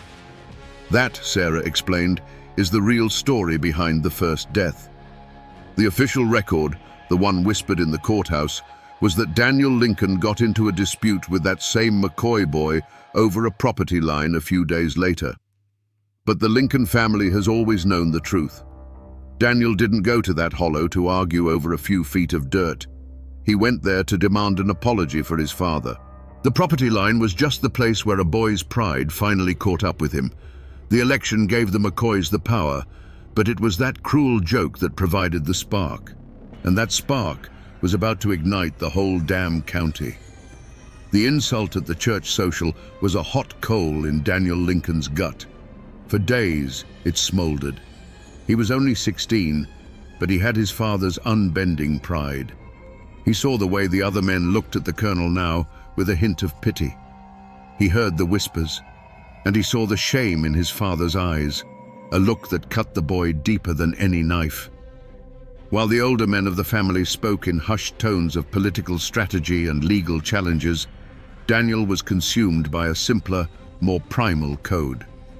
An insult to his father's honor was an insult to the entire Lincoln name, and it had to be answered. He wasn't thinking of war or consequences. He was thinking like a son. He found Caleb McCoy, the boy who'd made the joke, working a stand of timber in a narrow hollow where their property lines blurred. It was a lonely place, the sound of the axe echoing off the steep hillsides, the air thick with the smell of pine sap. Daniel didn't come with a rifle leveled. He came on foot, his hands empty, his heart hammering against his ribs. "I want you to apologize to my father," Daniel said, his voice shaking but firm. Caleb McCoy, flush with the arrogance of his family's recent victory, just laughed. He leaned on his axe handle, a smirk on his face. "Your daddy's a cripple and his time is past," Caleb sneered. "Just like the rest of you Lincolns. Now get off my land before I run you off." He spat a wad of tobacco juice near Daniel's feet. That was the final spark. Daniel lunged, his fists clumsy but flying with all the pent-up rage of a wronged son. Caleb, bigger and a few years older, was taken by surprise but quickly recovered. The two boys tumbled to the ground, trading blows in the dirt and mud, a desperate, graceless fight fueled by generations of growing animosity. It wasn't a duel, it was a brawl. They rolled over roots and rocks, their grunts and curses swallowed by the vast indifference of the woods. The struggle carried them to the edge of a steep, rocky ravine that cut through the hollow. Caleb had Daniel pinned, his knuckles bloodying the boy's face. Daniel, in a surge of desperate strength, bucked and twisted, trying to throw him off. For a split second, their weight shifted. Caleb's boot slipped on a patch of wet moss. His eyes widened, his smirk replaced by a flash of genuine terror. He scrabbled for a handhold, but there was nothing but air. With a cry that was cut short by the sickening crack of a branch, he disappeared over the edge. Silence. A profound, ringing silence broken only by the gurgle of the creek below and Daniel's own ragged breaths. He crawled to the edge and looked down. Caleb McCoy lay twisted on the rocks below, his body unnaturally still. The fight was over. A 16-year-old boy, defending his father's honor, had just committed the first act of war. He scrambled back from the edge, a wave of cold horror washing over him, and he ran. He ran not as a victor, but as a terrified child who had just opened the gates of hell. When Caleb's body was found, the McCoys screamed for blood. Sheriff Jedediah McCoy declared it murder and swore to hang the Lincoln boy responsible. But Colonel Absalom Lincoln, seeing the terror in his own son's eyes, made a decision. He would not give his child to a McCoy sheriff and a McCoy mob. He gathered his clan, and at the funeral for the young Lincoln boy, because that is what the official story now became, a tragic hunting fall, he stood over the simple pine coffin and made his vow. "The law of this county is a tool for our enemies," he declared, his voice like iron. "From this day forward, we will be our own law, an eye for an eye, a life for a life."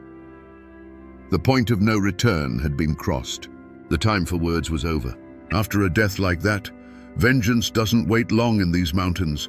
It just waits for the right time and the right place. That place is here. I'm standing beside the Guyandotte River at a sharp, angry turn in the road that locals have called Devil's Elbow for as long as anyone can remember. Today, it's peaceful. The water rushes over the rocks and the sun filters down through a thick canopy of leaves. It's a beautiful, forgotten corner of the county. But if you know where to look, the scars are still here. This wide gravel shoulder I'm standing on isn't the original road. The old wagon trace ran closer to the water, right along the base of this sheer rock wall. And up there, about 50 feet above me, is a high wooded ridge that looks down on this entire bend. It's a perfect natural ambush point, a kill box designed by God himself. The sandstone up there is still pockmarked, weathered by a century of rain and ice, but you can still make them out. Dark little circles against the grey rock, each one a silent testament to the chaos that was unleashed right where I'm standing. This is where the Lincolns delivered their answer to the death of young Daniel. It wasn't a back-alley knife fight. It was a calculated military-style operation, planned and led by a man who had learned the art of war on the bloodiest battlefields in the nation. You have to imagine it. A slow-moving wagon, heavy with the payroll for a McCoy timber crew, rumbling down that narrow trace. The men inside, feeling safe, probably not even thinking of trouble. They never saw the shadows moving in the laurel up on that ridge. They only heard the sound of Colonel Lincoln's justice speaking all at once. The McCoy payroll wagon creaked its way along the river trace, moving at the slow, steady pace of the mules that pulled it. Inside, 3 McCoy kinsmen were relaxed, their rifles leaning against the wagon bed. The money, a heavy lockbox full of silver dollars, was a comforting weight between them. It was a warm afternoon in 1875. The air was sweet, and the only sounds were the jingle of the harness, the rumble of the wheels, and the endless rush of the Guyandot. As they rounded Devil's Elbow, the high rock wall threw the road into deep shadow, offering a brief respite from the sun. It was the last moment of peace any of them would ever know. The first shot was not a warning. It was a declaration. A single sharp crack echoed from the ridge above, and the lead mule went down as if struck by lightning, its collapse throwing the entire wagon into a groaning, tangled halt. Before the McCoy men could even register what had happened, the ridge exploded in a volley of synchronized fire. It was not the scattered shooting of a brawl, it was the disciplined, concentrated fire of soldiers. The sound was a physical blow, a deafening wall of noise that hammered the wagon from above. The wooden sideboards of the wagon splintered instantly, peppered with a dozen heavy-caliber impacts. The air filled with the smell of gunpowder and hot lead. The man holding the reins was thrown backward from his seat, the leather straps falling from his hands. A second man, who had been scrambling for his rifle, suddenly slumped forward over the lockbox, his own weapon clattering, unfired, to the floorboards. The third and final man managed to raise his pistol and fire a single wild shot toward the trees before he too was silenced, collapsing in a heap beside his comrades. Then, as suddenly as it began, an absolute silence fell over the bend in the road. It was a heavy, profound quiet, broken only by the panicked breathing of the remaining mule and the ceaseless murmur of the river.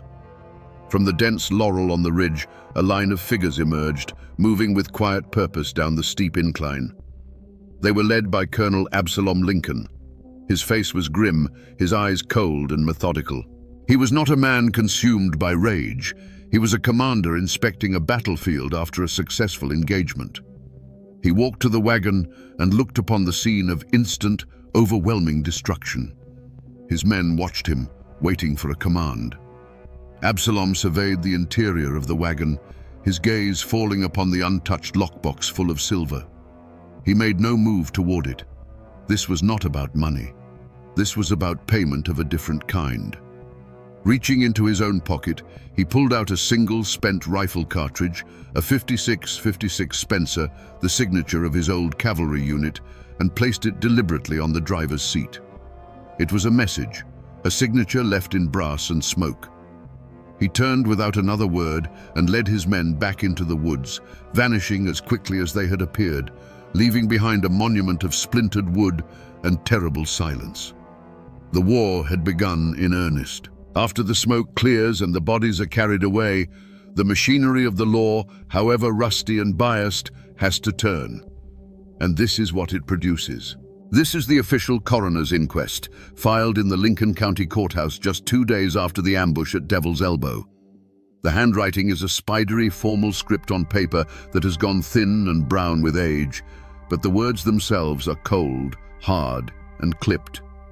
They are the official story, the version of events that was meant to be preserved for history. I'll read you the key passage. It says, "The deceased, identified as Silas McCoy, John R. McCoy, and Peter Vance, did come to their deaths by means of multiple gunshot wounds. Evidence suggests the attack was carried out from the high ridge overlooking the road. The company payroll box, containing approximately $200, was found undisturbed. The perpetrators are, at this time, unknown. Perpetrators unknown. In a county this small, where every family knows every other family's business, that phrase is a lie.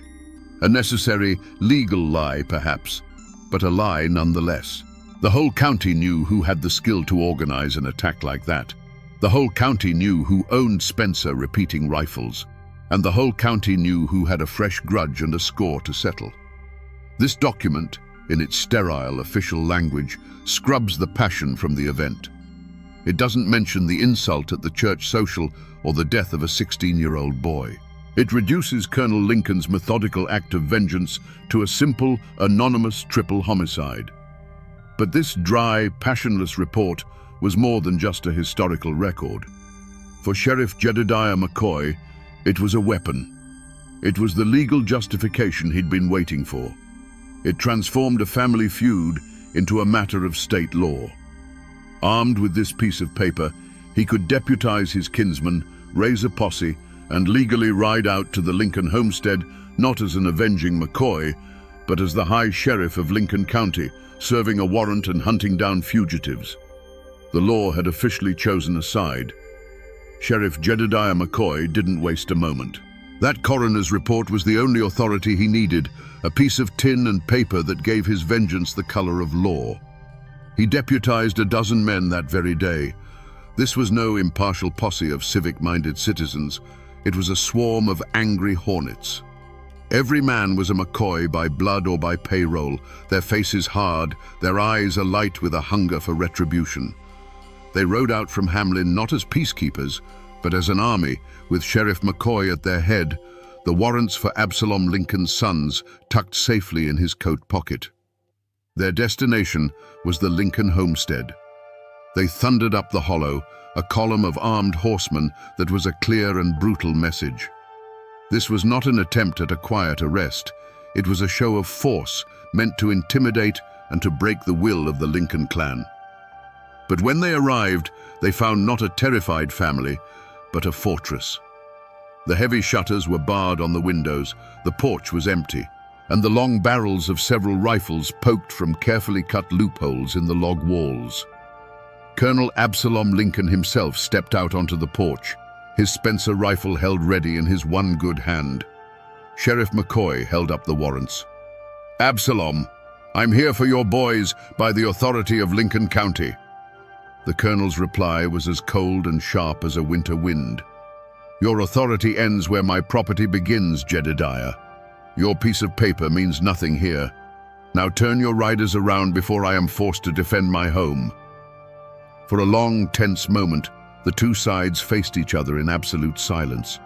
Then, a nervous McCoy deputy shifted his weight, his horse stamped, and a rifleman inside the Lincoln house took it as a threat. A single shot cracked the stillness, kicking up dirt just in front of McCoy's horse. That was all it took. The posse unleashed a ragged volley of fire at the house, which was answered by the disciplined, withering fire of the defenders. McCoy's men were exposed, out in the open, and after several minutes of taking the worst of the exchange, they were forced into a humiliating retreat back down the hollow. Furious and thwarted, Jedediah and Elias McCoy devised a new strategy. If they couldn't take the Lincoln fort, they would seize the counties. They rode their posse back into Hamlin, but they didn't disperse. Instead, they dismounted and, in a shocking act of insurrection, stormed the county courthouse. They threw out the Lincoln-appointed clerk and barricaded the doors. From the windows of the very building meant to dispense justice, McCoy riflemen now aimed their weapons out at the town square. There was no trial. There was no capture. The verdict was delivered by Jedediah McCoy himself, who hung a hand-painted sign from the courthouse balcony. "By order of the sheriff, martial law is in effect. All sympathizers of the Lincoln clan will be deemed outlaws." The pursuit of the law had ended with the law itself being taken hostage. Lincoln County now had two armed camps, two governments. The Lincolns, barricaded in their home, and the McCoys, ruling from a stolen courthouse. The town of Hamlin became a no-man's land where the slightest movement could draw a sniper's bullet, and the promise of a full-scale battle hung over the valley like a storm cloud waiting to break. Every war, no matter how large or small, ends in the same place, a quiet plot of ground under a silent sky. I'm here now, in the old Hamlin Cemetery, a place where the stones lean like tired old men, and the stories they tell are slowly being erased by wind and rain. The grass is high, and the only sound is the drone of cicadas in the ancient oaks. I came here to find the final chapters of the two men who started it all, to see where their ambition and their bitterness finally led them. It wasn't hard to find Colonel Absalom Lincoln. His grave is on a small rise overlooking the valley. It's a simple, dignified stone of grey granite, the kind a soldier would choose. The inscription is clear and deep: Colonel Absalom Lincoln, CSA, beloved father and husband. A small, sun-bleached Confederate flag is planted in the earth beside it, a sign that even after all these years, someone still comes here to remember the man and the cause he fought for. His legacy, at least to his own family, is one of honor. Finding Black Elias McCoy was a different story. His grave is tucked away in a low-lying corner of the cemetery, where the water gathers and the weeds grow thickest. His headstone was clearly once more expensive than the colonel's, a tall, ornate piece of marble, but time has been cruel to it. It's tilted badly, stained dark green with moss, and a thick vein of ivy is slowly choking the inscription. I had to pull it away to even read the name. Here lies the man who wanted to drag the county into the modern age, the man who dealt in railroads and northern money, yet his final resting place is forgotten, sinking back into the earth. And here is the final bitter irony of the Lincoln County War. They lie just 100 yards apart now. The proud colonel and the ambitious McCoy, enemies who set the hills on fire with their hatred, are now silent neighbors for eternity.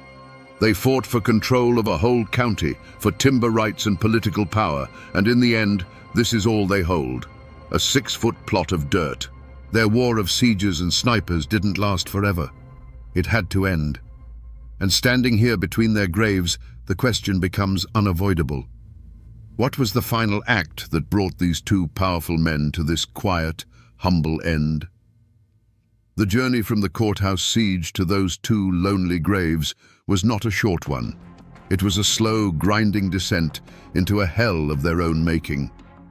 The standoff was eventually broken by a traveling circuit judge, a brave man named Theron Parsons, who rode into Hamlin flanked by federal marshals.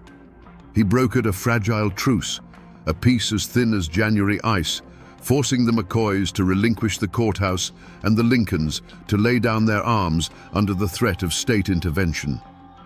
For a few tense months, an uneasy quiet settled over the county, but the hate was still there, simmering just beneath the surface. That fragile peace was shattered by a single rifle shot in the summer of 1878. Judge Parsons, seen as sympathetic to the Lincolns, was sitting on the porch of his boarding house when a bullet from the shadows found him. The assassination was a message. There was no room for impartial law in Lincoln County. The truce was over. The act was so brazen, so final, that it pushed both sides past the point of no return. The rules of engagement, if there ever were any, were burned along with the judge's body on the funeral pyre. The conflict then devolved into a new, more ruinous kind of warfare: economic destruction. One moonless night, McCoy riders swept through the Lincoln holdings, their torches finding the grist mill and the barns full of the year's harvest. The orange glow against the night sky was visible for miles, a signal that the McCoys were no longer just trying to win, but to erase the Lincolns from the land entirely. The retaliation was swift and terrible. The Lincolns, led by Absalom's remaining sons, no longer targeted barns. They targeted homes, setting fire to the McCoy homesteads and driving women and children out into the cold. It was a war of total annihilation, where the goal was to leave the enemy with nothing but ashes. This was the war that finally broke both clans. Black Elias McCoy, for all his cunning, found his fortune turning to ash in his hands. He had spent everything on hired guns, legal fees and bribes, and with his timber operations constantly under threat, his northern business partners abandoned him. He died a few years later, not from a bullet, but a broken man. His dreams of a McCoy dynasty ruined, leaving little behind but debts and a legacy of hate. Colonel Absalom Lincoln met a more direct, but no less tragic, end. In the spring of 1880, believing the worst of the fighting was over, he was out plowing his field, trying to bring life back to the soil that had soaked up so much blood. The man who had survived Gettysburg, who had fortified his home against a sheriff's army, was shot in the back by an unknown assassin from the tree line. He died with his hand on the plow. With the patriarchs of both families gone, the war simply ran out of fuel. The long shadow it cast, however, would stretch for generations, a darkness that fell not just on the families who fought, but on the very soul of the county itself. You might think that after 150 years, the dust would have settled, and the story of the Lincoln County War would be just that, a story. But you'd be wrong. The shooting may have stopped in 1880, but the war of words, the war of whispers and memory, never truly ended. It's still being fought today, in quiet conversations on front porches and at family reunions. The truth of what happened depends entirely on who you ask, because in Lincoln County, history isn't a single solid thing. It's a fractured mirror, and every family holds a piece. To this day, if you find someone with the last name Lincoln, they will tell you a story of heroes and villains. In their version, Colonel Absalom Lincoln was a tragic patriarch, a man of unshakable honor who was forced to defend his family and his way of life against a tide of corruption. The McCoys were nothing but greedy upstarts, puppets for northern industrialists who stole an election and used a tainted badge to wage a campaign of terror. The ambush at Devil's Elbow wasn't murder, it was justice.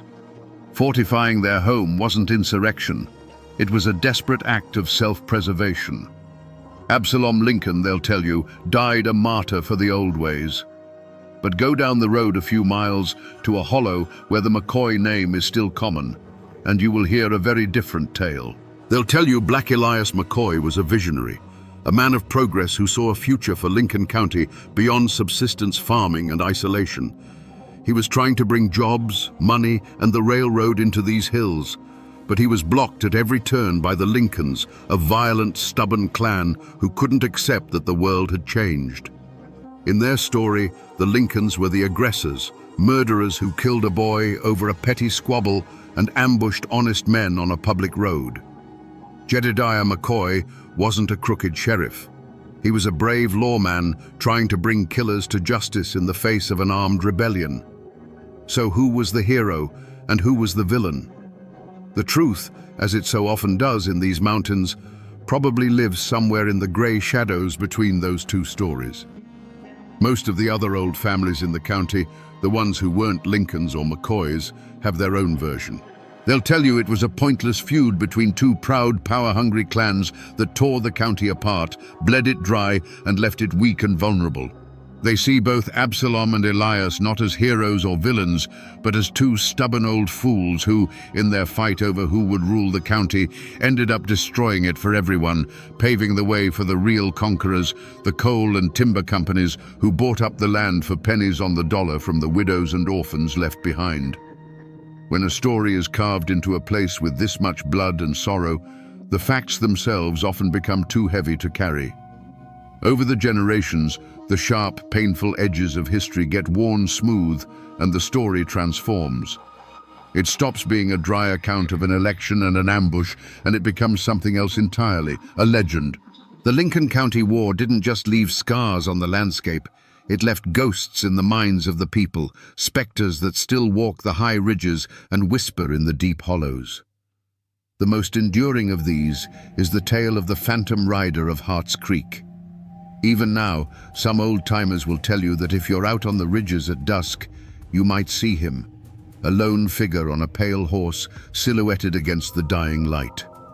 He never gets close, never makes a sound. He just watches. During the war, Men from both sides claim to have seen him right before a killing, a silent omen of the violence to come. Some say he's the ghost of a soldier, eternally watching his home tear itself apart. Others believe he is death himself, drawn to these hills by the sheer volume of hate. The historical fact of the ambushes and killings has been given a supernatural guardian, a way for the people to personify the sense of doom that hung over the county.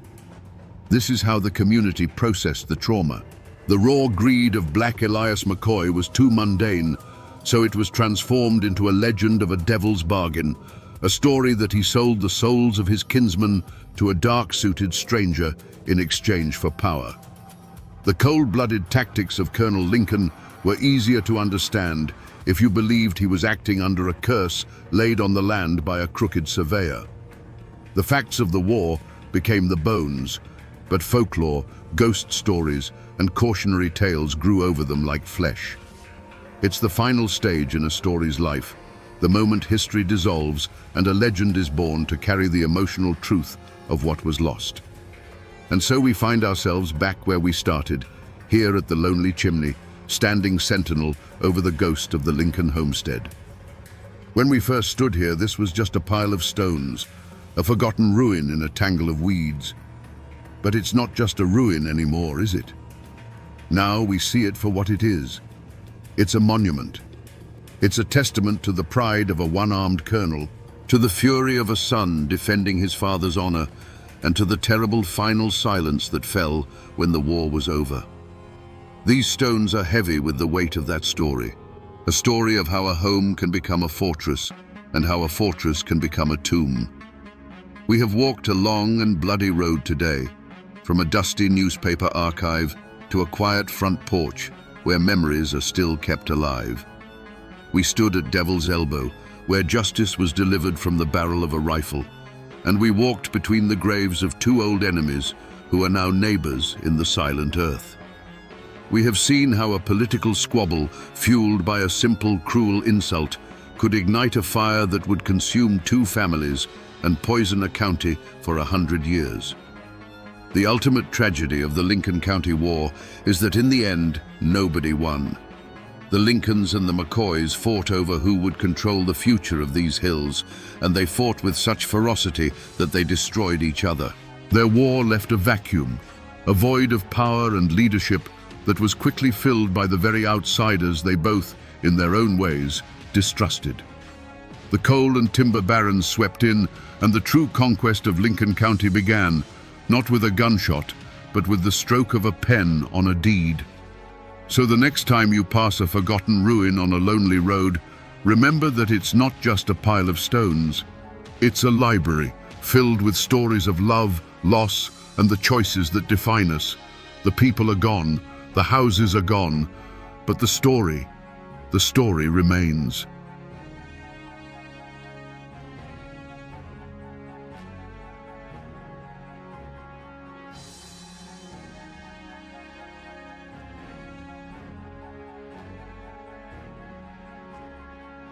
On a moonless October night, deep in the West Virginia mountains, the forest held its breath.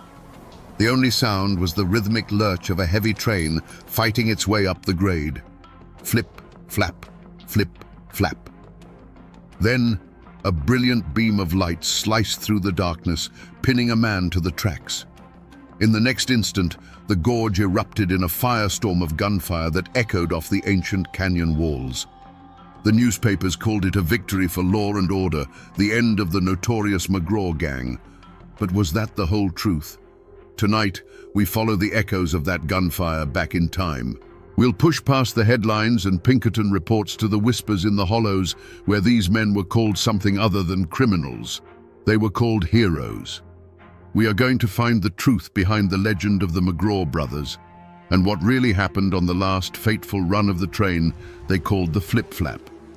Before the gunfire and the legend, there was just the hollow.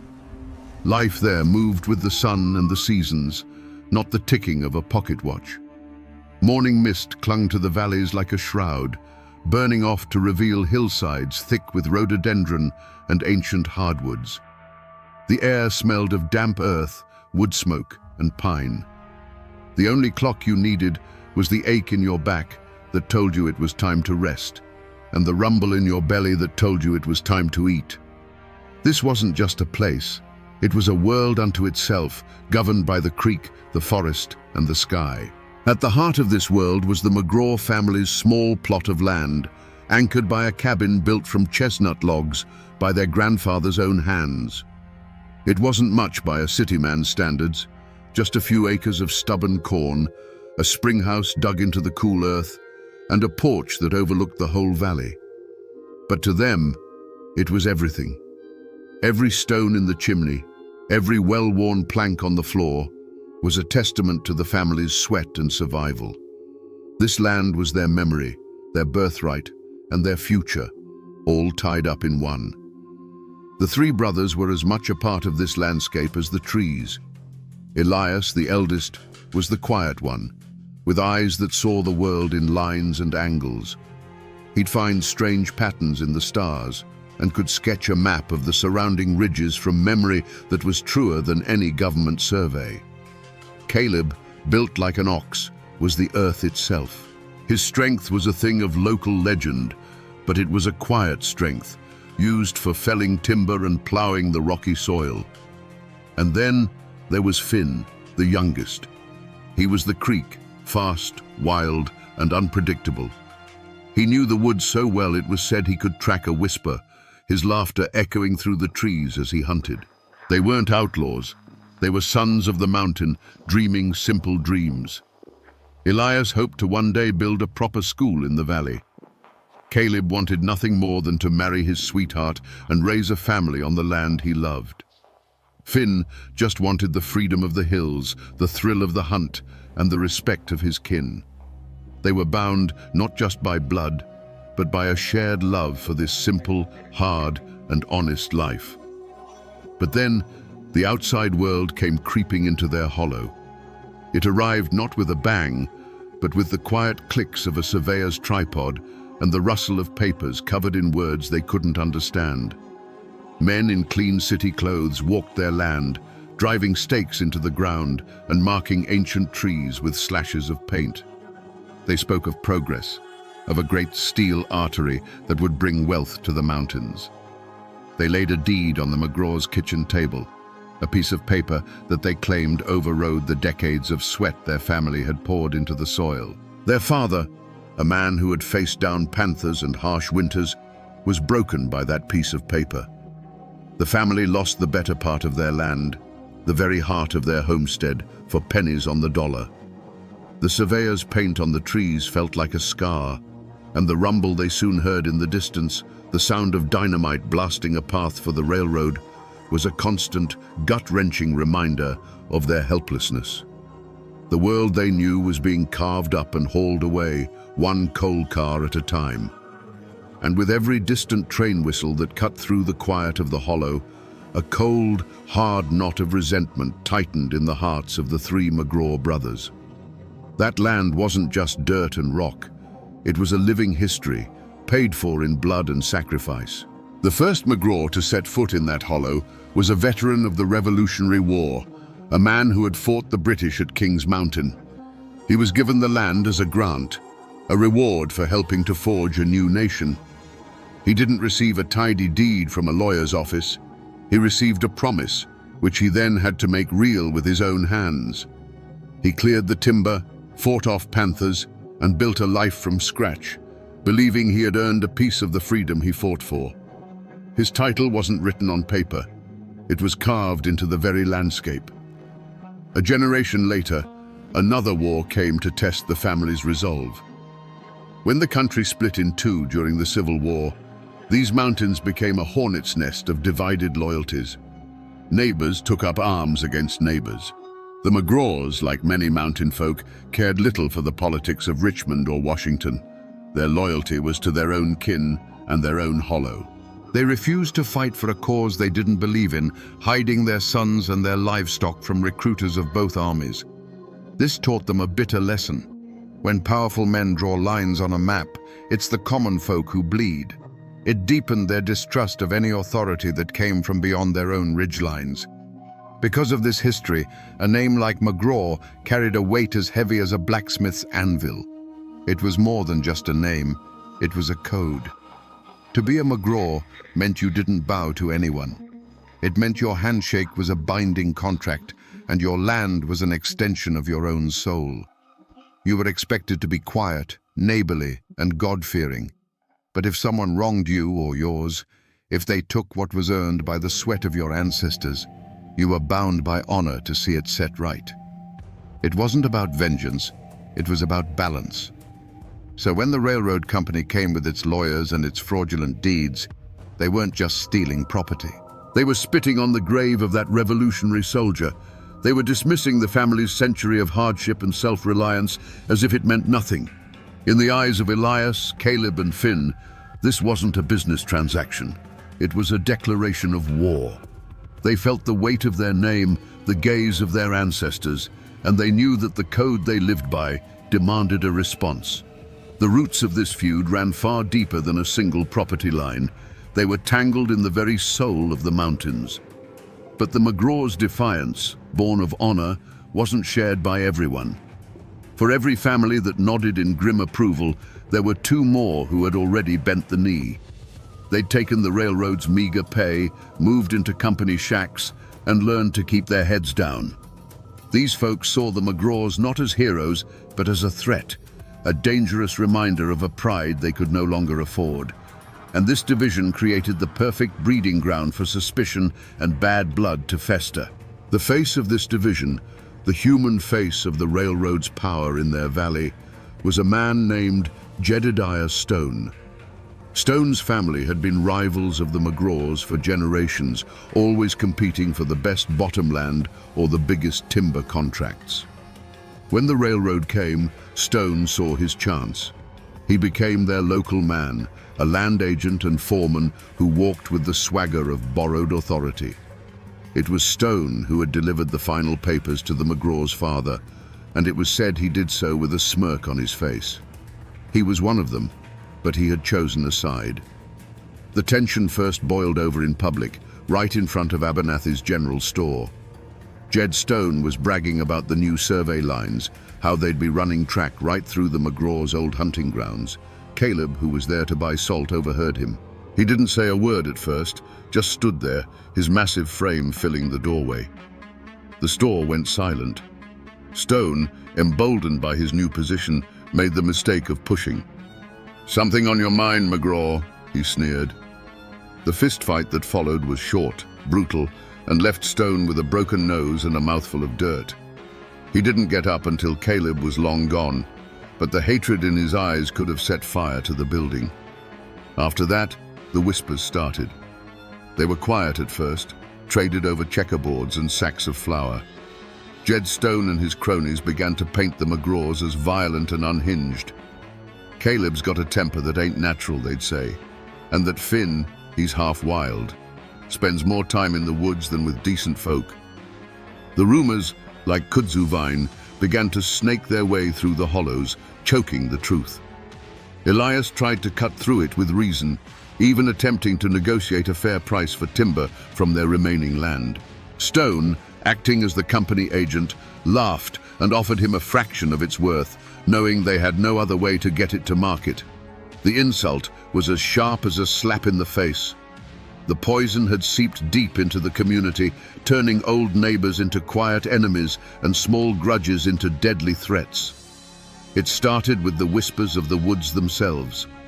An old she-panther, whose territory was miles up the ridge, began to scream at dusk just beyond their clearing, a sound like a woman being murdered, a cry that made the hair on your arms stand up. One evening, the sunset bled across the sky in a shade of red so deep and unnatural that the old folks called it a blood sky, a sure sign that the earth was about to drink its fill. Even the wind seemed to change its tune, moaning through the pines, not with the familiar sigh of the mountains, but with a sound like a mother weeping for her lost sons. These were the old signs, the omens the McGraw's grandmother had taught them to heed, and they settled like a cold frost on their spirits. Then, the human omen arrived. He wasn't a railroad bull or a county sheriff. He was a man named Sterling, a detective from the Pinkerton agency. He didn't ride in with a posse. He simply appeared one day at Abernathy's store, looking as out of place as a Bible in a saloon. He wore a dark city suit, a bowler hat, and his face was clean-shaven and pale. He didn't speak much, just bought some tobacco and sat on the porch, watching. But it was the way he watched that unnerved everyone. He didn't look at the mountains with wonder. He looked at them like a grid on a map. He studied the faces of the local men, not with curiosity, but with a cold, detached calculation, the way a butcher studies a side of beef. Elias saw him that day and felt a chill that had nothing to do with the autumn air. He was a planner, a man who understood strategy, and in Sterling's quiet, assessing gaze, he saw a different kind of mind at work. This wasn't a man who could be intimidated by Caleb's strength or charmed by Finn's smile. This was a patient hunter, a man who would use traps and wires and logic, not just guns. That night, Elias sat on his porch, the familiar ridges and stars offering no comfort. A profound and unshakable dread settled deep in his gut. He knew, with a certainty that defied reason, that the game had changed. They were no longer just striking back at a faceless company. A reckoning was coming, and the game was no longer theirs to control. The breaking point didn't come with a roar, but with the quiet, rhythmic scrape of shovels against sacred ground. Finn was tracking a buck high on the ridge when he heard it, an unnatural sound in the one place that should have been silent. Creeping through the underbrush, he froze.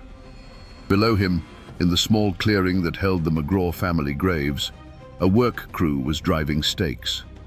Jedediah Stone stood among them, pointing, directing. They were marking a path for the tracks, and the line went right through the weathered headstones of his grandparents. The cold dread he'd felt for months instantly turned into white-hot rage. He didn't run back to the cabin screaming. The fury was too deep for that. He walked, cold and deliberate, and his brothers saw the look in his eyes and knew. Together, the three of them walked back up the ridge. They weren't armed for a fight. Elias carried only the original tattered land grant from the war, a last, desperate appeal to history and honor. They found Stone's crew about to pry loose the first of the fieldstone markers. "Stop," Elias said, his voice quiet, but carrying the weight of a judge. "This is consecrated ground. Your company's deed has no claim here." Jed Stone turned slowly, a smug, contemptuous grin spreading across his face. He spat a stream of tobacco juice near the oldest grave. "Your deed is a piece of history, Elias. This," he said, waving the company's official survey, "is the law. And the law says, I own every leaf, rock, and bone on this mountain. Now, I'm telling you for the last time, get off company property before I have you removed." He gave a sharp nod to one of his men, a hard-faced guard with a pistol holstered on his hip. That was the spark. Finn let out a choked cry of fury and lunged, not at Stone, but at the man reaching for his grandmother's headstone. In the same motion, the guard drew his pistol.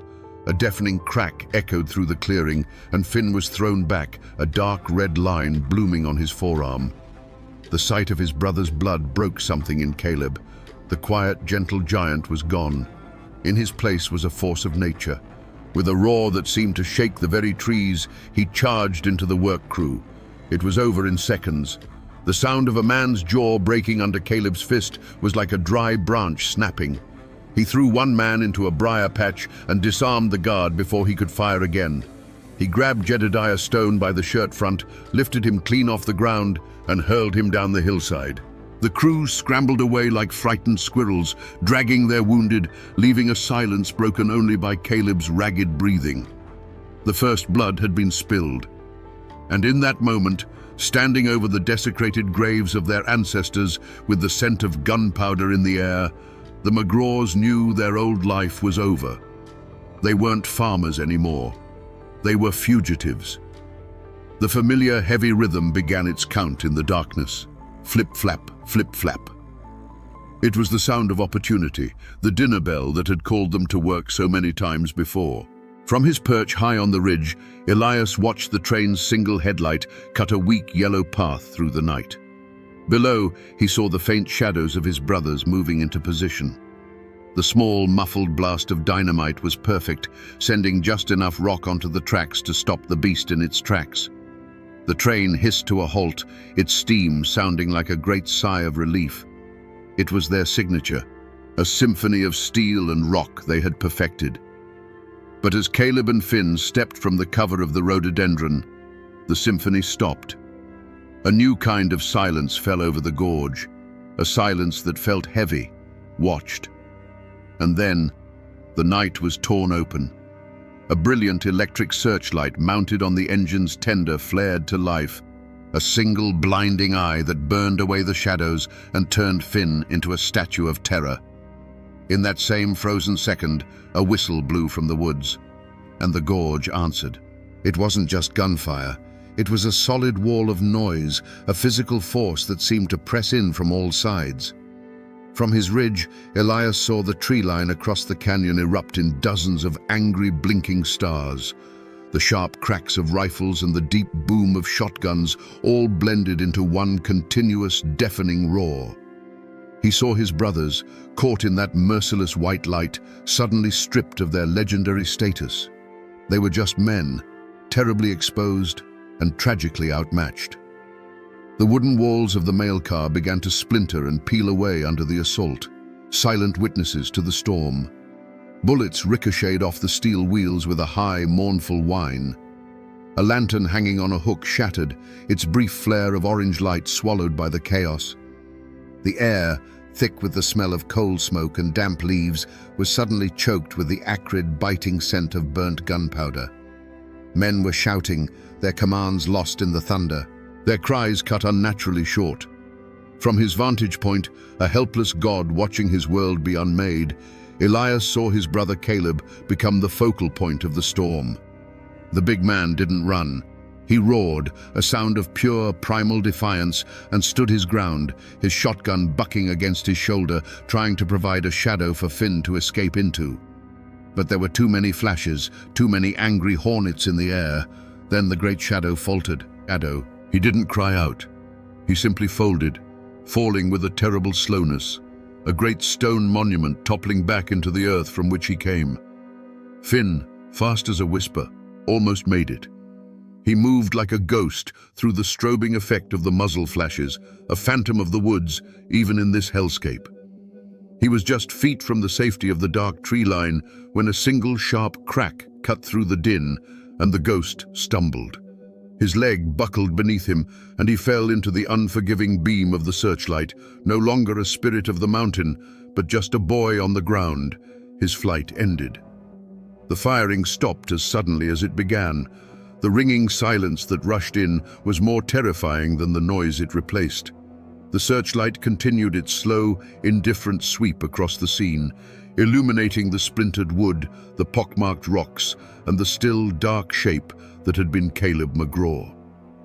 Elias lay flat against the cold stone of his lookout, the smoke burning his lungs, a ghost left behind to witness the slaughter of his family. For Detective Sterling, this was never about justice, and it was certainly not about honor. It was about solving a problem. From his temporary office in the county seat, surrounded by maps, train schedules, and telegraph reports, he saw the entire situation as a complex equation. The McGraw brothers were not men. They were a variable, an unpredictable disruption to the orderly flow of commerce. And his job, the job he was paid very well for, was to eliminate that variable. His initial attempts to hunt them had been a source of immense professional frustration. His best agents, men who could track a pickpocket through the most crowded city streets, were useless here.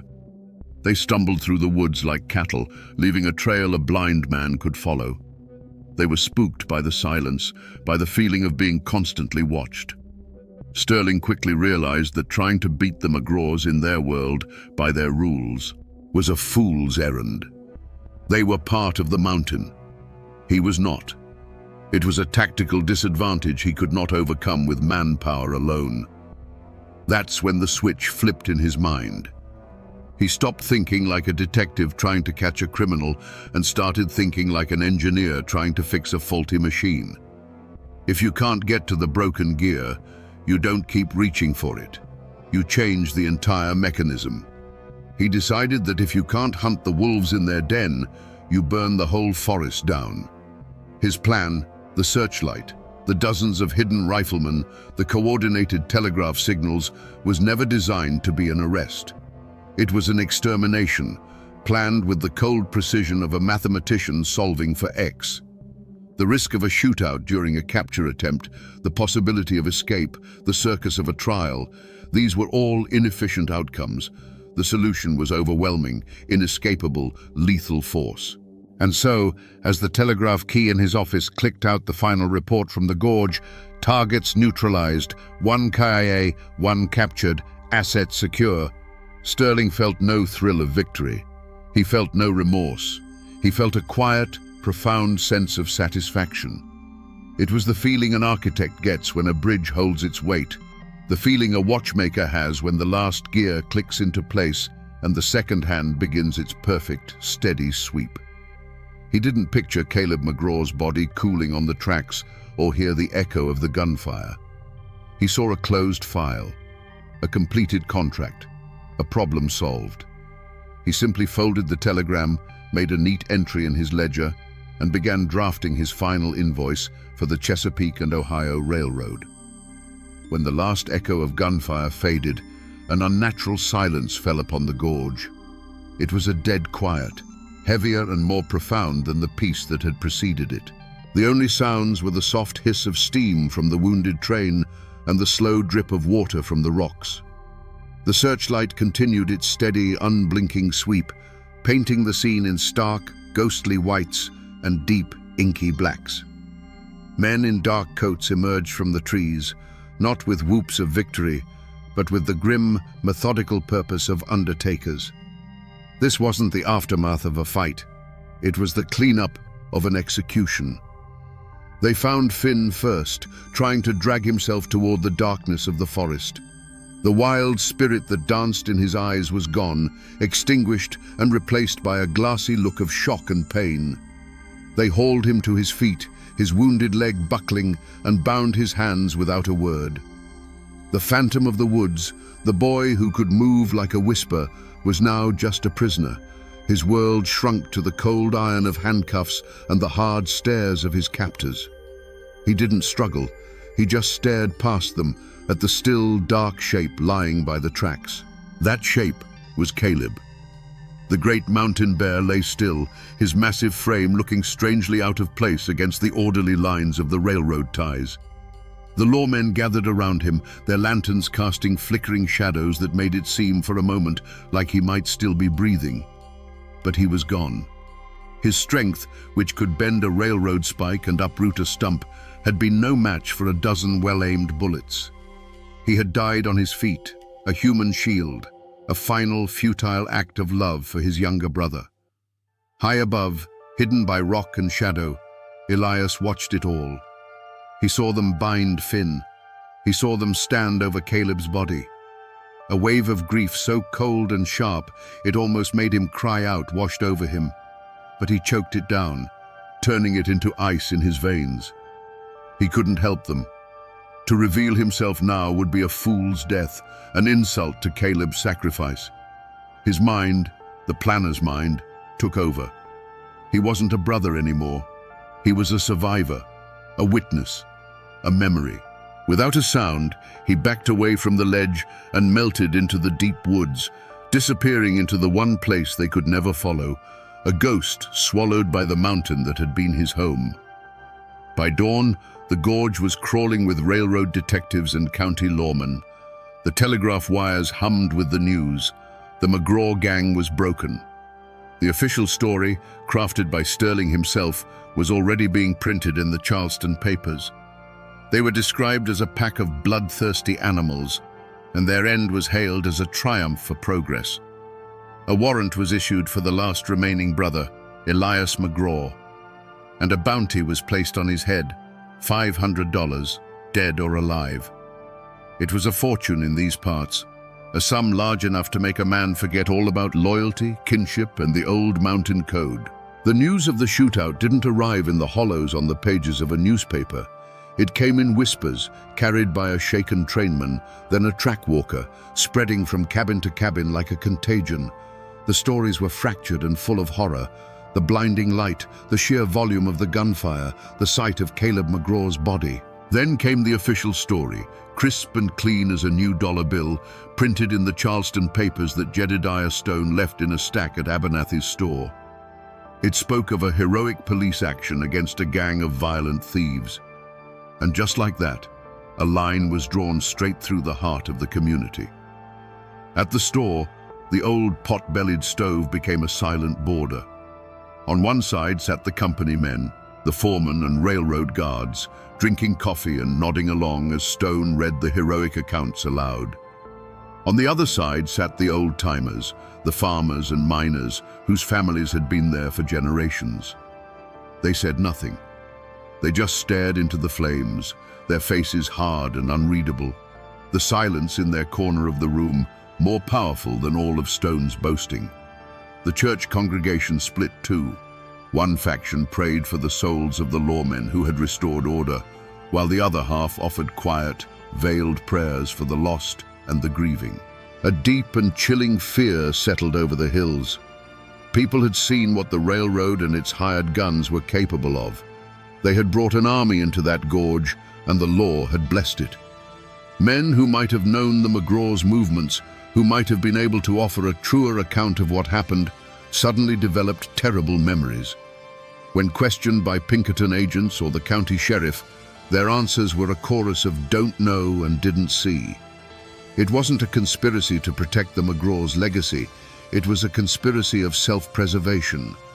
They understood the new math of survival. The railroad's power was absolute, and speaking the truth could get you fired, evicted, or worse. A blanket of collective silence was pulled over the hollows, smothering the facts of that night. But even in that suffocating silence, small acts of courage flickered like candle flames in a storm. An anonymous sack of cornmeal and salted pork was left on the porch of a distant McGraw cousin. The blacksmith, a man who had known Caleb since he was a boy, told Jed Stone his forge was too busy to shoe his horse and left the animal standing. These were quiet rebellions, tiny gestures that went unnoticed by the men in charge, but they were messages understood by everyone else. They were a signal that while the body of the community might have been broken, its spirit, the old mountain code of loyalty, was not yet dead. It was a spirit that would be tested to its absolute limit by the crisp new posters that soon appeared, nailed to the door of the store and the biggest trees in the valley, announcing the $500 bounty on Elias McGraw. The hunt for Elias McGraw began not as a noble pursuit of justice, but as a business venture. Detective Sterling, a man who believed in systems and efficiency, organized the posse. He knew his own Pinkerton agents were liabilities in this terrain, so he leveraged the bounty. The $500 reward drew a rough collection of men down from the hills, men with cold eyes and worn-out boots, who knew the ridges, but whose loyalty was only to the silver dollar. To lead this motley crew, Sterling appointed Jedediah Stone. Puffed up with a new sense of authority and burning with personal vengeance, Stone swore he knew every path and hideout Elias could possibly use. They set out with a confidence bordering on arrogance, a clumsy army crashing through a silent world. They were loud, their city boots snapping twigs and dislodging stones, their voices carrying for miles in the still mountain air. They were hunting a ghost, but they sounded like a herd of buffalo. The mountains, in turn, seemed to conspire against them. Sudden, chilling rains would turn the trails to mud, washing away any potential tracks. Thick fog would descend into the valleys without warning, swallowing landmarks and turning the men back on their own trails. They were outsiders, and the ancient landscape seemed to be actively resisting their intrusion. Days bled into a week, then two. The mood of the posse soured. The bounty hunters grew restless and suspicious of one another, each man fearing another would find the trail first and claim the prize. Jed Stone's confident boasts turned to frustrated curses as every certain location proved empty. The men began to feel the oppressive weight of the forest's silence. They started at every shadow, mistaking the cry of a hawk for a signal. The man they were hunting became less a fugitive and more a myth. They spoke of him in hushed tones around the campfire, calling him the Haint of the Ridge. Elias was no longer just a man on the run. He was the spirit of the mountain itself, and he was hunting them back. Their break came from a place of desperation. An old trapper, his family facing a hard winter, was quietly approached by one of Sterling's men. For a fraction of the bounty, paid in cash, he reluctantly drew a crude map on a piece of bark. It showed a forgotten network of limestone caves near the highest ridge, a place the old folks called the Devil's Pantry. It was a treacherous, hidden place, a perfect bolt hole. The trapper's information reignited the posse's hope.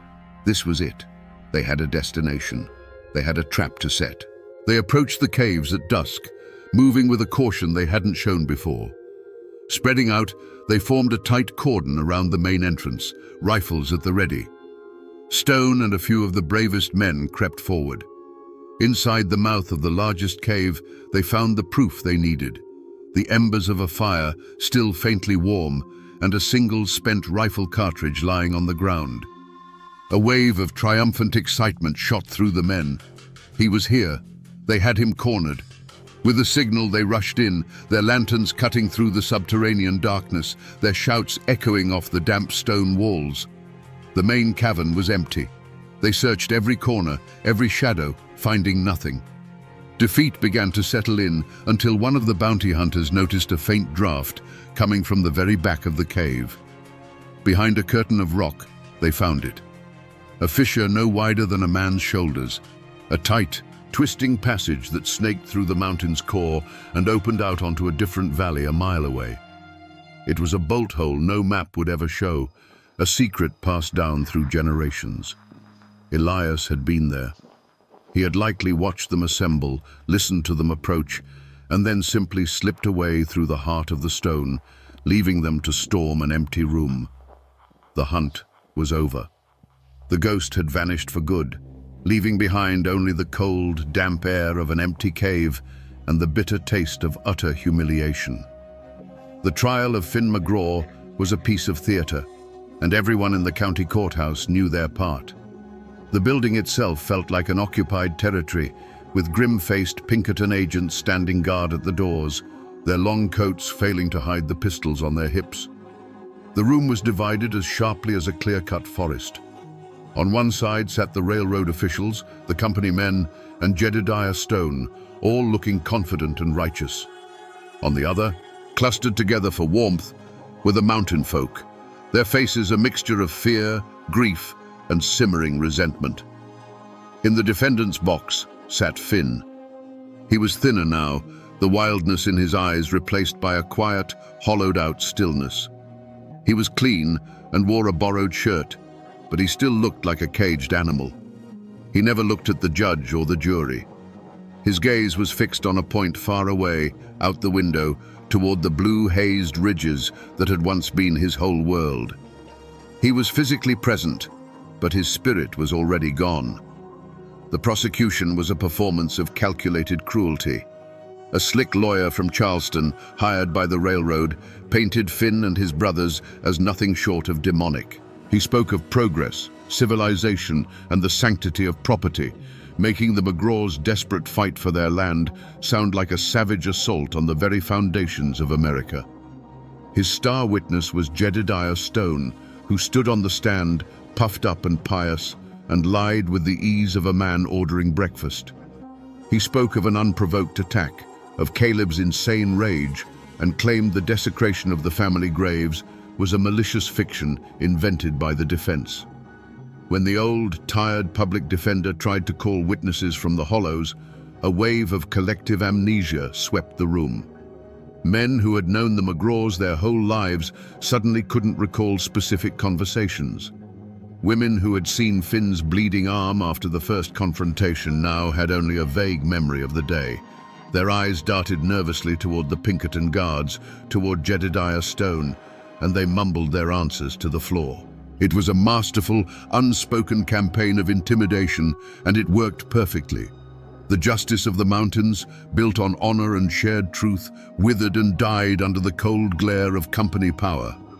The verdict was a formality.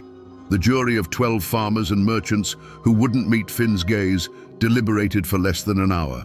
The foreman, a man who had bought corn from the McGraw's father for 20 years, read the word guilty in a voice that was barely a whisper.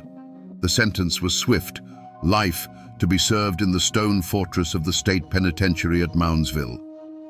As they clamped the shackles on his wrists, Finn finally broke his silence. He looked at Jedediah Stone, who was accepting congratulations from the railroad lawyer, and a faint, bitter smile touched his lips. Finn was led away, a ghost in chains, leaving a courtroom thick with the stench of a lie. The law of men had won its victory. Jedediah Stone, the man who had instigated the fight at the gravesite, the man whose greed and spite had set the whole tragedy in motion, walked out of the courthouse, a free man and a local hero. The question that hung in the silent, heavy air was one no one dared to ask aloud. Was this justice? Or was it just the tidiest solution? For Finn McGraw, the life sentence was a death sentence delivered in slow motion. The stone walls and iron bars of Moundsville Penitentiary were more than a prison. They were a tomb. For a boy who had measured his days by the rising sun and the call of the whippoorwill, the clang of the cell door was the sound of his world ending. The endless grey walls, the stale air, the suffocating proximity of other broken men, it was a physical torment. He withered. The mountain boy, whose lungs had been filled with clean, sharp air, began to cough, a deep, rattling sound that echoed the sickness in his soul. He died 7 years later, not from the consumption that ravaged his body, but from the slow, relentless starvation of his spirit. He never once spoke of his brothers or the location of any hidden money, taking his secrets with him to a pauper's grave in the prison yard. Jedediah Stone, on the other hand, got everything he wanted. The railroad rewarded him handsomely for his loyalty, giving him a managerial position and the title to the last of the McGraw's land. He built a new, bigger house right where their old cabin had stood, a monument to his victory. But his victory was a hollow one. The whispers that had once been about the McGraws were now about him. He was no longer a neighbor. He was the company man. People were polite to his face, but their eyes were cold and distant. Men would fall silent when he entered the general store. No one invited him to barn raisings or church socials. He had the land, but he had lost the community. He grew old in that big, empty house, becoming a prisoner of his own making. He became paranoid, convinced that every shadow on the ridge was the ghost of Elias McGraw, come back for revenge. He took to carrying a pistol at all times, his nights spent staring out the window at the dark, silent mountains that seemed to be judging him. He didn't face a judge or a jury, but he served his own kind of life sentence, one of loneliness and fear. He died a bitter, solitary man, his wealth unable to buy him the one thing he had thrown away, a place among his own people.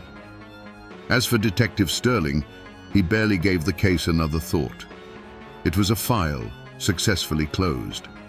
He collected his fee from the railroad and moved on to his next contract, breaking up a union strike in the coalfields of Pennsylvania with the same detached, lethal efficiency. The McGraws were just a name in a ledger, a solved equation, a footnote in a long and profitable career of enforcing the will of powerful men. And in the hollows, a deep and deliberate forgetting began. The story of the flip-flap ambush became a dangerous thing to remember, a wound that was better left to scar over. People stopped talking about it. The McGraw name was spoken only in hushed tones, a ghost story to frighten children. The railroad's power was now absolute, and survival meant accepting the new reality. The land, once a tapestry of family homesteads, was consolidated into company property. The old ways, the old code, were buried under a blanket of silence, as deep and as final as the grave. If you go looking for the McGraw name in that county today, you'll have a hard time finding it. Finn died without children, a number in a prison ledger. Elias vanished into the mists of folklore. The name, like a river driven underground, disappeared from the surface. But the bloodline didn't vanish entirely. It flows on through the descendants of cousins, quiet families who know the truth of the story, but have learned the wisdom of not speaking it too loudly. As for the Stones, their grand house, built on a foundation of betrayal, eventually fell to ruin, and their descendants sold the land and moved away, leaving behind a name that is now just a footnote in the county records. The most powerful echo of that night is etched into the land itself. The main railroad line doesn't run through the gorge the same way anymore. It was straightened and modernized decades ago, a safer, faster route blasted through the rock. But if you know where to look, if you're willing to hike through thick brush and over fallen trees, you can still find the old bed. The flip-flap curve is still there, a silent curving scar on the mountainside. The tracks are long gone, but you can still see the rotting ties, half swallowed by the earth, ghosts of steel and progress. To stand in that silent curve is to feel the weight of what happened there. The air is still thick with it. Just a few hundred yards from that curve, up on a small rise, you'll find a tangle of briars and a scattering of old foundation stones. This is where Jedediah Stone's house stood, and before that, the McGraw cabin. And if you search the ground nearby, you will find nothing. No trace of the family graveyard. That's because when the railroad men laid their tracks, they needed to build up the grade. They took the easiest path. They simply built their embankment right over top of it. The weathered headstones of the McGraw's ancestors, the very flashpoint of the whole tragedy, are buried deep beneath the tons of rock and earth that support the abandoned line. The history they died defending is now crushed under the weight of the thing that destroyed them. People forget. Documents burn and names fade from tombstones, but the mountains remember everything. They don't keep records in ink, but in stone and shadow and silence. The locals say that on a cold October night, when the wind is just right, you can still hear a sound echoing from that abandoned cut. A sound like the lurching of a heavy train. Flip-flap, flip-flap. It's a story the land itself refuses to let die. Because while the law of men may have written the official history, the mountains hold the truth in their very bones. So we come back to the question we started with. Were the McGraw brothers just a gang of ruthless criminals? The official record, written in the neat, confident hand of men like Detective Sterling, would say yes. They were a violent disruption, an obstacle to progress that was efficiently and justly removed. But the truth, as it so often is in these mountains, is a far more complicated thing. They were men who were pushed until they had no choice but to push back. Men who chose to break the law rather than break the code they were raised by. This has been more than the story of a forgotten gunfight. It's a story about the birth of modern America and the price that was paid for it. For every mile of track that was laid, for every ton of coal that was ripped from the earth, a piece of an older world was buried. The McGraws weren't just fighting the railroad, they were fighting against erasure. They were the last defiant roar of a way of life that was being silenced forever. And in the end, the most powerful weapon used against them wasn't a rifle in the dark. It was the pen that wrote the official history, the one that turned their righteous fury into a simple act of criminal greed. But a story like this never truly dies. It seeps into the soil. It whispers on the wind that blows through that lonely, abandoned gorge. Some say the ghost of Elias McGraw still walks those ridges, a silent guardian of a buried truth, a permanent echo of defiance. He stands as a quiet, eternal reminder that you can kill a man, you can silence a community, and you can pave over the past. But you can never ever kill a story that deserves to be told. And now, my friends, you know the rest of the story.